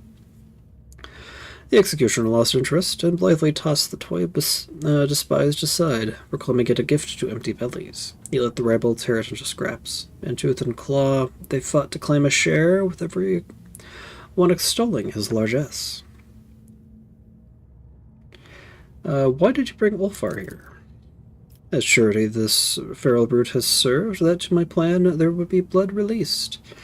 Without remorse, fate's course I've whipped and spurred, a cruel hand on old, unruly beast. You rotten-gun swine! Used me as a war beast, did you? Set me on your enemies? Ulfar's face darkens in fury. But with gargantuan effort, he forces it down, and manages to prevent a fit of blood rage from taking hold. So how's this all connected to my escape? Straight up to where the thieving storm has built its squalid nest among the darkened skies. The Tempest's plunder hordes are buried there, and captives, riches, trophies all within.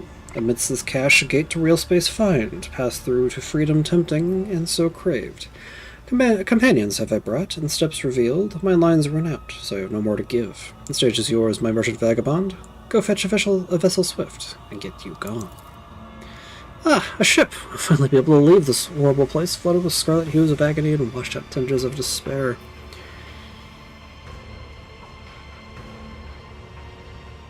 Let's see. Bring my comrades who previously served the commissar from the chasm. The merchant wishes them another fate, a sudden turnabout, and curious.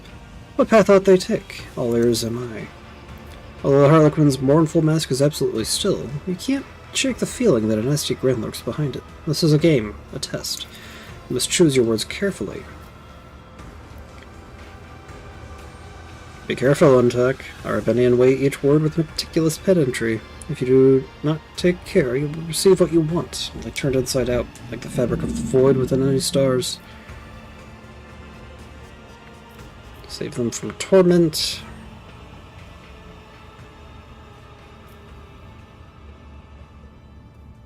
Let's see. They are my instrument. Let them continue to serve me.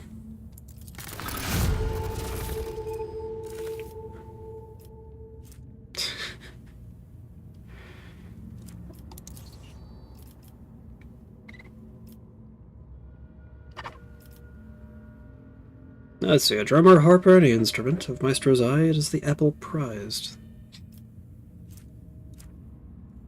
From death, I'll save your precious property. Thank you for helping me. The time has come to end this performance.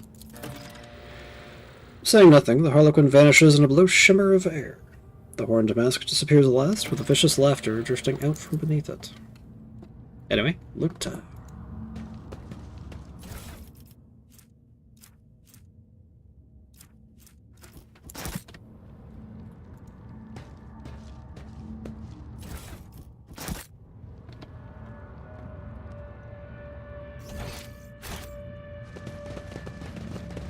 Victim.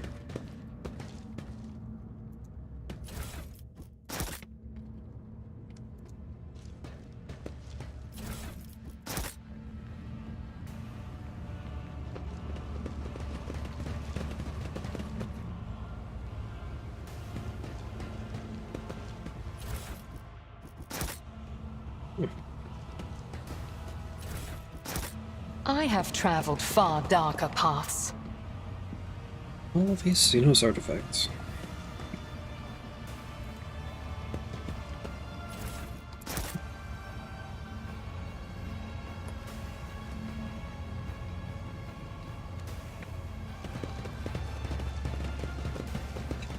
So many of them just lying around.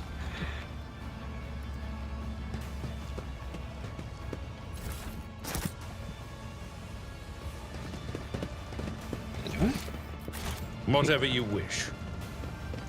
On we go to the terrace.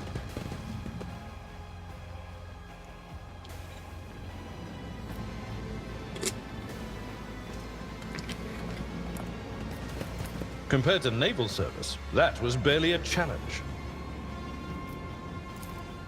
Watch the wall. The Emperor favors me today. Cast your eye there. Got all kinds of goods. Armor of Despair, Avenger Tactical Guns. Armor and attack of opportunities performed against the wearer, they gain 1 stack of Vengeance. Peripheral Control Monocle, using a non-attack ability, grants the wearer a 5% bonus to dodge and parry for each enemy adjacent to the wearer.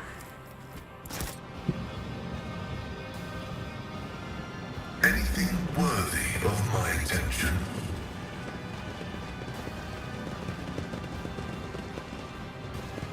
Cautious Pilot and a Bold Pilot.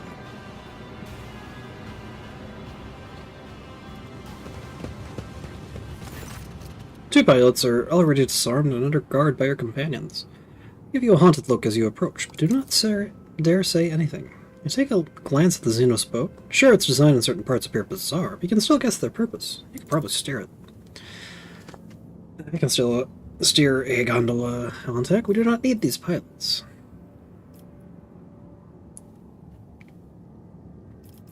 You are surplus to requirements.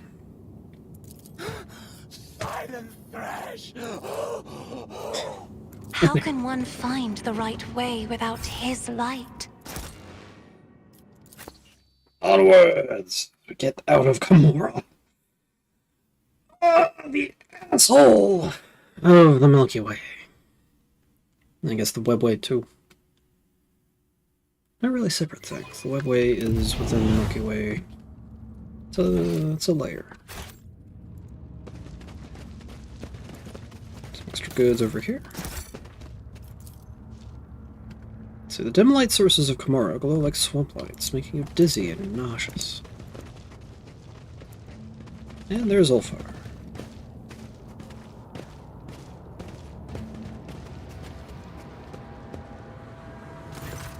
The gargantuan spire is too large to see in its entirety. Its true proportions are shrouded in shadow, and you feel as if those shadows are trying to envelop and swallow you whenever you look away. Grinning savagely, Elfar says with undisguised joy, "I smell blood in the air, blood that is about to be spilt. I hear the echo of clashing swords and the terrified screams of Xenos writhing under our heel. Oh, Father, what a marvelous feast you have prepared for me. The colors here are especially dark and dangerous. It is as if I am being drowned in a bottomless ocean of billowing haze. But what is it? I feel a faint tremor coming from deep within the spire, like the call of the Immaterium, except much purer." Elentak. Earlier touches the glowing stone in her chest and turns her aching gaze to the spire. Her face is burdened with a strange expression, as if a roaring torrent of sadness, fear, and rage is about to erupt. My kin from Kruderek are still here. I can sense it. As I can sense the flames of their souls inexorably going out.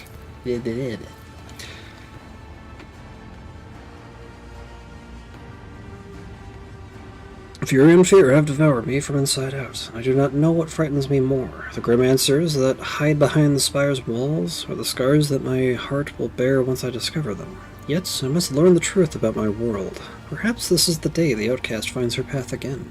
Come along. When we find the Farseers, you will have all your answers. You speak the truth, Elentak. Let us be on our way. We will tear their lives from the clutches of my insatiable cousins. She turns her face to you, and despite her tense expression, you see the corners of her mouth twitch. I find myself wondering if a single Farseer, gazing at the hazy visions of things to come, ever glimpsed a future where the key to their salvation stemmed from the duo of a Monkey and an outcast. As for the webway gate that the Arabenian mentioned, for it to open before you and let you enter the webway, you would require the help from one of our kind. Elliot's brow furrows. I could try to open the gate, but to do that, I would need a certain construct, a resonance device. The master of this place must keep it at hand. Let's see, if you wish for me to use my knowledge and open a path out of Kamara for us, find this item. Without it, I'm powerless to make the webway allow us entry into its labyrinths. Elliot, what's the plan to find your kin? Farseers are not easy captives. Whatever the Dark Ones are using to repress my kin's powers, those tools will be noticeable. I will find a way to them. In we go. The spire of the Raving Tempest welcomes you with muffled noises seeping from its walls. Distant voices, footsteps, and screams of pain. I follow my own path.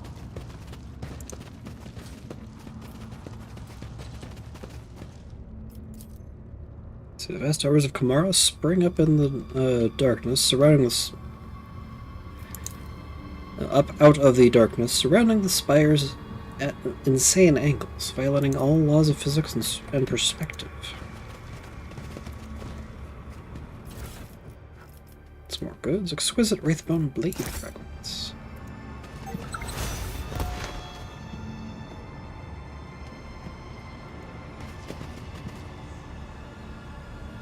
Something to destroy. I'll chart a course for you.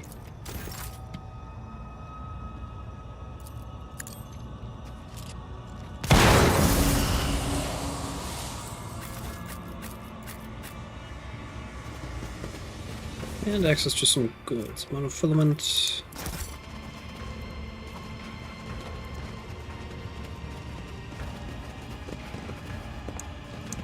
Is there?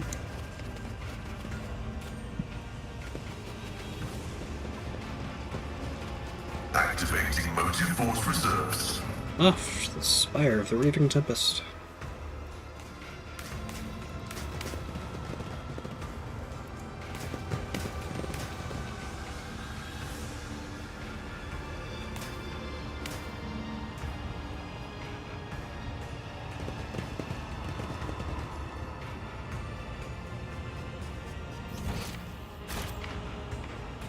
Spire indeed. Our prayers are different, but I notice similarity in our attitudes towards ministry. It unites us. You are right. Only we know what it is to pray to our intercessor. Yeah?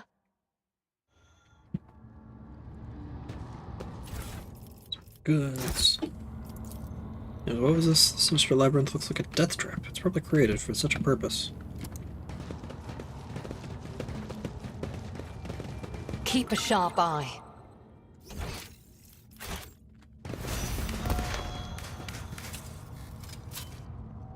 I have learned much in my exile. None are better at searching. A trivial task. I've never wondered so much before. Next platforms. Okay.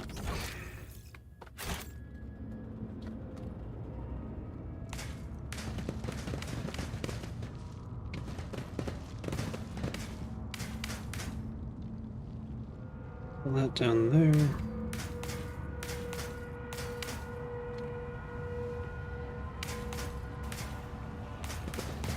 Onward!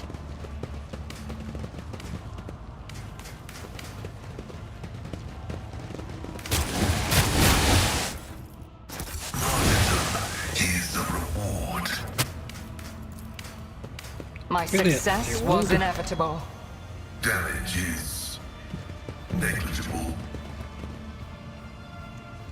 Acquisition is possible. I have learned much in my exile. Okay, found a Farseer.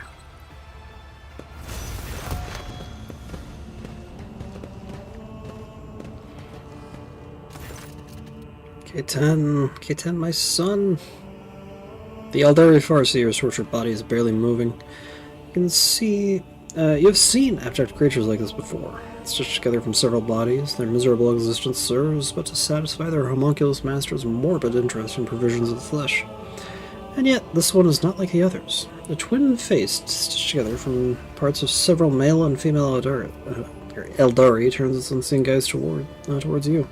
Its eyes have been crudely sewn shut. You have come, my son, a woman's ghostly whisper escapes the cut-up. There's a lot going on here.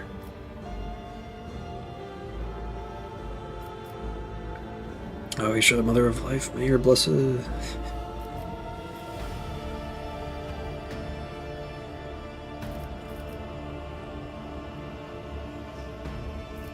See, Iconoclast, nothing of your kin is left in this creature, and they're suffering nearly yet.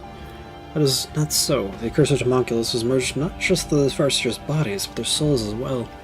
They're still inside, in agony, torn to pieces by the memories, their own and others, but I can sense the shadow of she who thirsts creeping ever closer to devour them and erase them from this world forever. I cannot let that happen. Spill no tears for me, Isha. Just a knife. Oh, too hard for a simple monkey.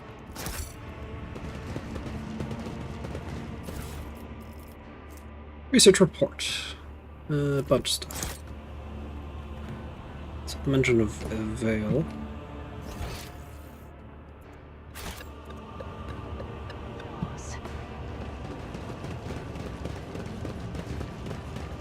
My Auspex has detected something. I sense something nearby. A trivial task.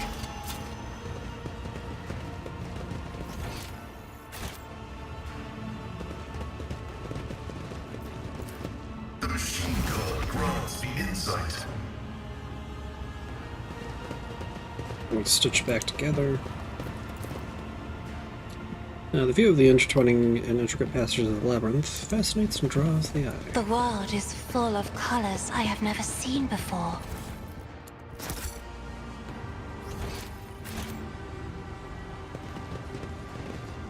Keep a sharp eye. If you would... I have learned much in my exile. Okay, that's the way to the main hall. Still more I want to see.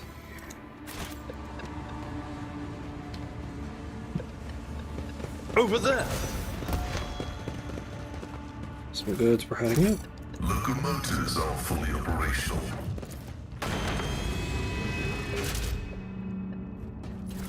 Found some more stuff. Desolation Blast Pistol. Sharpshooter Rifle. So plasma grenade. Let's look at that rifle. Better than... well, not as much range as the deadly repeater.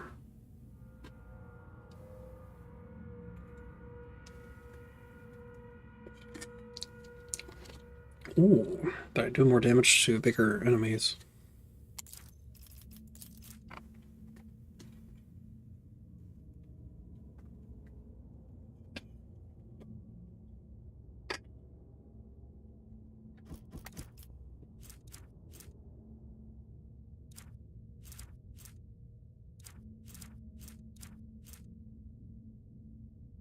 I also like the additional hit chance. Might as well.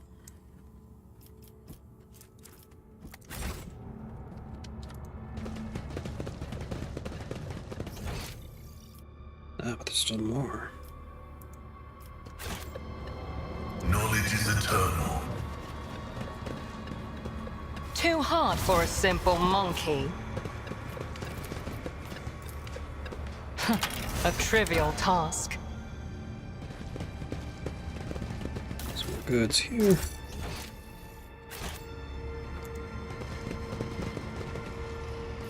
None are better at searching.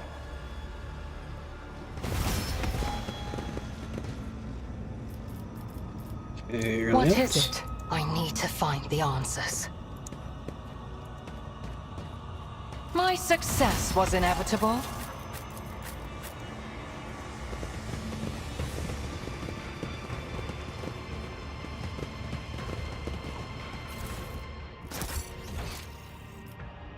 Okay, it's the outside. There's still much to gather over here.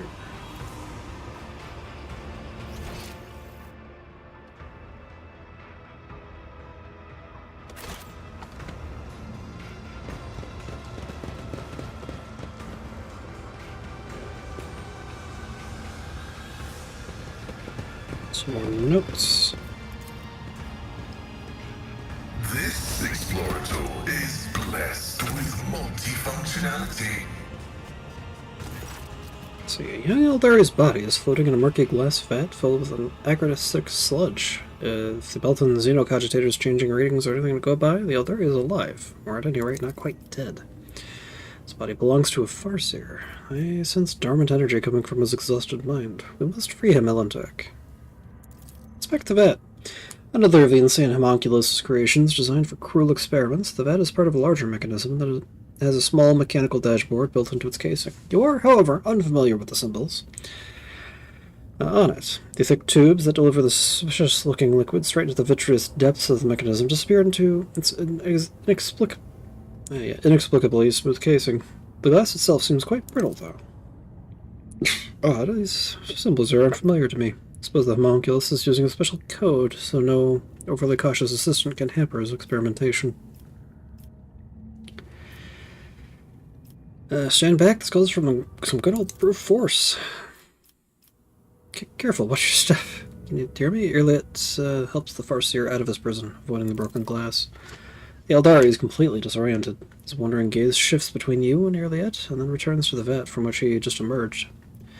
My purpose is to comply? Yes. I am bored, and so I may die. My pain is your delight, master. Okay, Morag, what did this madman do to him? Do you remember who you are or where you're from?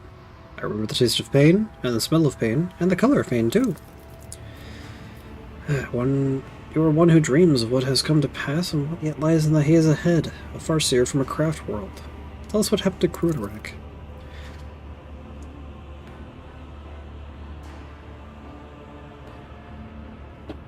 The Farseer stares at his hands in surprise, and he's confused about why his fingers are in place. Elentek, I do not think he's going to tell us anything of value. There's no one left who can answer my questions. Where are you kept in this vat? I've been here many times in my past lives, and I will be in future ones, an infinite cycle. Rebirth, healing, visions of the future? What is the point of eternal life if it only ever brings suffering? How did you end up in the homunculus's clutches? He's coming with us. We'll not abandon him here. I need him. Without waiting for Iliad to finish her sentence, the Farseer suddenly turns his head towards her. For the first time, his gaze is clear and focused. Child, you have returned to us at a dark hour. No, Iliad leans over the Eldari's body to help, but his eyes are wide open. His chest no longer rises and falls from his cautious breath. He was aware. He remembered me, Elentek, and then suddenly he was dead? What kind of curse haunts Craterhack's children within these walls? Let us go. I refuse to believe there is no one else left. Do you understand? I cannot let the serpent of my soul devour my already fading hope. The hope of finding out the truth of what happened to Craterhack. There is no giving up now. After the lengths I have gone to in order to get here, we will find our Farseers. Or other Farseers. We will. No loot on the guy. Some notes. Deliverance, control joint removal, straight with fingers.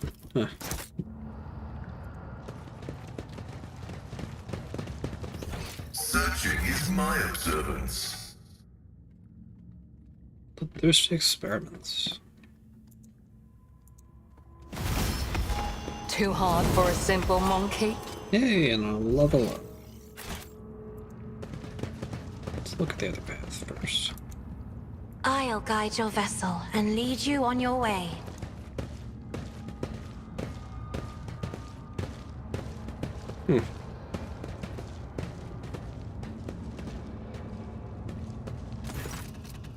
Okay, Morag, what a strange feeling.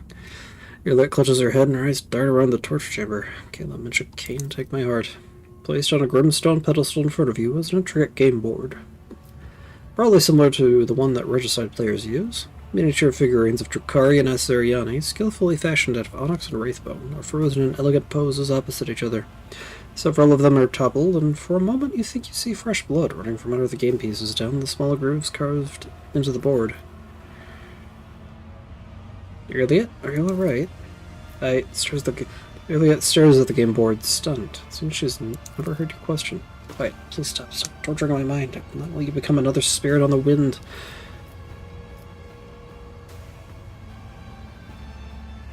Not for the light of a million stars. Just let me explain myself.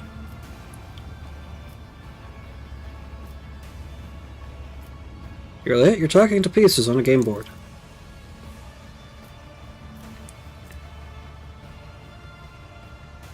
And I'd say I left Craterhack because that was my path. Is that not what you have been teaching us from birth until the final moment of our lives? I can hear it very well. So one of the Farseers is trapped in the game board, correct? Your words snapped Iliad back from her lapse of reason. How did you know? Monkane is incapable of hearing the call of the immortal soul of a child of Assyrian. Could that have been a simple guess? Yet, you are absolutely right, Elentek. In their torture, the Dark Ones go far beyond the limits of the possible.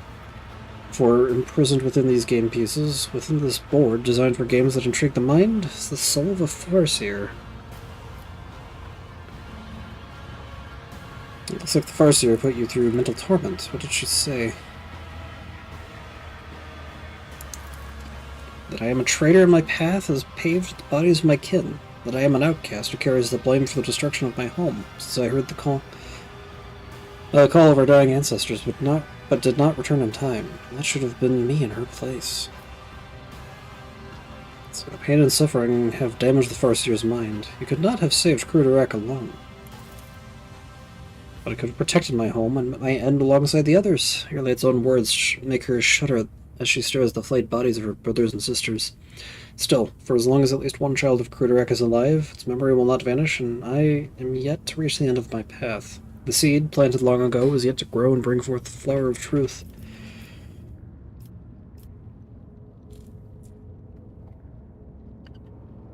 Let's see, we can take the Farseer to the ship and save at least what's left of her. The Farseer, trapped within this intricate game board, protects the artifact's owner from the deleterious influence of the Imperium's forces.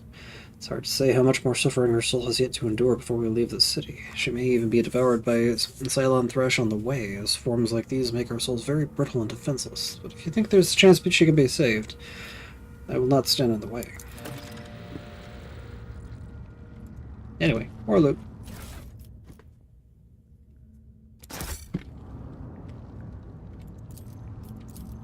Juliet, could you pick I that have lock, learned please? much in my exile. Gladiator's healing kit. Special privilege.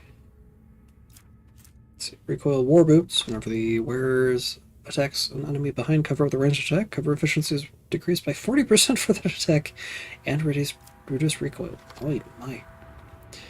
Gloves of rapid dissolution. Increase the rate of fire of the wearer's weapon by +1 each time an enemy is killed. Perplex is inflicted on all other enemies. Oh. Versus ballistic skill.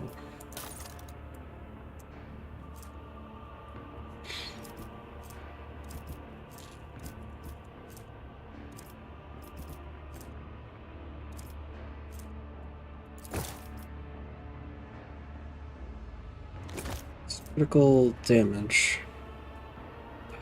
Critical damage is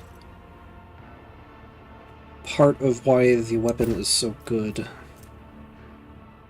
Because that's, what, 75 more damage? Or percent more damage? Yeah, that's not good enough.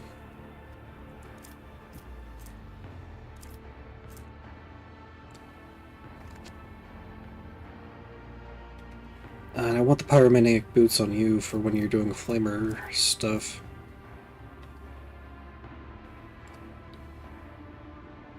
Cover efficiency doesn't matter, recoil doesn't matter. Oh. Alright, time for more stuff. Let's go. Some willpower and...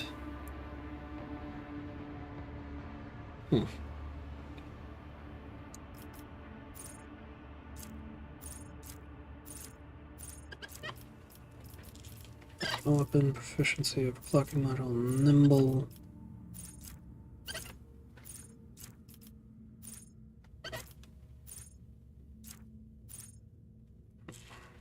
Archbustion, grenadier, flame weapon.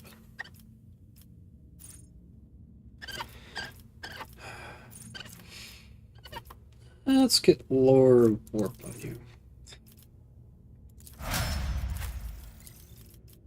You go ahead and get some weapon skill.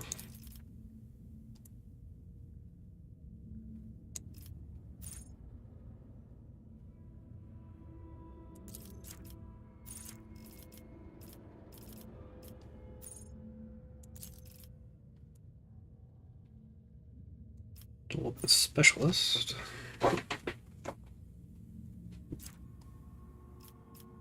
Pain, Jakari weapon proficiency. If you get base skill lower Xenos, might actually be worthwhile.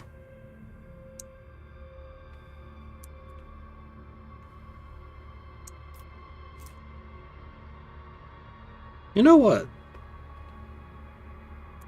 I think I will go for getting you Jakari weapons. Why not? So in your case, willpower.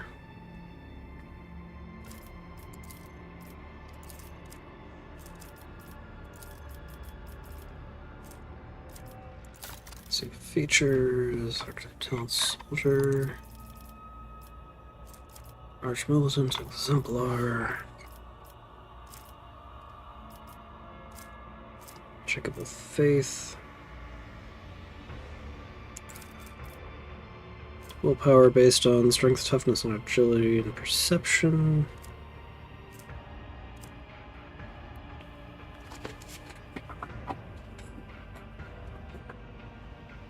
Okay.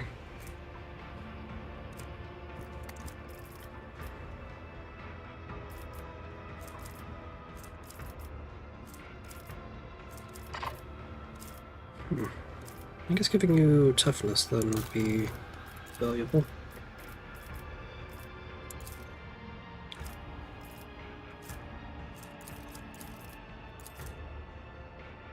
Intelligence, perception, maybe. Emperor Protect. Breaking Point. Heavy weapons deal +1 damage. +1 and +10% damage and ignore deflection. Oh my.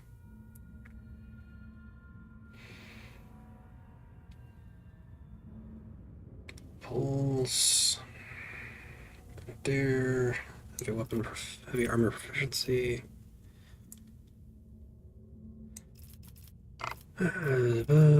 Power. Plasma, power, Promethium, residual charge.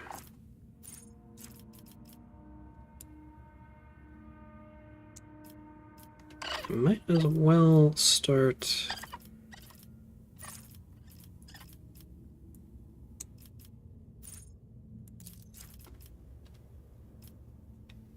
investing in making your heavy flamer attacks really good. So in your case, you still need ballistic skill. And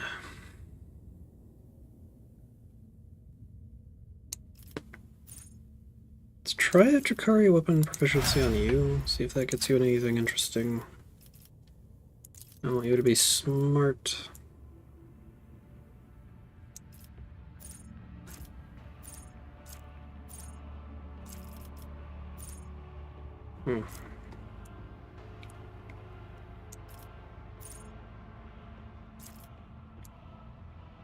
Advanced skill tech use. Yes. Then, in your case, let's give you some more willpower.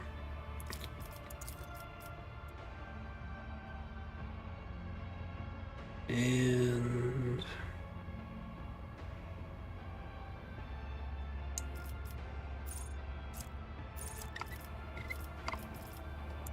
nimble, I guess, for some more dodge.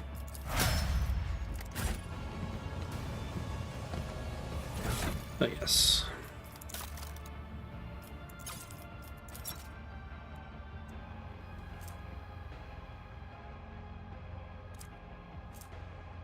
Initial breath.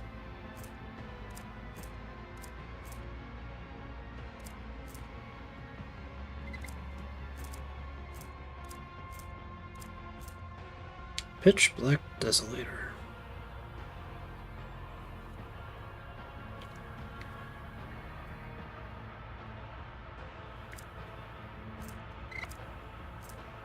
Deadshot Splinter Rifle.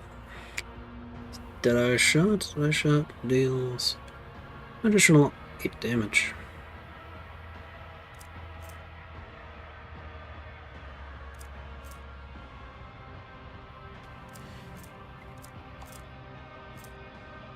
Modified charge carbine.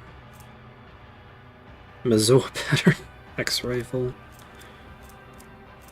Long splinter rifle.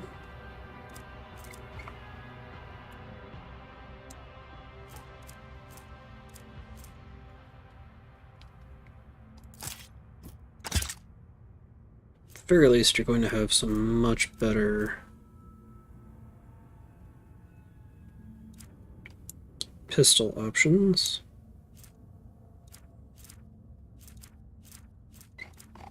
Yep. We got the claves they can't really use, it's fine. Dedicated power sword, severed hand.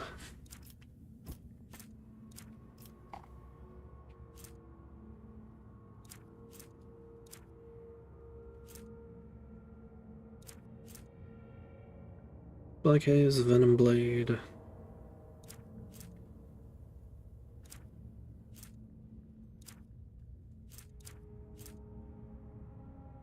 Serrated Glimmer Steel Blade.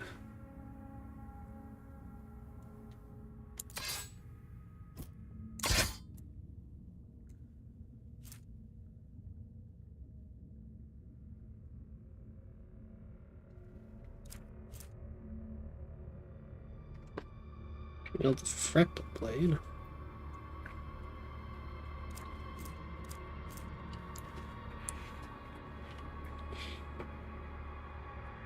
Gives extra parry. Okay, so you'll want Eldari weapon proficiency for that.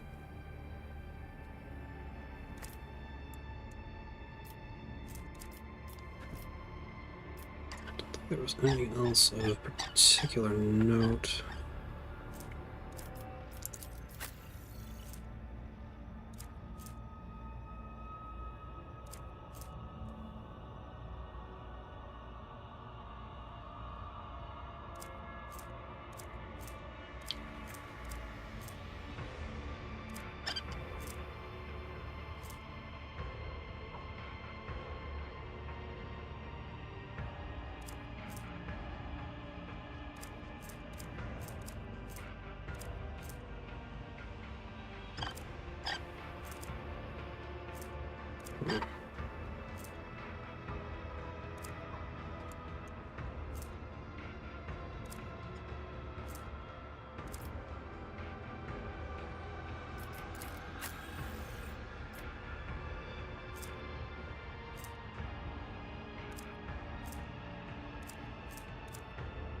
Well, anyway.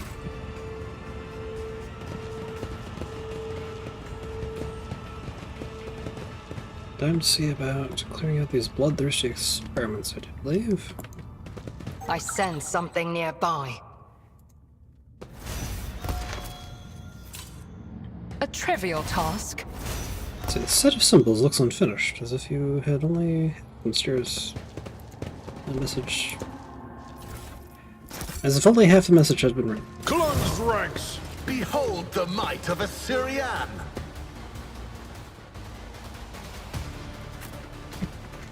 Abelard, attract their attention. Argenta, be ready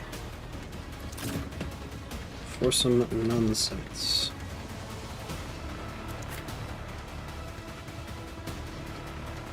And myself, sit back there, you go there.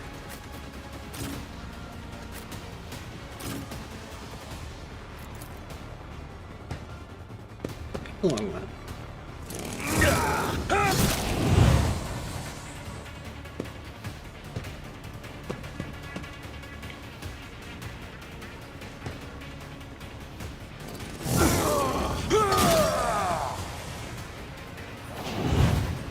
Disciple of pain. I'll return this favor tenfold.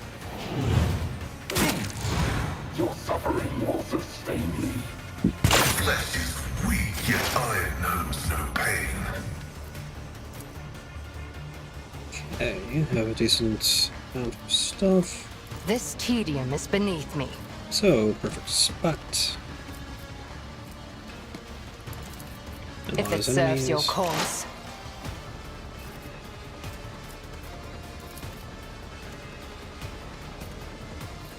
Let's get an opening on that guy.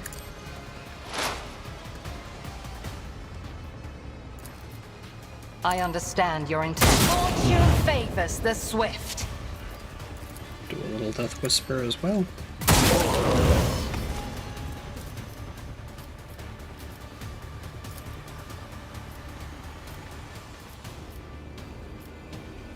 If it serves your cause. You will pay dearly for your actions.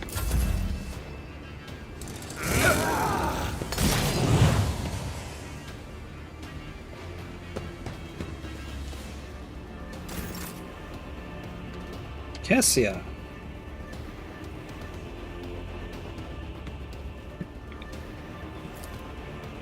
Me? Let's go and buff If you up insist, Abelard. Lord Captain. Isn't this a job for the serfs?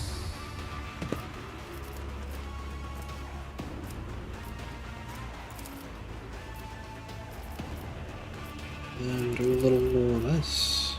Me? You insist, Lord Captain. I'm not accustomed to being ordered around. Give Pascal a chance to do a little thing. The scriptural prognosis is favorable. I go into the darkness. And another My heat spirit. Argenta. Doubt is for the weak. High momentum. I am his So will made superiority. manifest.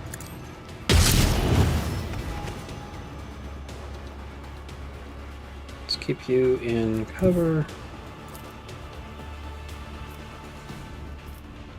As the Emperor commands, I act. Faith without you, my Emperor! Heal my wounds!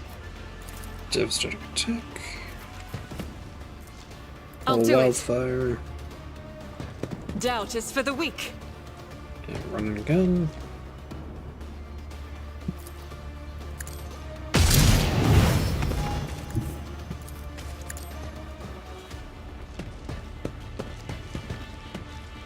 None can escape the Emperor's judgment. We'll reload.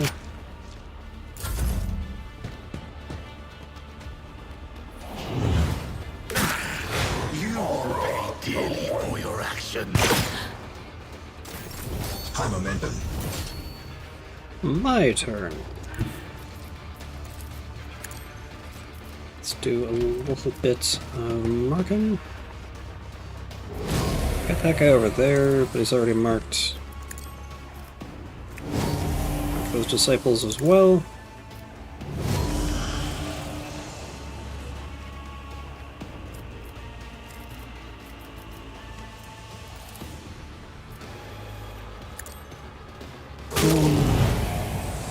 Run and gun. For more boom.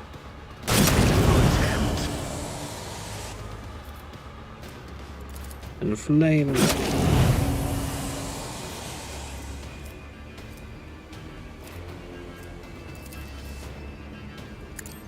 And do a wild hunt. Pay dearly for your actions.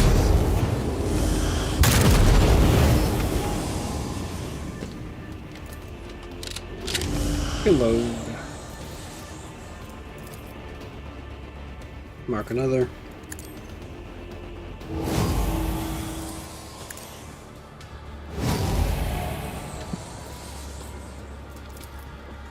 Is there anyone left I haven't marked? I don't think so. And buff up Abelard.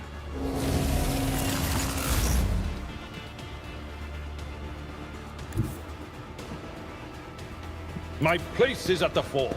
Attention to detail is the key to success. Let's see. Let's go ahead and get bulwark. Wall of Recreate. Defensive stance. Victory is imminent. Okay. So that's the thing.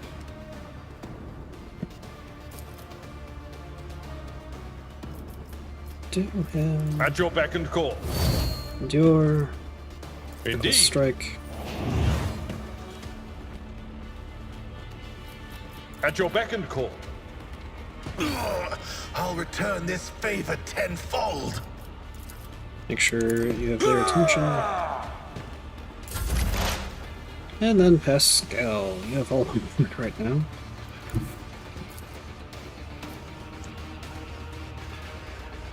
Let's go with the Bloodthirsty Experiments. Why are they... Ah. That would explain it. Anyway, go and squeeze yourself in there. Declare your perfect spot.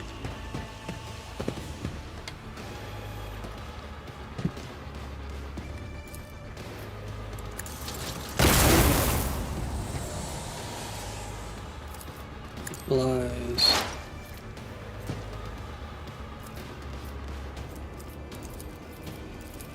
Request approved. My vow is to serve. It's you.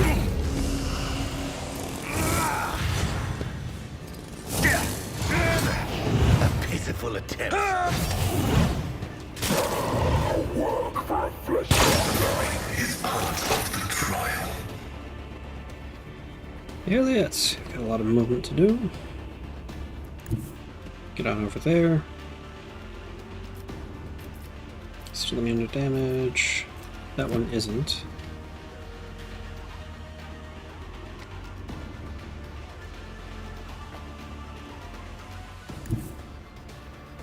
can't quite get in to look at the Disciple of Pain over there.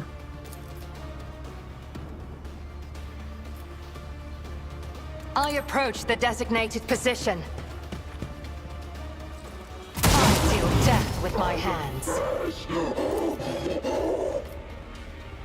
This tedium has been... Go into the darkness. If it serves your cause, no weakness is hidden from my sight. For your actions. I am not your Xenos pet monkey.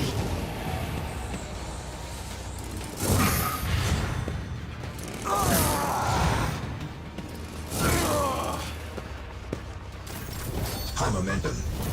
Yes, yeah. Not you.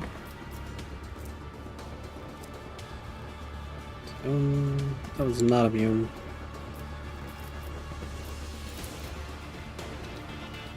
Battlefields are always drowned in scarlet. For some movement.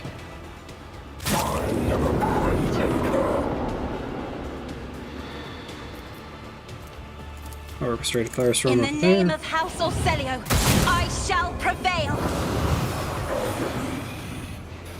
What a pleasure.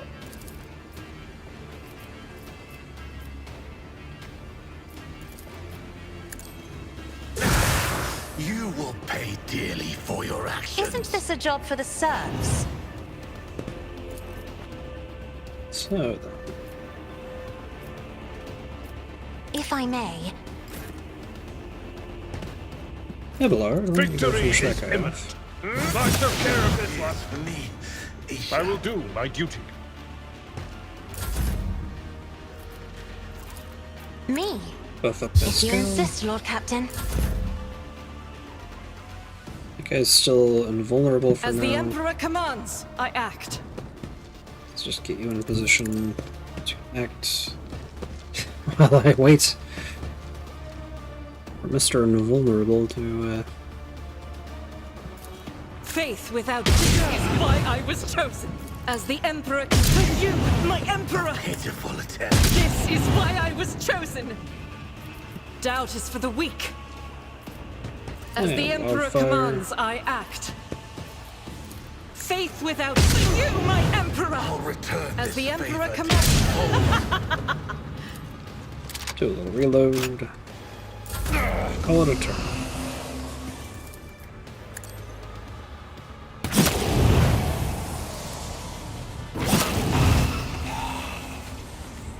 Wait, Monkey. Send a helping hand. I will show you the way home. Ah, so captured Farseers are up there. Oh, too hard for a See, this- simple monkey. Strange capsule emits a barely perceptible buzz. Its thick walls barely contain the sounds coming from within. The sounds of a living and tormented creature.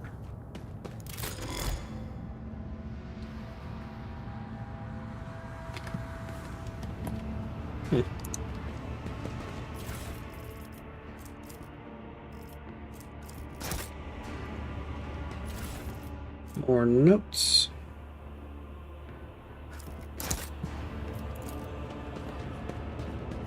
Activate the other mechanism.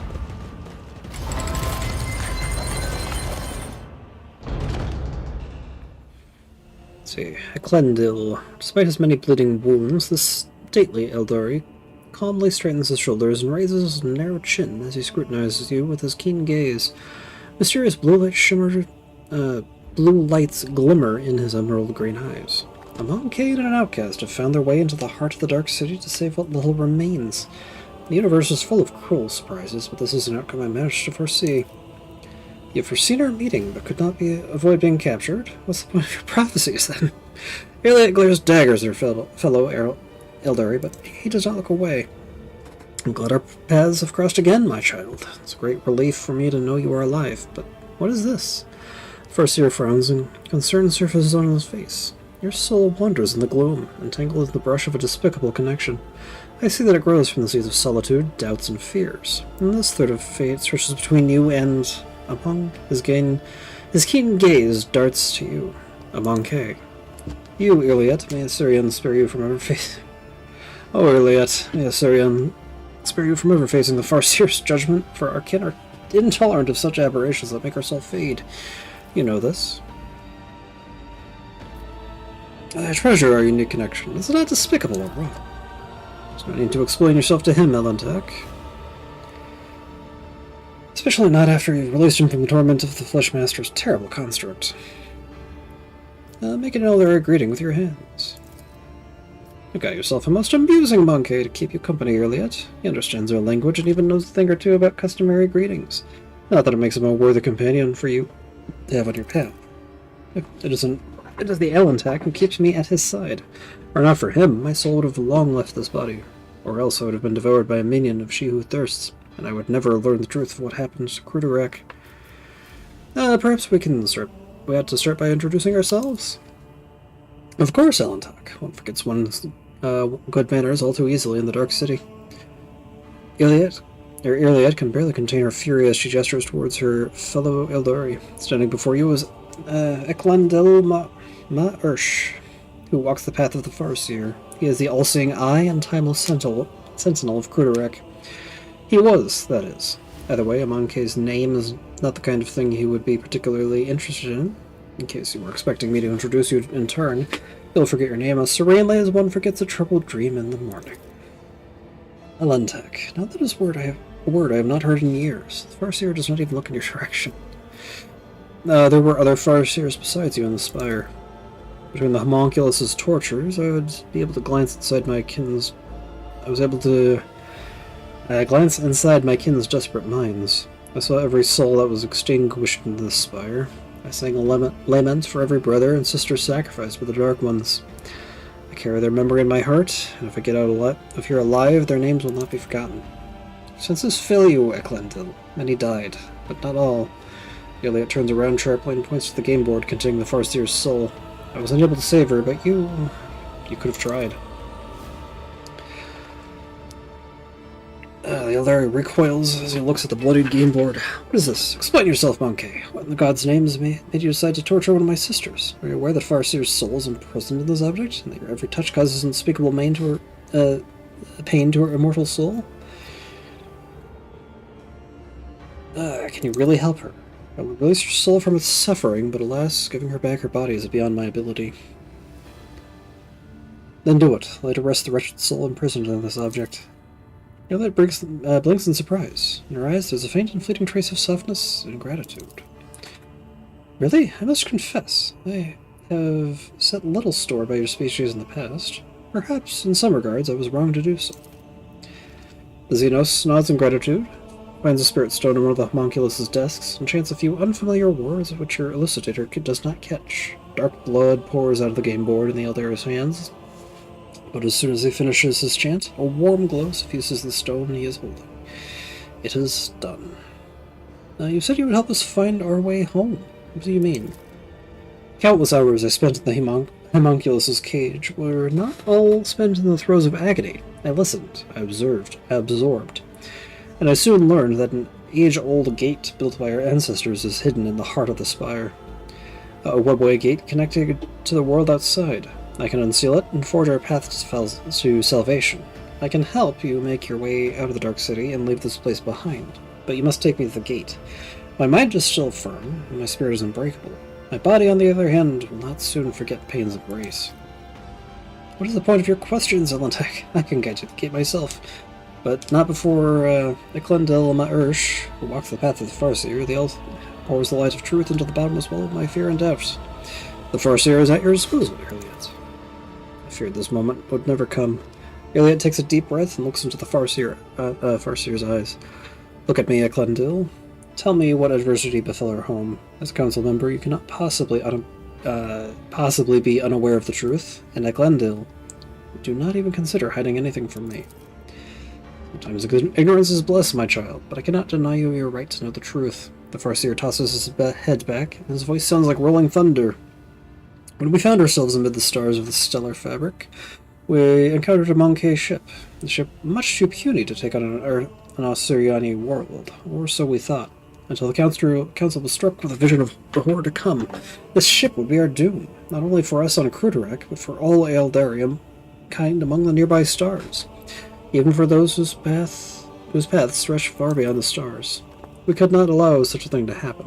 When the ship approached, we pierced it with 100 salvos and then rejoiced, for among the wreckage the Rangers found no trace of the foreseen curse. Assyrian, however, how wrong we were. The ships that returned from their reconnaissance to our starport were already carrying it on their wings. Whether it was from a scratch from a passing wreck or the infected ashes of the Monkey ship that the cosmic winds had not had time to disperse, the plague crept into our home and immediately began to eat away at the craft world's very flesh. In the Infinity Circuit, the souls of the ancestors battled the spreading pestilence ferociously. But the world was falling apart, and there was no stopping it. Spires collapsed, rivers dried up, the ground itself sank, and all living things turned into a strange blend of organic matter and metal.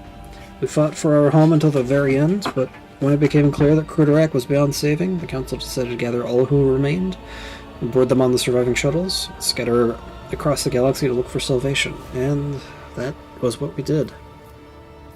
So who steered the infected vessel towards Crudorak? I am afraid you already know the answer, Elantark. You just cannot accept it. Your predecessor, she who previously owned this vessel and your entire protectorate, the monkey who kept a piece of my homeworld in her study, like a trifle or trophy of no great significance. So it was your accursed kind. Eklendil's eyes light with golden radiance. Wait, Eklendil. Shedding innocent blood will not bring our home back. The Elantak is guilty only of helping me to reach this place and free you. The blood of the executioner of our people flows through the veins of the one you long to save. What has the Monkey done to deserve our mercy? The golden sparks slowly die away, and the Farseer wearily closes his eyes. Is it a disease broke out aboard the ship?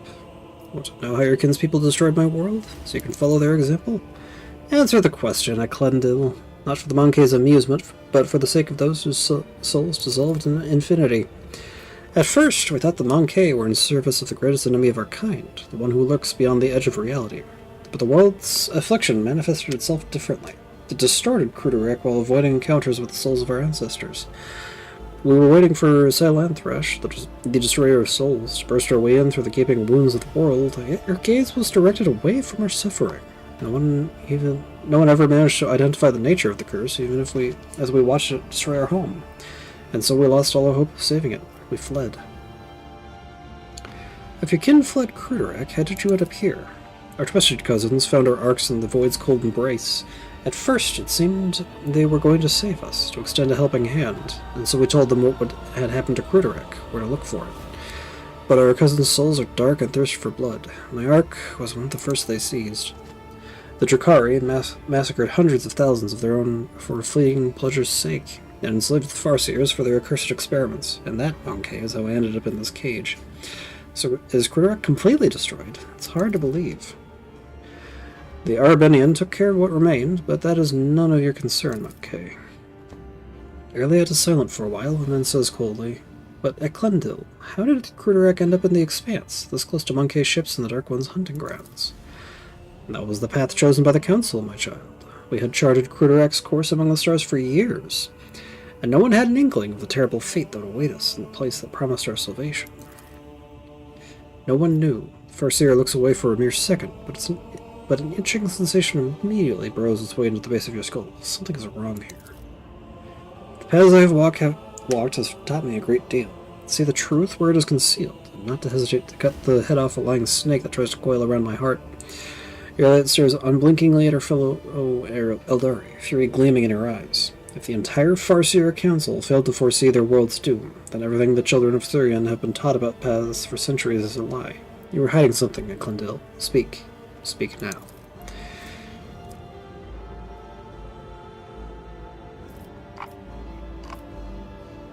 Let's see, how dare you take that tone with me, outcast? I'm not obliged to justify myself before you, let alone my innocence. You've already told us almost anything. Why? Almost everything. Why hold anything back? The Farseer's emerald green eyes are filled with despair. We had been steering Crudorak along a course prophesied by the stars themselves, until Sha'el's tumultuous currents cast us to the edge of the Great Wound. The storm was coming, threatening to sweep Crudorak away from its path, and so the Council decided on a route to safety, the across the nearest islet of hope and into the place known among the Monkey as the Coronis Expanse. We stood by our decision, but there came a point where the prophecies became even darker and more unsettling. Someone proposed altering the course, but the closing grip of raging Sha'il was blocking our path on all sides. It was then that the Council's opinion was split. My vote was the deciding one in that difficult debate, for I believe that the prophecy that had promised us salvation in the Expanse could not have been a lie. You already know that. You already know what happened next. Farseer closes his eyes and turns away, unwilling to meet Irliot's gaze. Irliot looks lost. So we were doomed. We should have stayed on Cruderek. I should have stayed on Cruderek. I could have tried to help those who survived the disaster. If only I had not chosen that accursed path and left the craft world, I could have at least tried to save someone.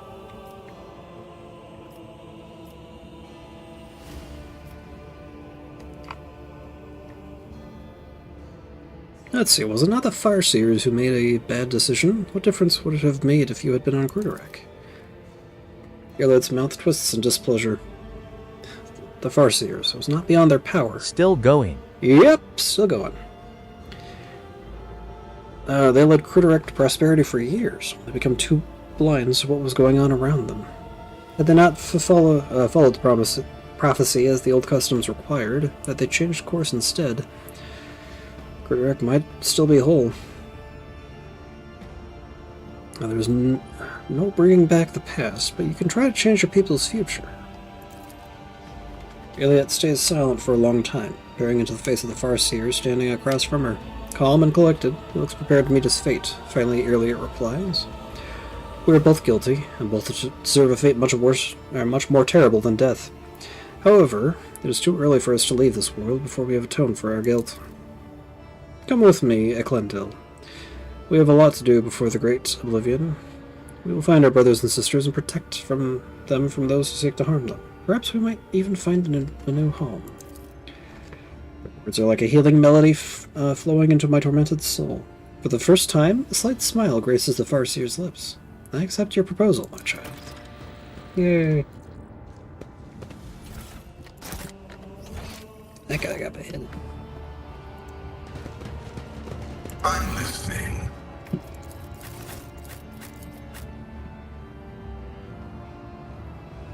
Stupid little loot.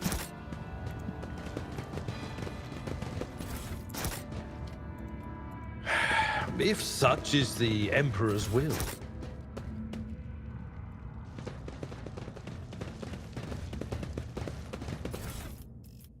Yay! Webway residence device. Yay! With bone woven battlesuit, assault cloak. Melee area attack. Meh. Something a whole lot of laboratories crammed with mechanisms and devices unknown to you. Decide one of them which makes you sick. My success was inevitable. A trivial task. Directed messages. And now we move forward. Fucking finally.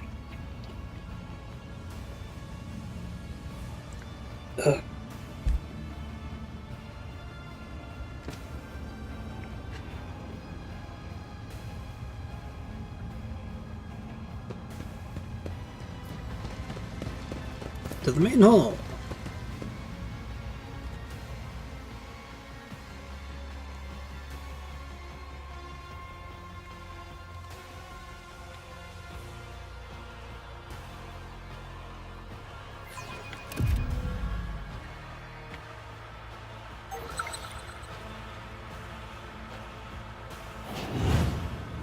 I have learned much in my exile. Calculating optimal route.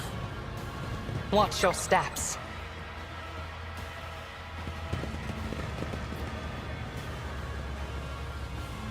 None are better at searching. I'm over there. I am prey for no creature. The torture begins! Fine. And we got some more over there. Omnissiah says eat bugs. No, no, no, we eat corpse starch. Anyway, let's... Those guys go over there. Cassia snuggled in there.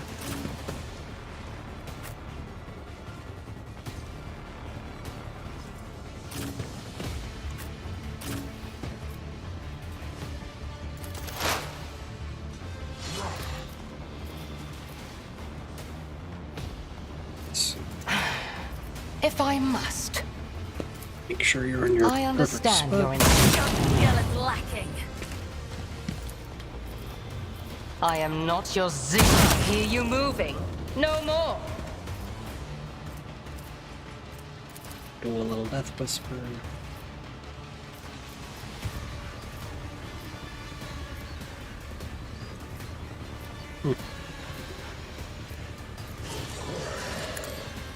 I deal death with my hands. Argenta. Do a little furious recital. Doubt is for the weak. As the Emperor conceives, strike is a prayer. Come to pop wildfire. And the other thing. I'll do it. To you, my Emperor! As the Emperor commands is why I was chosen.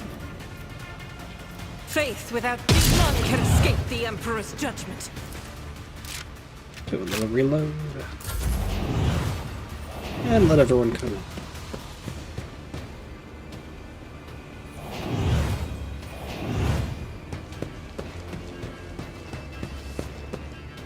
This will be a passing caress. High momentum.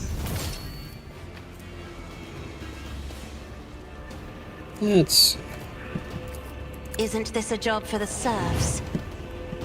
Me? If you insist, Lord Captain.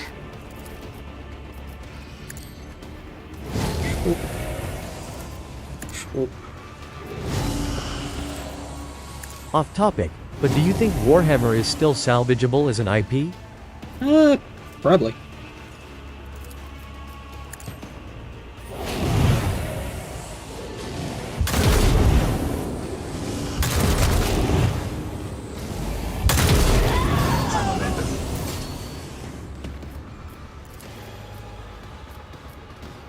Basically, I don't think it's, like, completely ruined just yet. But it's also a question of how well...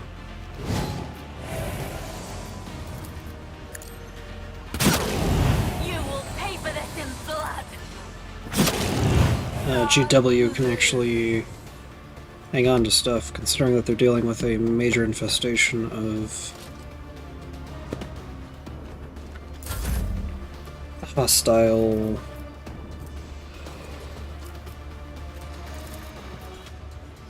If I may?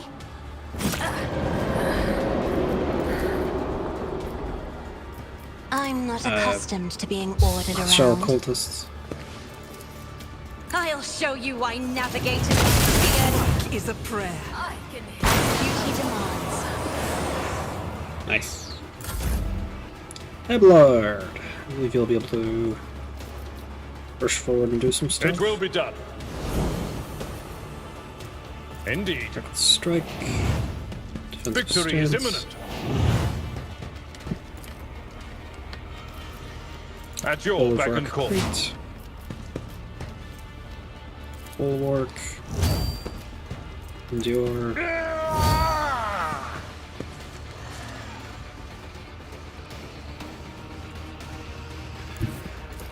I've seen worse battles than this in my time. At least it's not D&D levels of bad. All their new additions failed due to 5e fans being brain rotted. Yeah.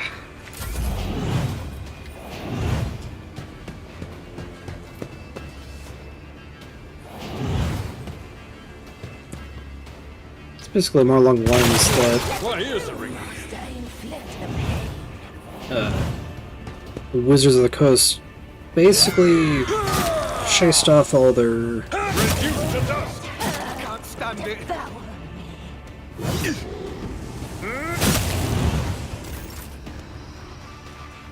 all the Grognards, basically all the people that actually care about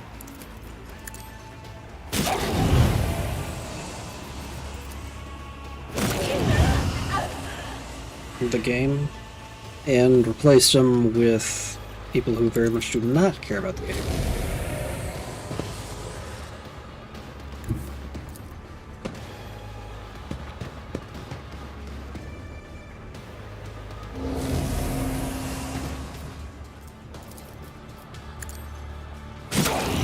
You will pay for this in blood.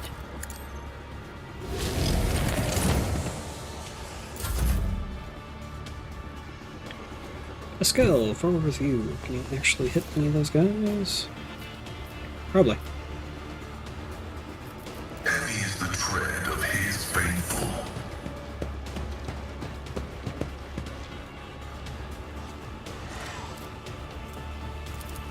I am the servant of destruction. Magic. The undesired function successfully terminated. Yeah. Pascal with an arc rifle is really goddamn good.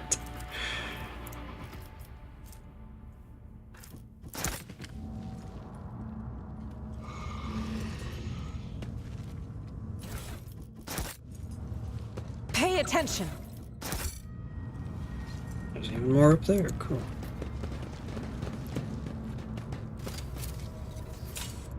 Too hard for a simple monkey? In front of you is part of the Xeno device. My success was inevitable. Traps in this deadly place. How can one find the right way without his light? Acquisition is possible. So there still emits a subtle humming. As you listen, you feel your head is about to tear apart. Something resonating in your mind. See? Right there. I have learned much in my exile. Oh, too hard for a simple monkey. A trivial task. Monculus is good. I think that's the web wiki. Let's proceed.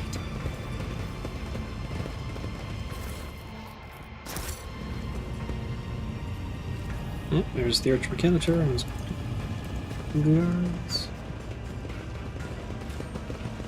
Nothing escapes my sight. Let's move it back there.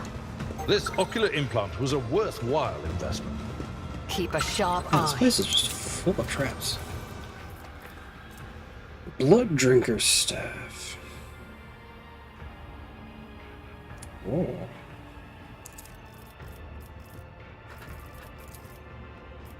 Then Venom Chainmail attacks with wearer's attacks of opportunity deal an additional plus 10 toxic damage. If the wearer is attacked with attack of opportunity, more armor against ranged attacks. Blitz boots, plus 4 damage against enemies that have no adjacent allies. Only applies first strike or projectile at a burst attack. Xeno hide. Oh, I yearn to see a real sun again. These repulsive, sickening lights above us are playing havoc with my mind. Okay. Picked up something that you might be able to use. Fancy gloves. Parry and area attack damage.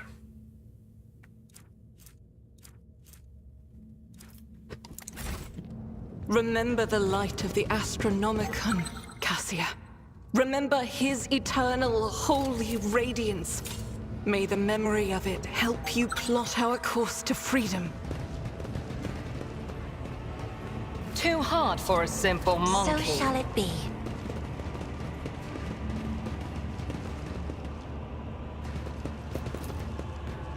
So the elevator is controlled by unknown mechanisms, but the human minds Watch your steps. comprehend.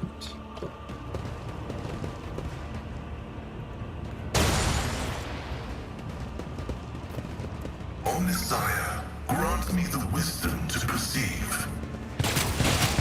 Never mind. Damn it, Pascal!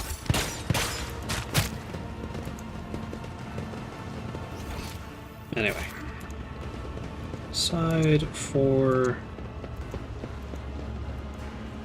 I'll chart a course for you. Disarming this one. Jesus, so many traps. My success was inevitable. I have learned much in my exile.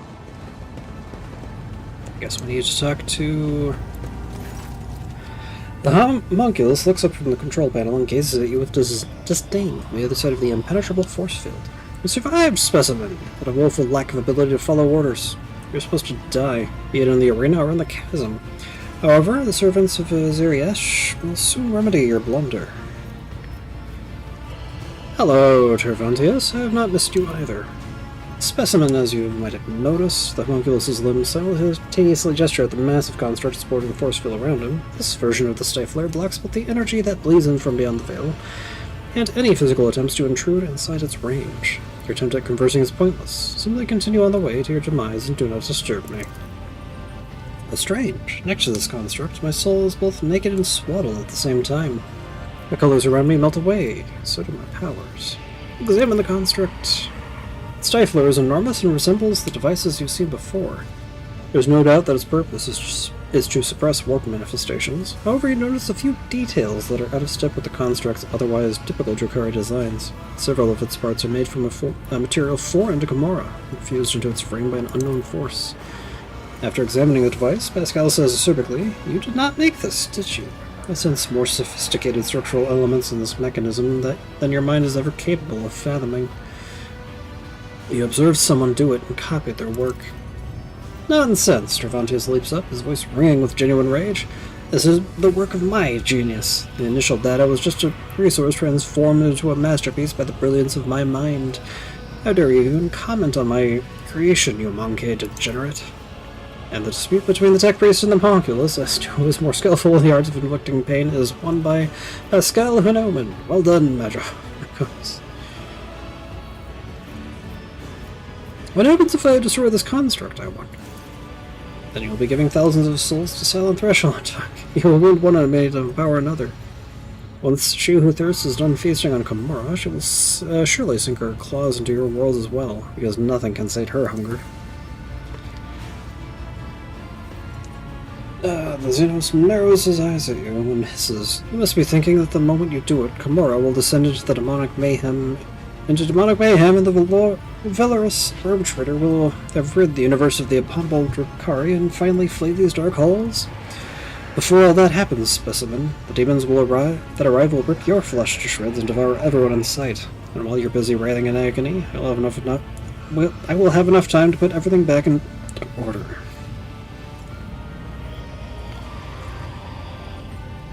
Let's see, you do not seem to share your kind's fear of the warp in the slightest. Does that make you mad, or simply arrogant? Xenos responds with a self-satisfied chuckle. Fear is the reaction of a weak mind presented with the inconceivable. Even our masters are liable to it. Oh, the pains it took me to convince the Archon to bring the Spirit Warriors into the Dark City, and to then conceal the evidence of the dimensional collapse that had destabilized the Spire. I alone acted without fear. I delved deeper, as a scalpel delves into flesh. I've designed devices that stifle the breath of the unreal. I'm creating a weapon that will make the warp itself tremble. I'm using the raging power of suns as sustenance for my weapon. I know no fear, for in my mind there is no inconceivable, only the unconceived. You say you're using the power of suns. Does that mean you're the one behind the disappearing stars? Of course, my masterpiece needed as an unthinkable amount of energy. How could I let something as trifling as the unthinkable stand in my way? The star you call Rykad was stolen at my behest, as were many before it. Tervantius's as gloating becomes insufferable. Gloating tone becomes insufferable. Have you been to the world, you monkey known as Sentiel's Pride? I only recently took its son while you were busy spilling witch guts on the arena floor. It was most amusing to watch your pathetic planet freeze to its very core. How fascinating it is that such a paltry sacrifice as the lives of several million Monkey can serve something as great as my masterpiece. I'm tempted, but leave the construct intact. I see. I have other questions to ask.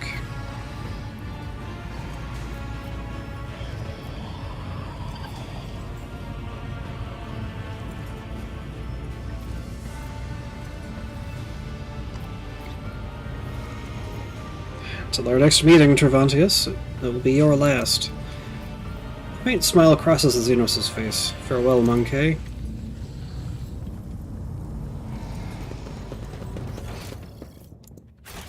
I suppose our way out is here.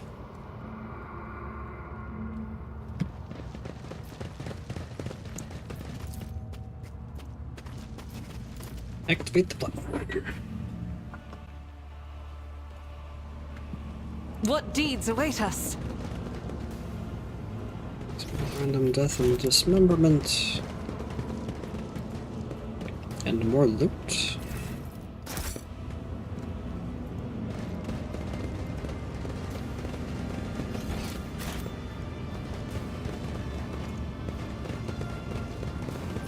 But no more traps.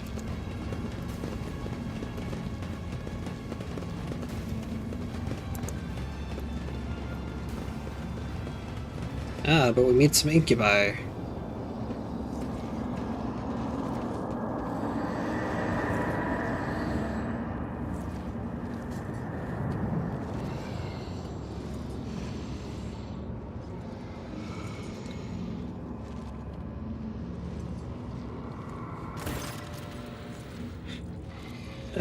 Imperialis gazes at you.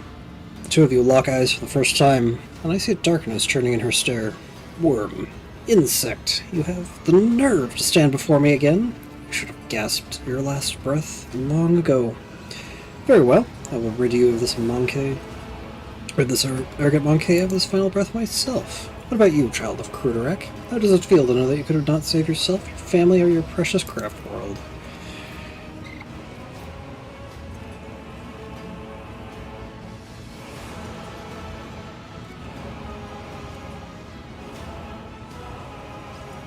Let's see, your lit spirit stone flashes on her chest, and the ranger's hands tremble on the grip of her rifle. Your death will bring me no joy, Archon Imperialis, but it may give peace to the spirits of my kin. So all those craft world fragments, all those prisoners, was it all worth it, Xenos? Spare yourselves the struggle of comprehending the meaning behind my deeds, wretched creature. Kruderek was to be my key to power the likes of which the raving tempest could only dream of.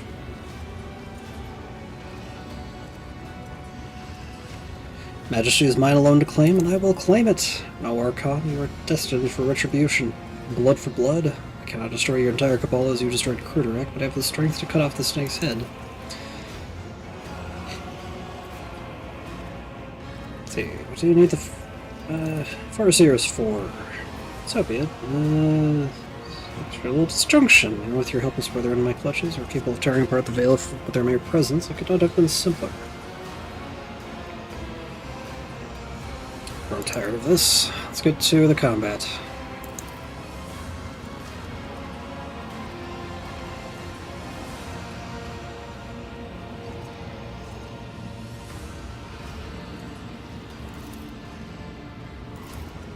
Plus the throne. Abelard closes his eyes. Someone's Xenos' missions. Aged by 5 years.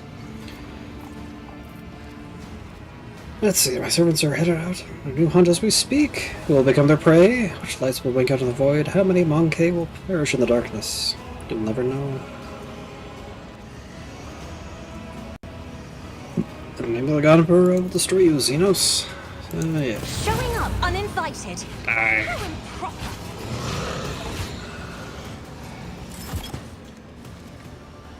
Maris gets to act first, dealing with 9. 7 up here, 2 behind. So then, Abelard. You hold their attention.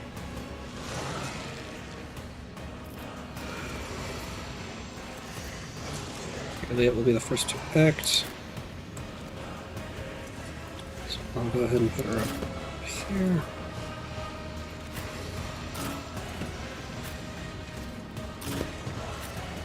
Can't see it back there.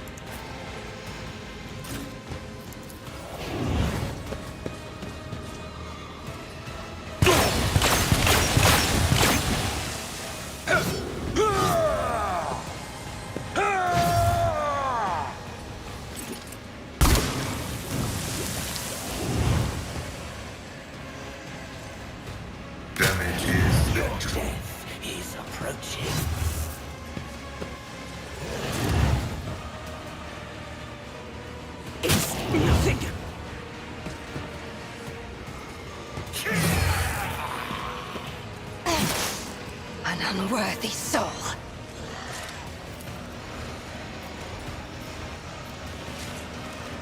Alright, Elliot.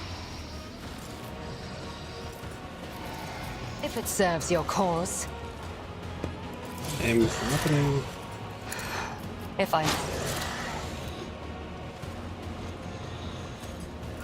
Analyze your enemy.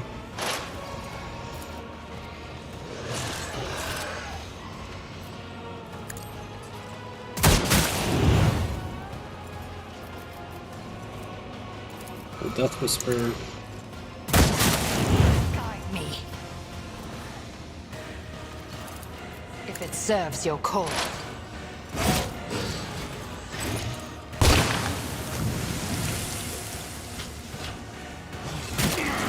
You call this a strike? Faith shields me!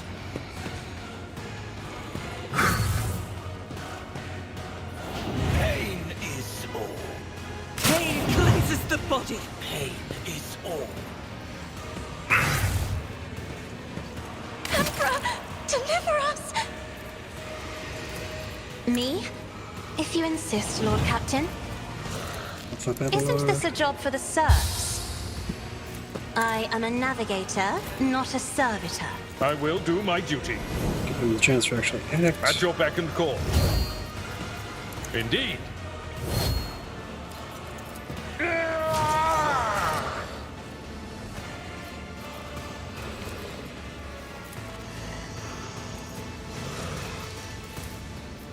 Victory is imminent. Focus on him. Yeah.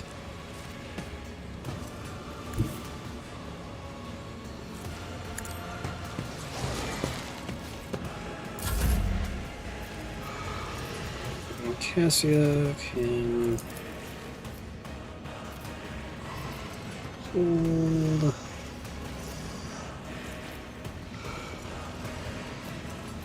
If only that were possible. So we're bringing the grotesque.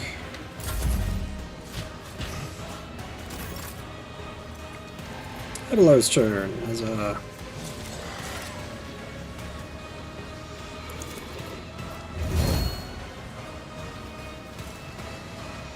I will do my duty. great defensive stance. It will be done. Critical strike. At your beck and call. Target well struck.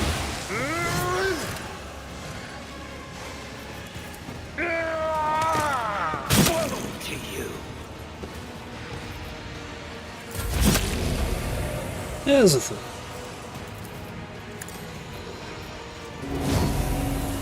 See that one down there. So Maris is already marked.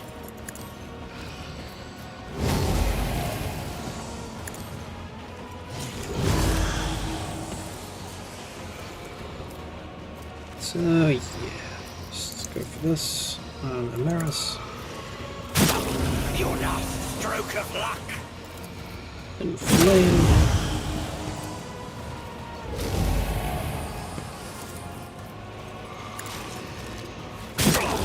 You will pay for this in blood. Of Abelard.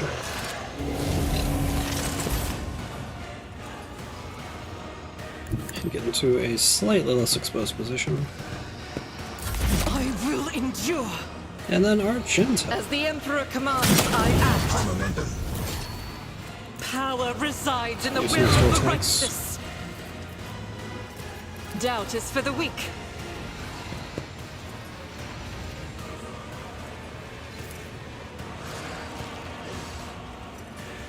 I'll do it. This is why I was chosen. Tear through it personally, I'm okay.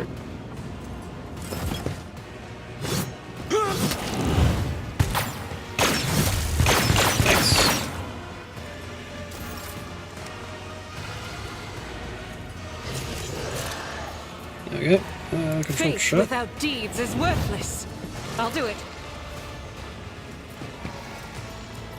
And As the Emperor wildfire. commands, I act. Doubt is for the weak.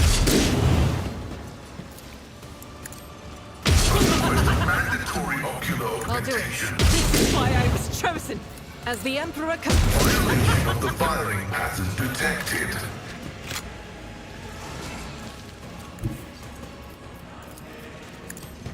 And then just run up and kick her. Yeah. God Emperor, move through me. Be the fire in my heart. Oh look, turrets. Is a reward.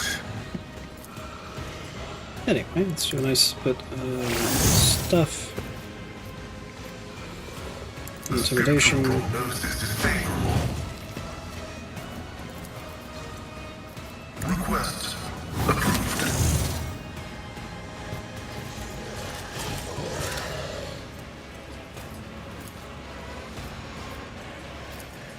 Running binary. You call this a strike?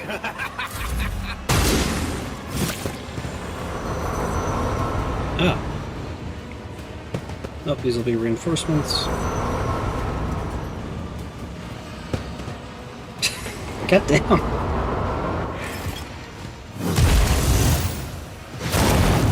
Whoa. Ah, nice. The turrets blow up with her.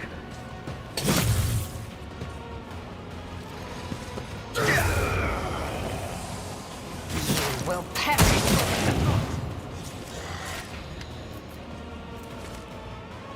Okay. I will not.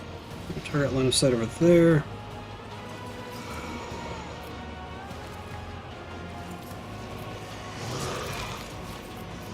Fall creatures! Nice. I am not your zeal. Another soul slips beyond the veil.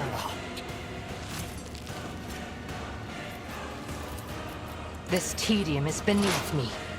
Aim for that opening. Analyze the enemy. Hear you moving, no more. No weakness is hidden from my sight.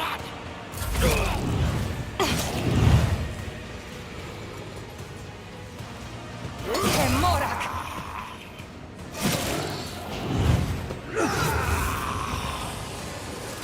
You don't frighten me. Okay, finest hour.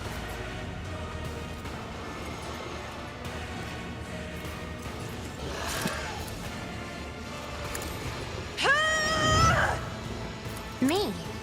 If you insist, Lord Captain. More chances I to. am not your You know? seat. Deal death with my hands.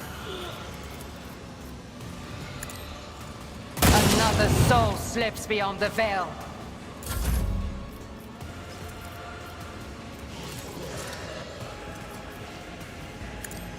This way.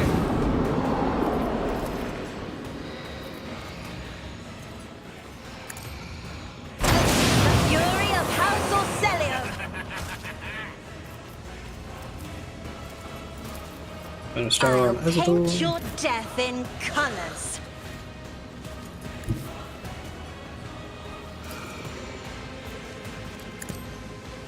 Good.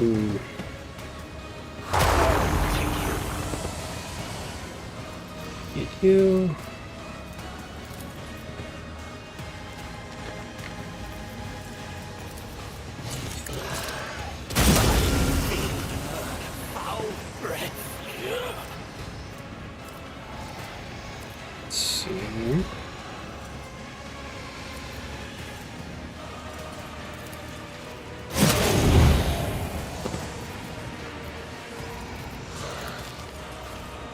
Finish off that one. I said finish off that one.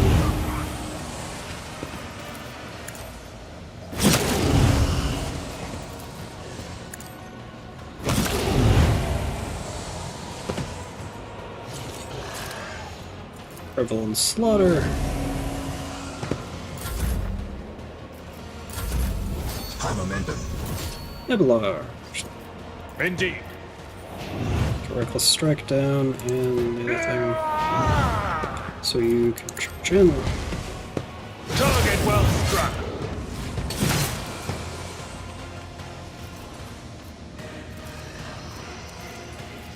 Victory is imminent. And you're No doing matter the breach. cost. Tried and tested tactics are the best ones. One fewer tongue. And then wander on over here. It will be done. Watch off this thing. I took care of this one.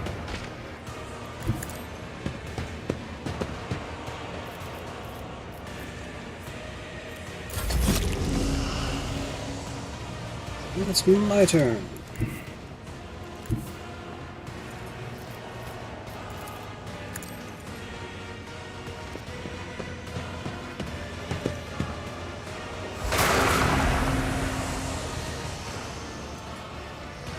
Yeah.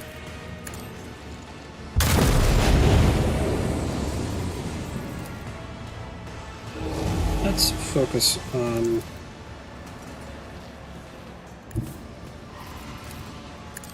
doing some proper damage.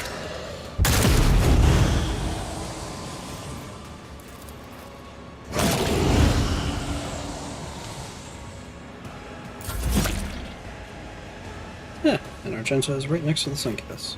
I'll do it. So why don't you get off her back? Doubt is for the as the Emperor none can escape the Emperor's judgment. Escape is finally at hand. Ugh.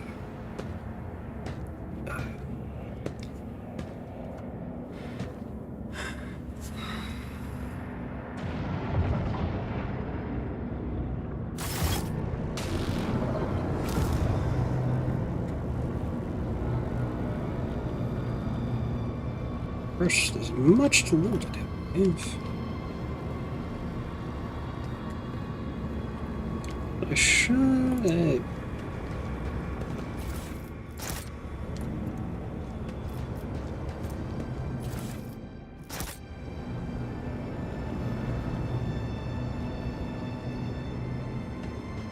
I'm not gonna trust the.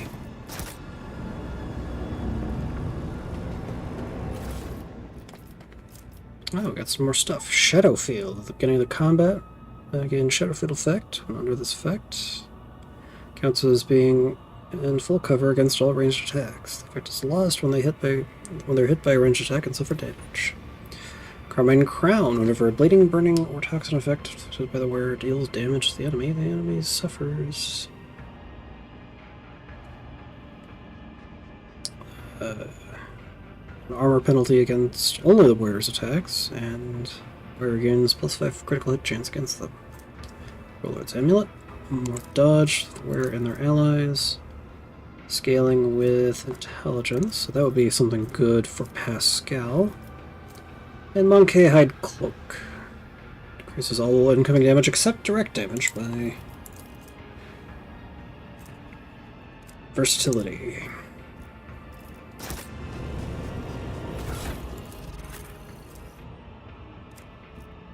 So, that new thing... Oh. No, what was this? Yes, more dodge for yourself and allies. Into the webway we go.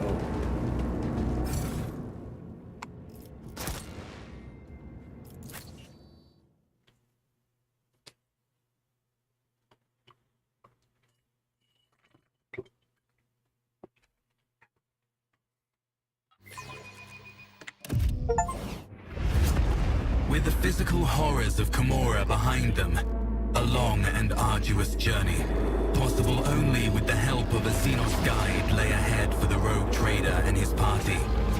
From one strange destination to the next, through unknowable environments, the mere sight of which could drive one to madness.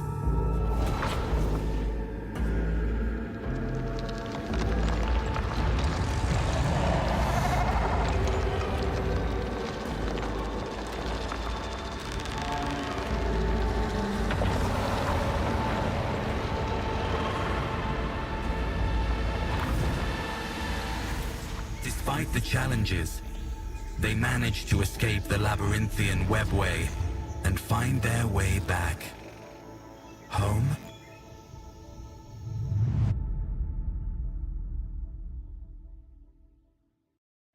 We are back at Janus.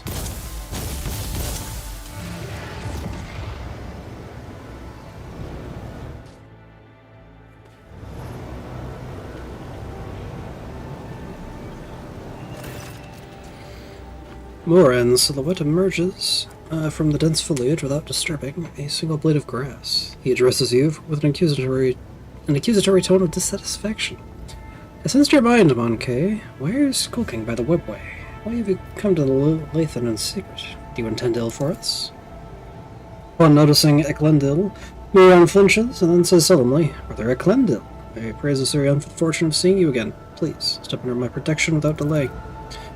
Brother Moran, I do not feel threatened. Not anymore. Moran looks at Irliet and says with enmity in his voice, Outcast Irliet, you walk the path paved with your own misdoings.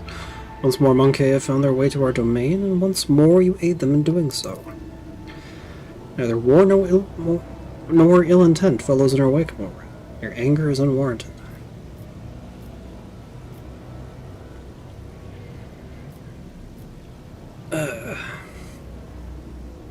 I apologize for intruding upon your hallowed ground. It is where my journey from Komora has taken me. I'm from Komora? Moran says nothing for a moment, then continues, his voice shocked. Now I see. The gate refused to obey me because it was sealed from within. By the Dark Ones, no doubt. The Leviathan was meant to become a slaughterhouse for the Drukhari. Moran's gaze bores into Irliet for a few moments in tense silence as he considers something in his mind. At last he says in a commanding tone, Your arrival is sudden, Outcast Irliet. Perhaps there's purpose behind it. You will serve your people shortly. Do you know anything about my abduction? The news of your disappearance has not reached Janus. My guess is that your close servants decided to conceal this event so as not to beget fear. You said Irliet would serve the Eldari once more. Are you seeking to use her again? Moran grimaces contemptuously. Monkey cannot comprehend the depth of the tragedy that befell our home, our Kruderek. The duty of every child of Assyrian is to do all they can to quell the pain of that loss, and Irliet the Outcast is no exception. Unlike you, Moran, I was able to find the truth. The truth of Kruderek's doom was revealed to me, even though that required me to throw myself into the Dark City's deadly embrace. Irliet frowns and looks defiantly into the Farseer's eyes. Is the fire of our souls not better directed towards worthy deeds than arguing with our kin? Eklendil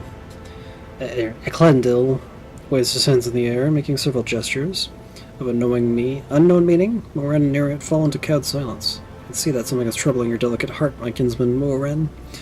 Share your feelings with me and the Outcast then, and I will reveal the truth of Kruderek's fate to you a little later.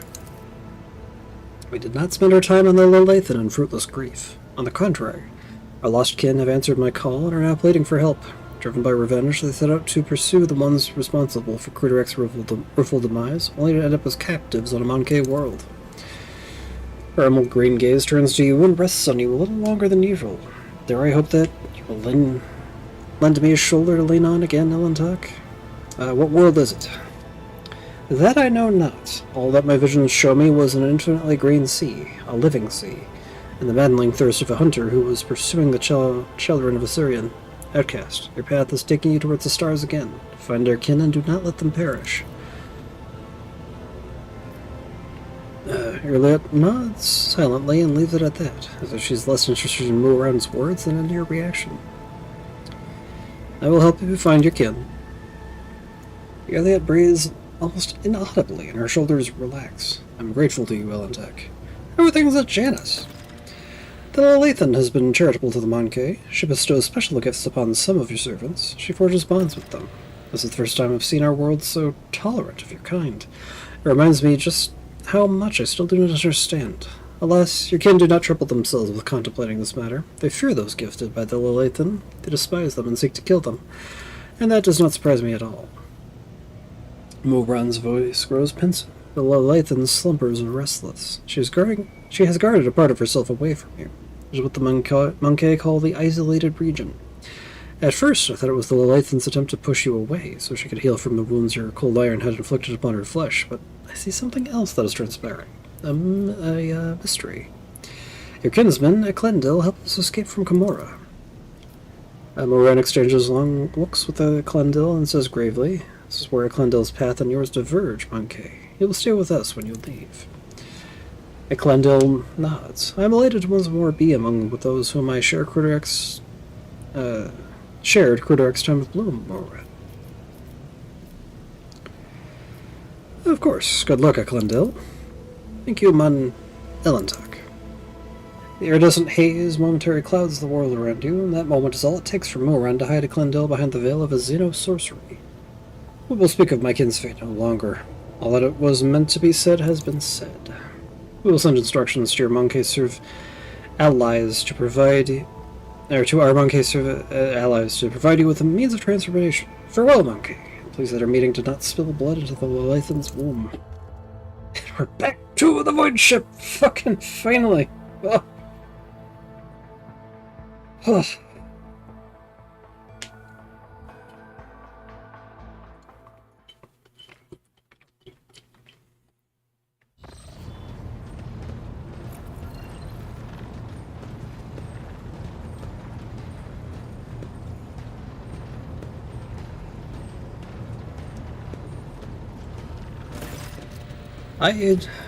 The high-ranking officers beam with genuine happiness. Denrek steps forward and solemnly says, "Welcome to the bridge, Lord Captain. Like the rest of the crew, we are overjoyed by your return, and thank the Emperor for it." The crew stares in awe and terror at the giant towering over the crowd. Some make the sign of the Aquila on their chests, others collapse to their knees with a prayer to the God Emperor on their lips. This wave of pious shock does not seem to discompose Ulfar in the slightest. He just chuckles into his beard and glances around curiously. Heinrich's and Kalex approaches you. He is not looking his best. It seems he has not slept in quite a while. Lord Captain, allow me to express how glad I am that you rejoined us, alive and unharmed. Serene light of my eyes, I am overjoyed to see you among us once more. Truly, the Exalted One is merciful for showing us the way back home. I hope all the Ashmags who left us to languish without our Lord Captain have already become food for the warp daemons. Domi Nazatol. The flagship without you was like a body without a heart. Its blood froze in its veins. We welcome your return and stand ready to serve.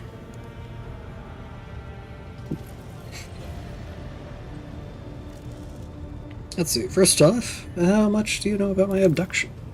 Not much, Lord Captain. All contact with your party was lost shortly after the supposed pirates boarded the ship and abducted your companion's kinspeople. We immediately sent shuttles with boarding parties to your aid, but we didn't find anyone on the ship save for the crew, all of whom had either been butchered or driven insane. Your last expression is inscrutable, but their eyes are fixed on you and you alone. Since your lordship's body was never recovered, we hoped against hope that you were still alive. Alas, even our most alert auger operators never spotted anything suspicious, and thus our ignominious failure put you in dire peril.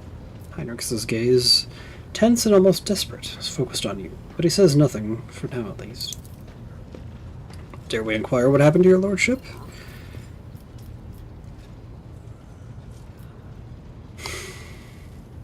Let's see.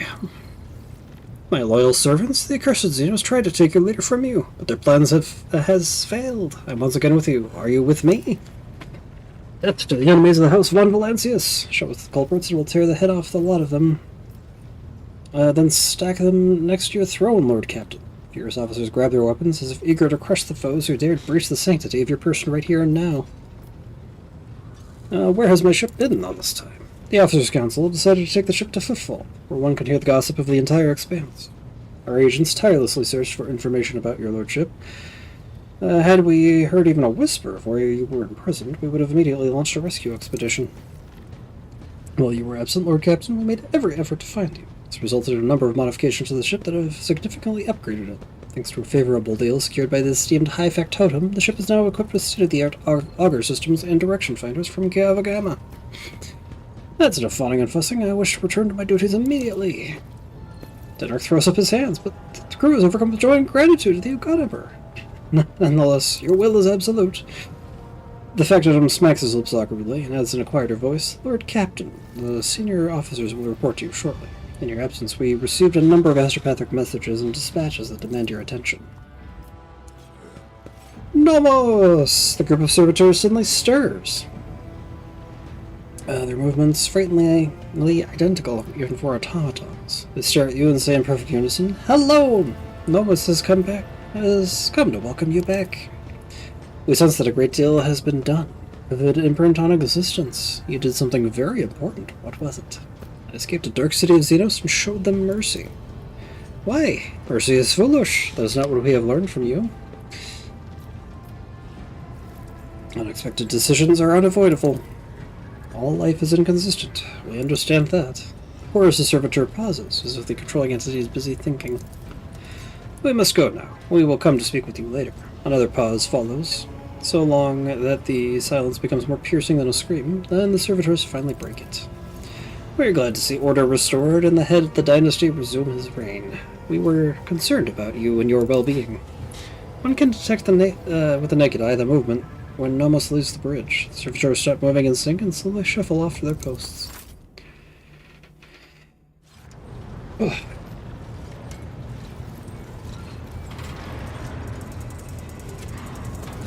What was this then?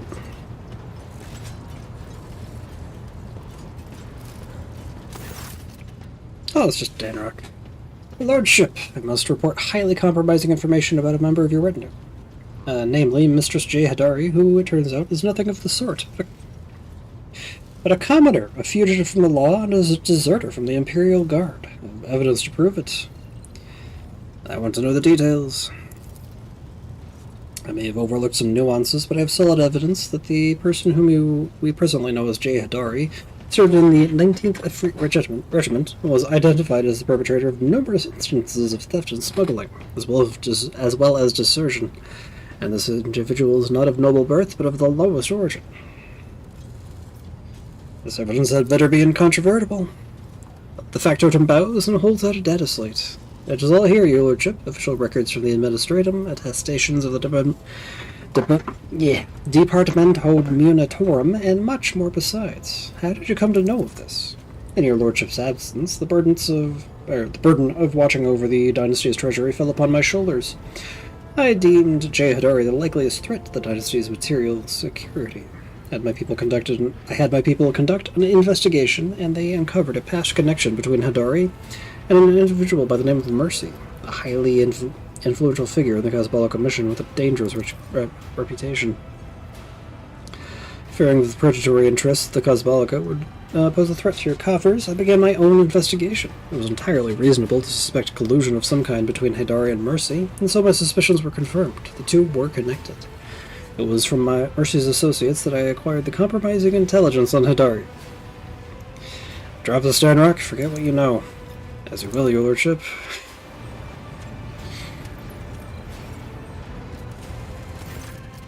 But I won't forget. Jay smiles grimly at the Factotum. Let's not play games, Azathoul. You heard everything. You know everything. Shopped me, did you little wannabe questor? I don't know anything. This conversation never happened. I don't care. Shrugging, Jay gives you whatever dazzling smiles of old. Your word is law, Shireen, and for me, and for this bloated, devious house. Don't fight. I just don't care. There's more. Danrock adjusts his jacket before addressing you. Now then, Lord Captain, shall we get to business? We have a number of items to go over. First and foremost, I have news about your subjects. In the time that you were gone, the servants of House von Valencias have toiled tirelessly in their service to you, and for the benefit of the entire trade protectorate. Without a doubt, the return of the Guardian of the Cronus Expanse will give new strength and faith to those who stood under the blows of the enemies of humanity in your absence. Rumors of the Holy Relic kept aboard your vessel are spreading to every system of the Expanse, inspiring and emboldening the weak and the forlorn. The Expanse is in flames, your lordship. Squadrons and smaller groups of despicable Drukhari raid our systems. Cult of the Final Dawn has emerged in full force, wreaking havoc everywhere. We've heard reports of the fall of Santiel's pride, House Chorda's world. An outrageous sacrilege, given how abundant and inexpensive Promethium is there.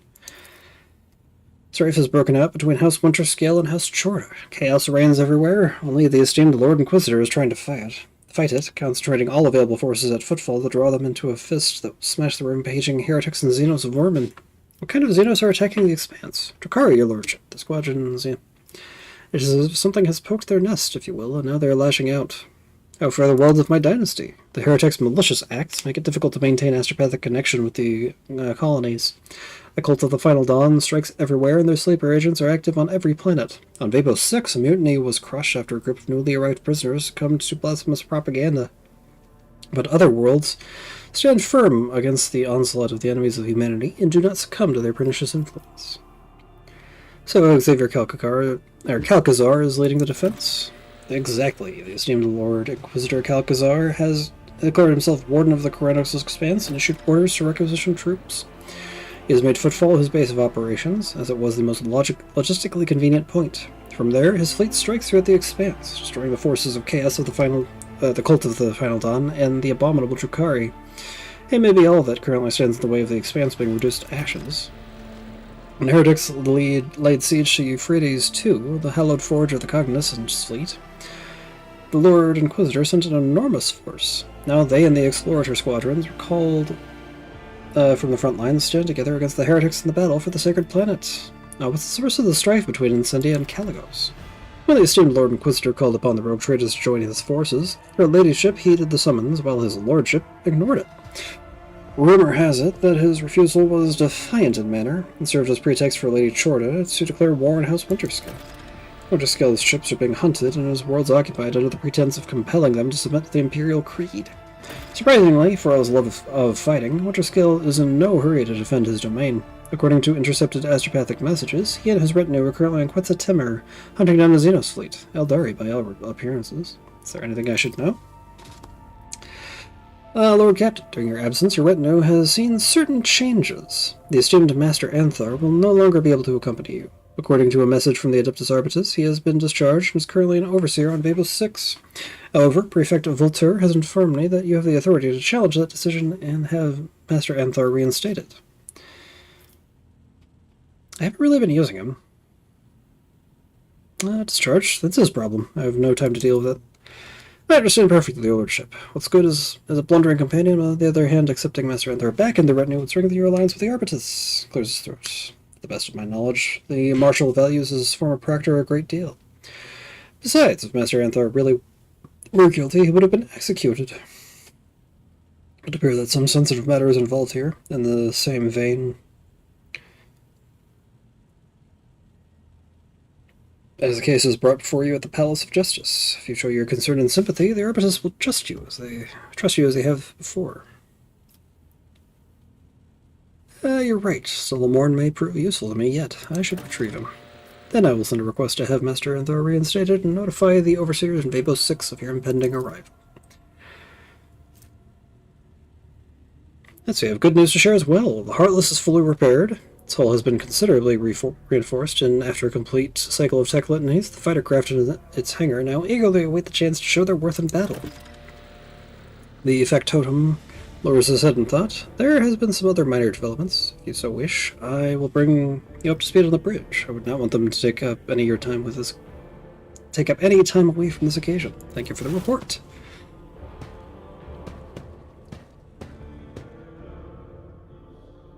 Lord Captain, Abelard bows his head. Allow me to make a request, a personal one. While you were away, the choir master received an astropathic message from Dargonis. It concerns my family. The Rorsarians have been accused of treason against House von Valancius. What? How's that possible? I cannot comprehend it. Seneschal shakes his head helplessly. The Rorsarians have served the rogue trader dynasty loyally for generations. It's hard to admit, but the news has come as a crushing blow. The accusations were leveled by, or on behalf of, the Drive Stems, the governing house.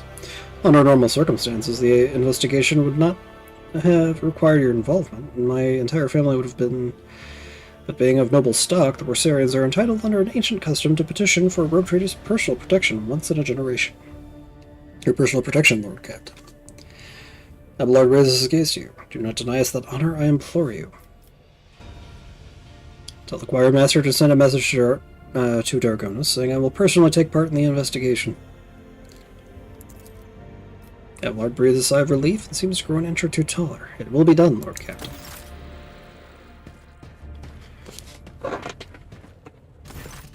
The Exalted One, bless the House of Von Valancius for your largesse of spirit, Shireen. Thank you for daring to speak with me. Jay turns unusually hesitant, now tentatively choosing the words that only a moment ago rolled off her tongue in an uninterrupted cascade. Here's the thing, Shireen. My network of trade representatives has been stretched a little too thin lately, like a chiffon dress on a whore. Supplies are all over the place, orders aren't being filled, clients are kicking off, and not without reason, and revenue's plummeting. If that wasn't bad enough, my guys running things from Footfall have been incommunicado recently, and an astropathic message has come in to tell me why. Some Ashmag, or Ashmags, thrown smite them, have captured my gang, and they're threatening to kill every last one of those hard-grafting whelps if I don't do what they want. And they only want one thing, a Mercatum Tabulae Officialis, exchange for my gang's lives. Jai tosses her thick mane of hair and grits her teeth, looking more vicious than you've ever seen her. But I'm not giving up my certificate for anything, nor am I going to leave my guys high and dry, and that's why I'm begging for your help and protection, Shireen. If I have to step into a cage of hyenas, I'd do it with a lion rather do it with a lion at my side. Tillman did not say who sent the message. Shireen, you know yourself that all this astropathic chat is nothing but a stream of images, thoughts, intentions, nothing concrete. But I don't need the name of the sender. I already know. I can smell Falco's stench all over this. Or else it's Vladim's doing. This is just that damned Ashmag style. Has she taken?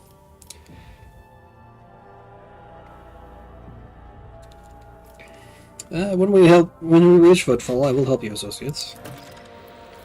I look forward to that day, Shireen. Praise be to the Exalted One for bestowing such a miserly potion of haughty indifference upon your heart. Who's next?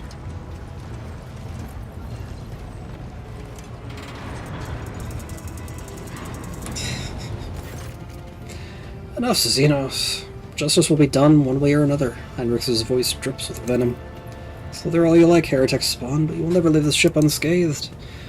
The bridge is enveloped in unusual silence. The officers on duty are huddling in the corners, looking on curiously at what is transpiring in the center.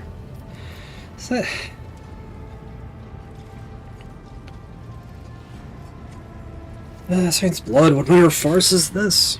Catching sight of you, the curious crew members dash to their posts, leaving only the senior officers in the middle of the bridge. For how long are you going to tolerate this filth on your ship, Isidore? This fellow traitor who has already dragged you into the darkness once, and who almost left your protectorate without its sovereign. Rogue traitor. Hendrix's voice makes your blood run cold. Has Eldari heresy clouded your judgment? Treachery always means death, either for the traitor or the one betrayed. You almost died in Komora, your retinue. You know what became of them. Is it not high time that justice was done? Those present nod wordlessly, but do not dare to interfere. Now this is the fine spectacle. The Inhuman gets what she deserves. Let's all watch and laugh.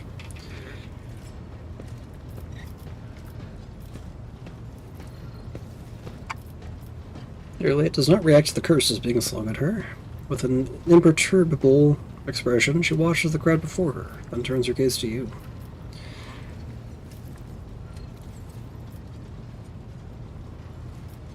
See, Irliet will now apologize to everyone who was harmed by her deed, and that will be enough.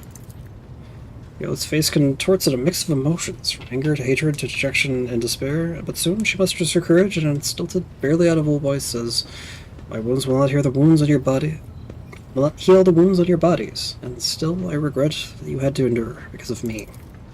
Words will not fix this, what has been done. The Integrator grips his weapon, but he hesitates, shifting his intense gaze from you to the Xenos, and then back. Xenos' apologies ring hollow. There is neither repentance nor truth to them. Disappointed by the outcome of the confrontation, the officers slowly return to their duties.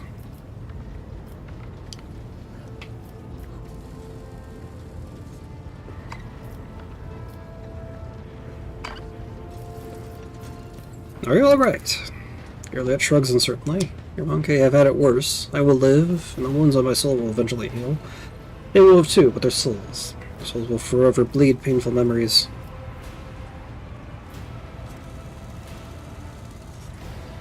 I would never have left you at their mercy. Iliad smiles slightly. Of course not. You are you. If you shared with them what you shared with me in Kamara, they would surely understand your actions. She shakes her head. Those words were only meant for you, Elentek. You are the only one I can trust with my feelings. Only to you that I can bear my mental wounds. We have a special history and a special bond. As is the one, I do not care about the others. They will forgive you. Not all of them. Not right away, but they will. Stop it. You cannot believe that, Elentek. I do not need words of comfort. The words of those Monkey do not touch my soul. Only your thoughts matter. Yours and mine. Do you really not care about what happened, or are you trying to conceal your true feelings again? I'm sorry that my mistake led anyone along the paths of the Dark City. I can see their pain and rage. I understand. But words and pity will not help them. Only time and perhaps revenge, which will dull their pain for a little while. But you've taken away their chance for revenge, Elentek. All we can do now is wait. It's time to get back to work. Do not leave just yet, Elentek. Before you do, answer my question. I know we have talked a great deal, and you have even accepted what I did, but I also know that the mind and the emotions are not always in accordance. Now that the raging waves of danger have died down and Kamora has been left far behind, what are your thoughts of me?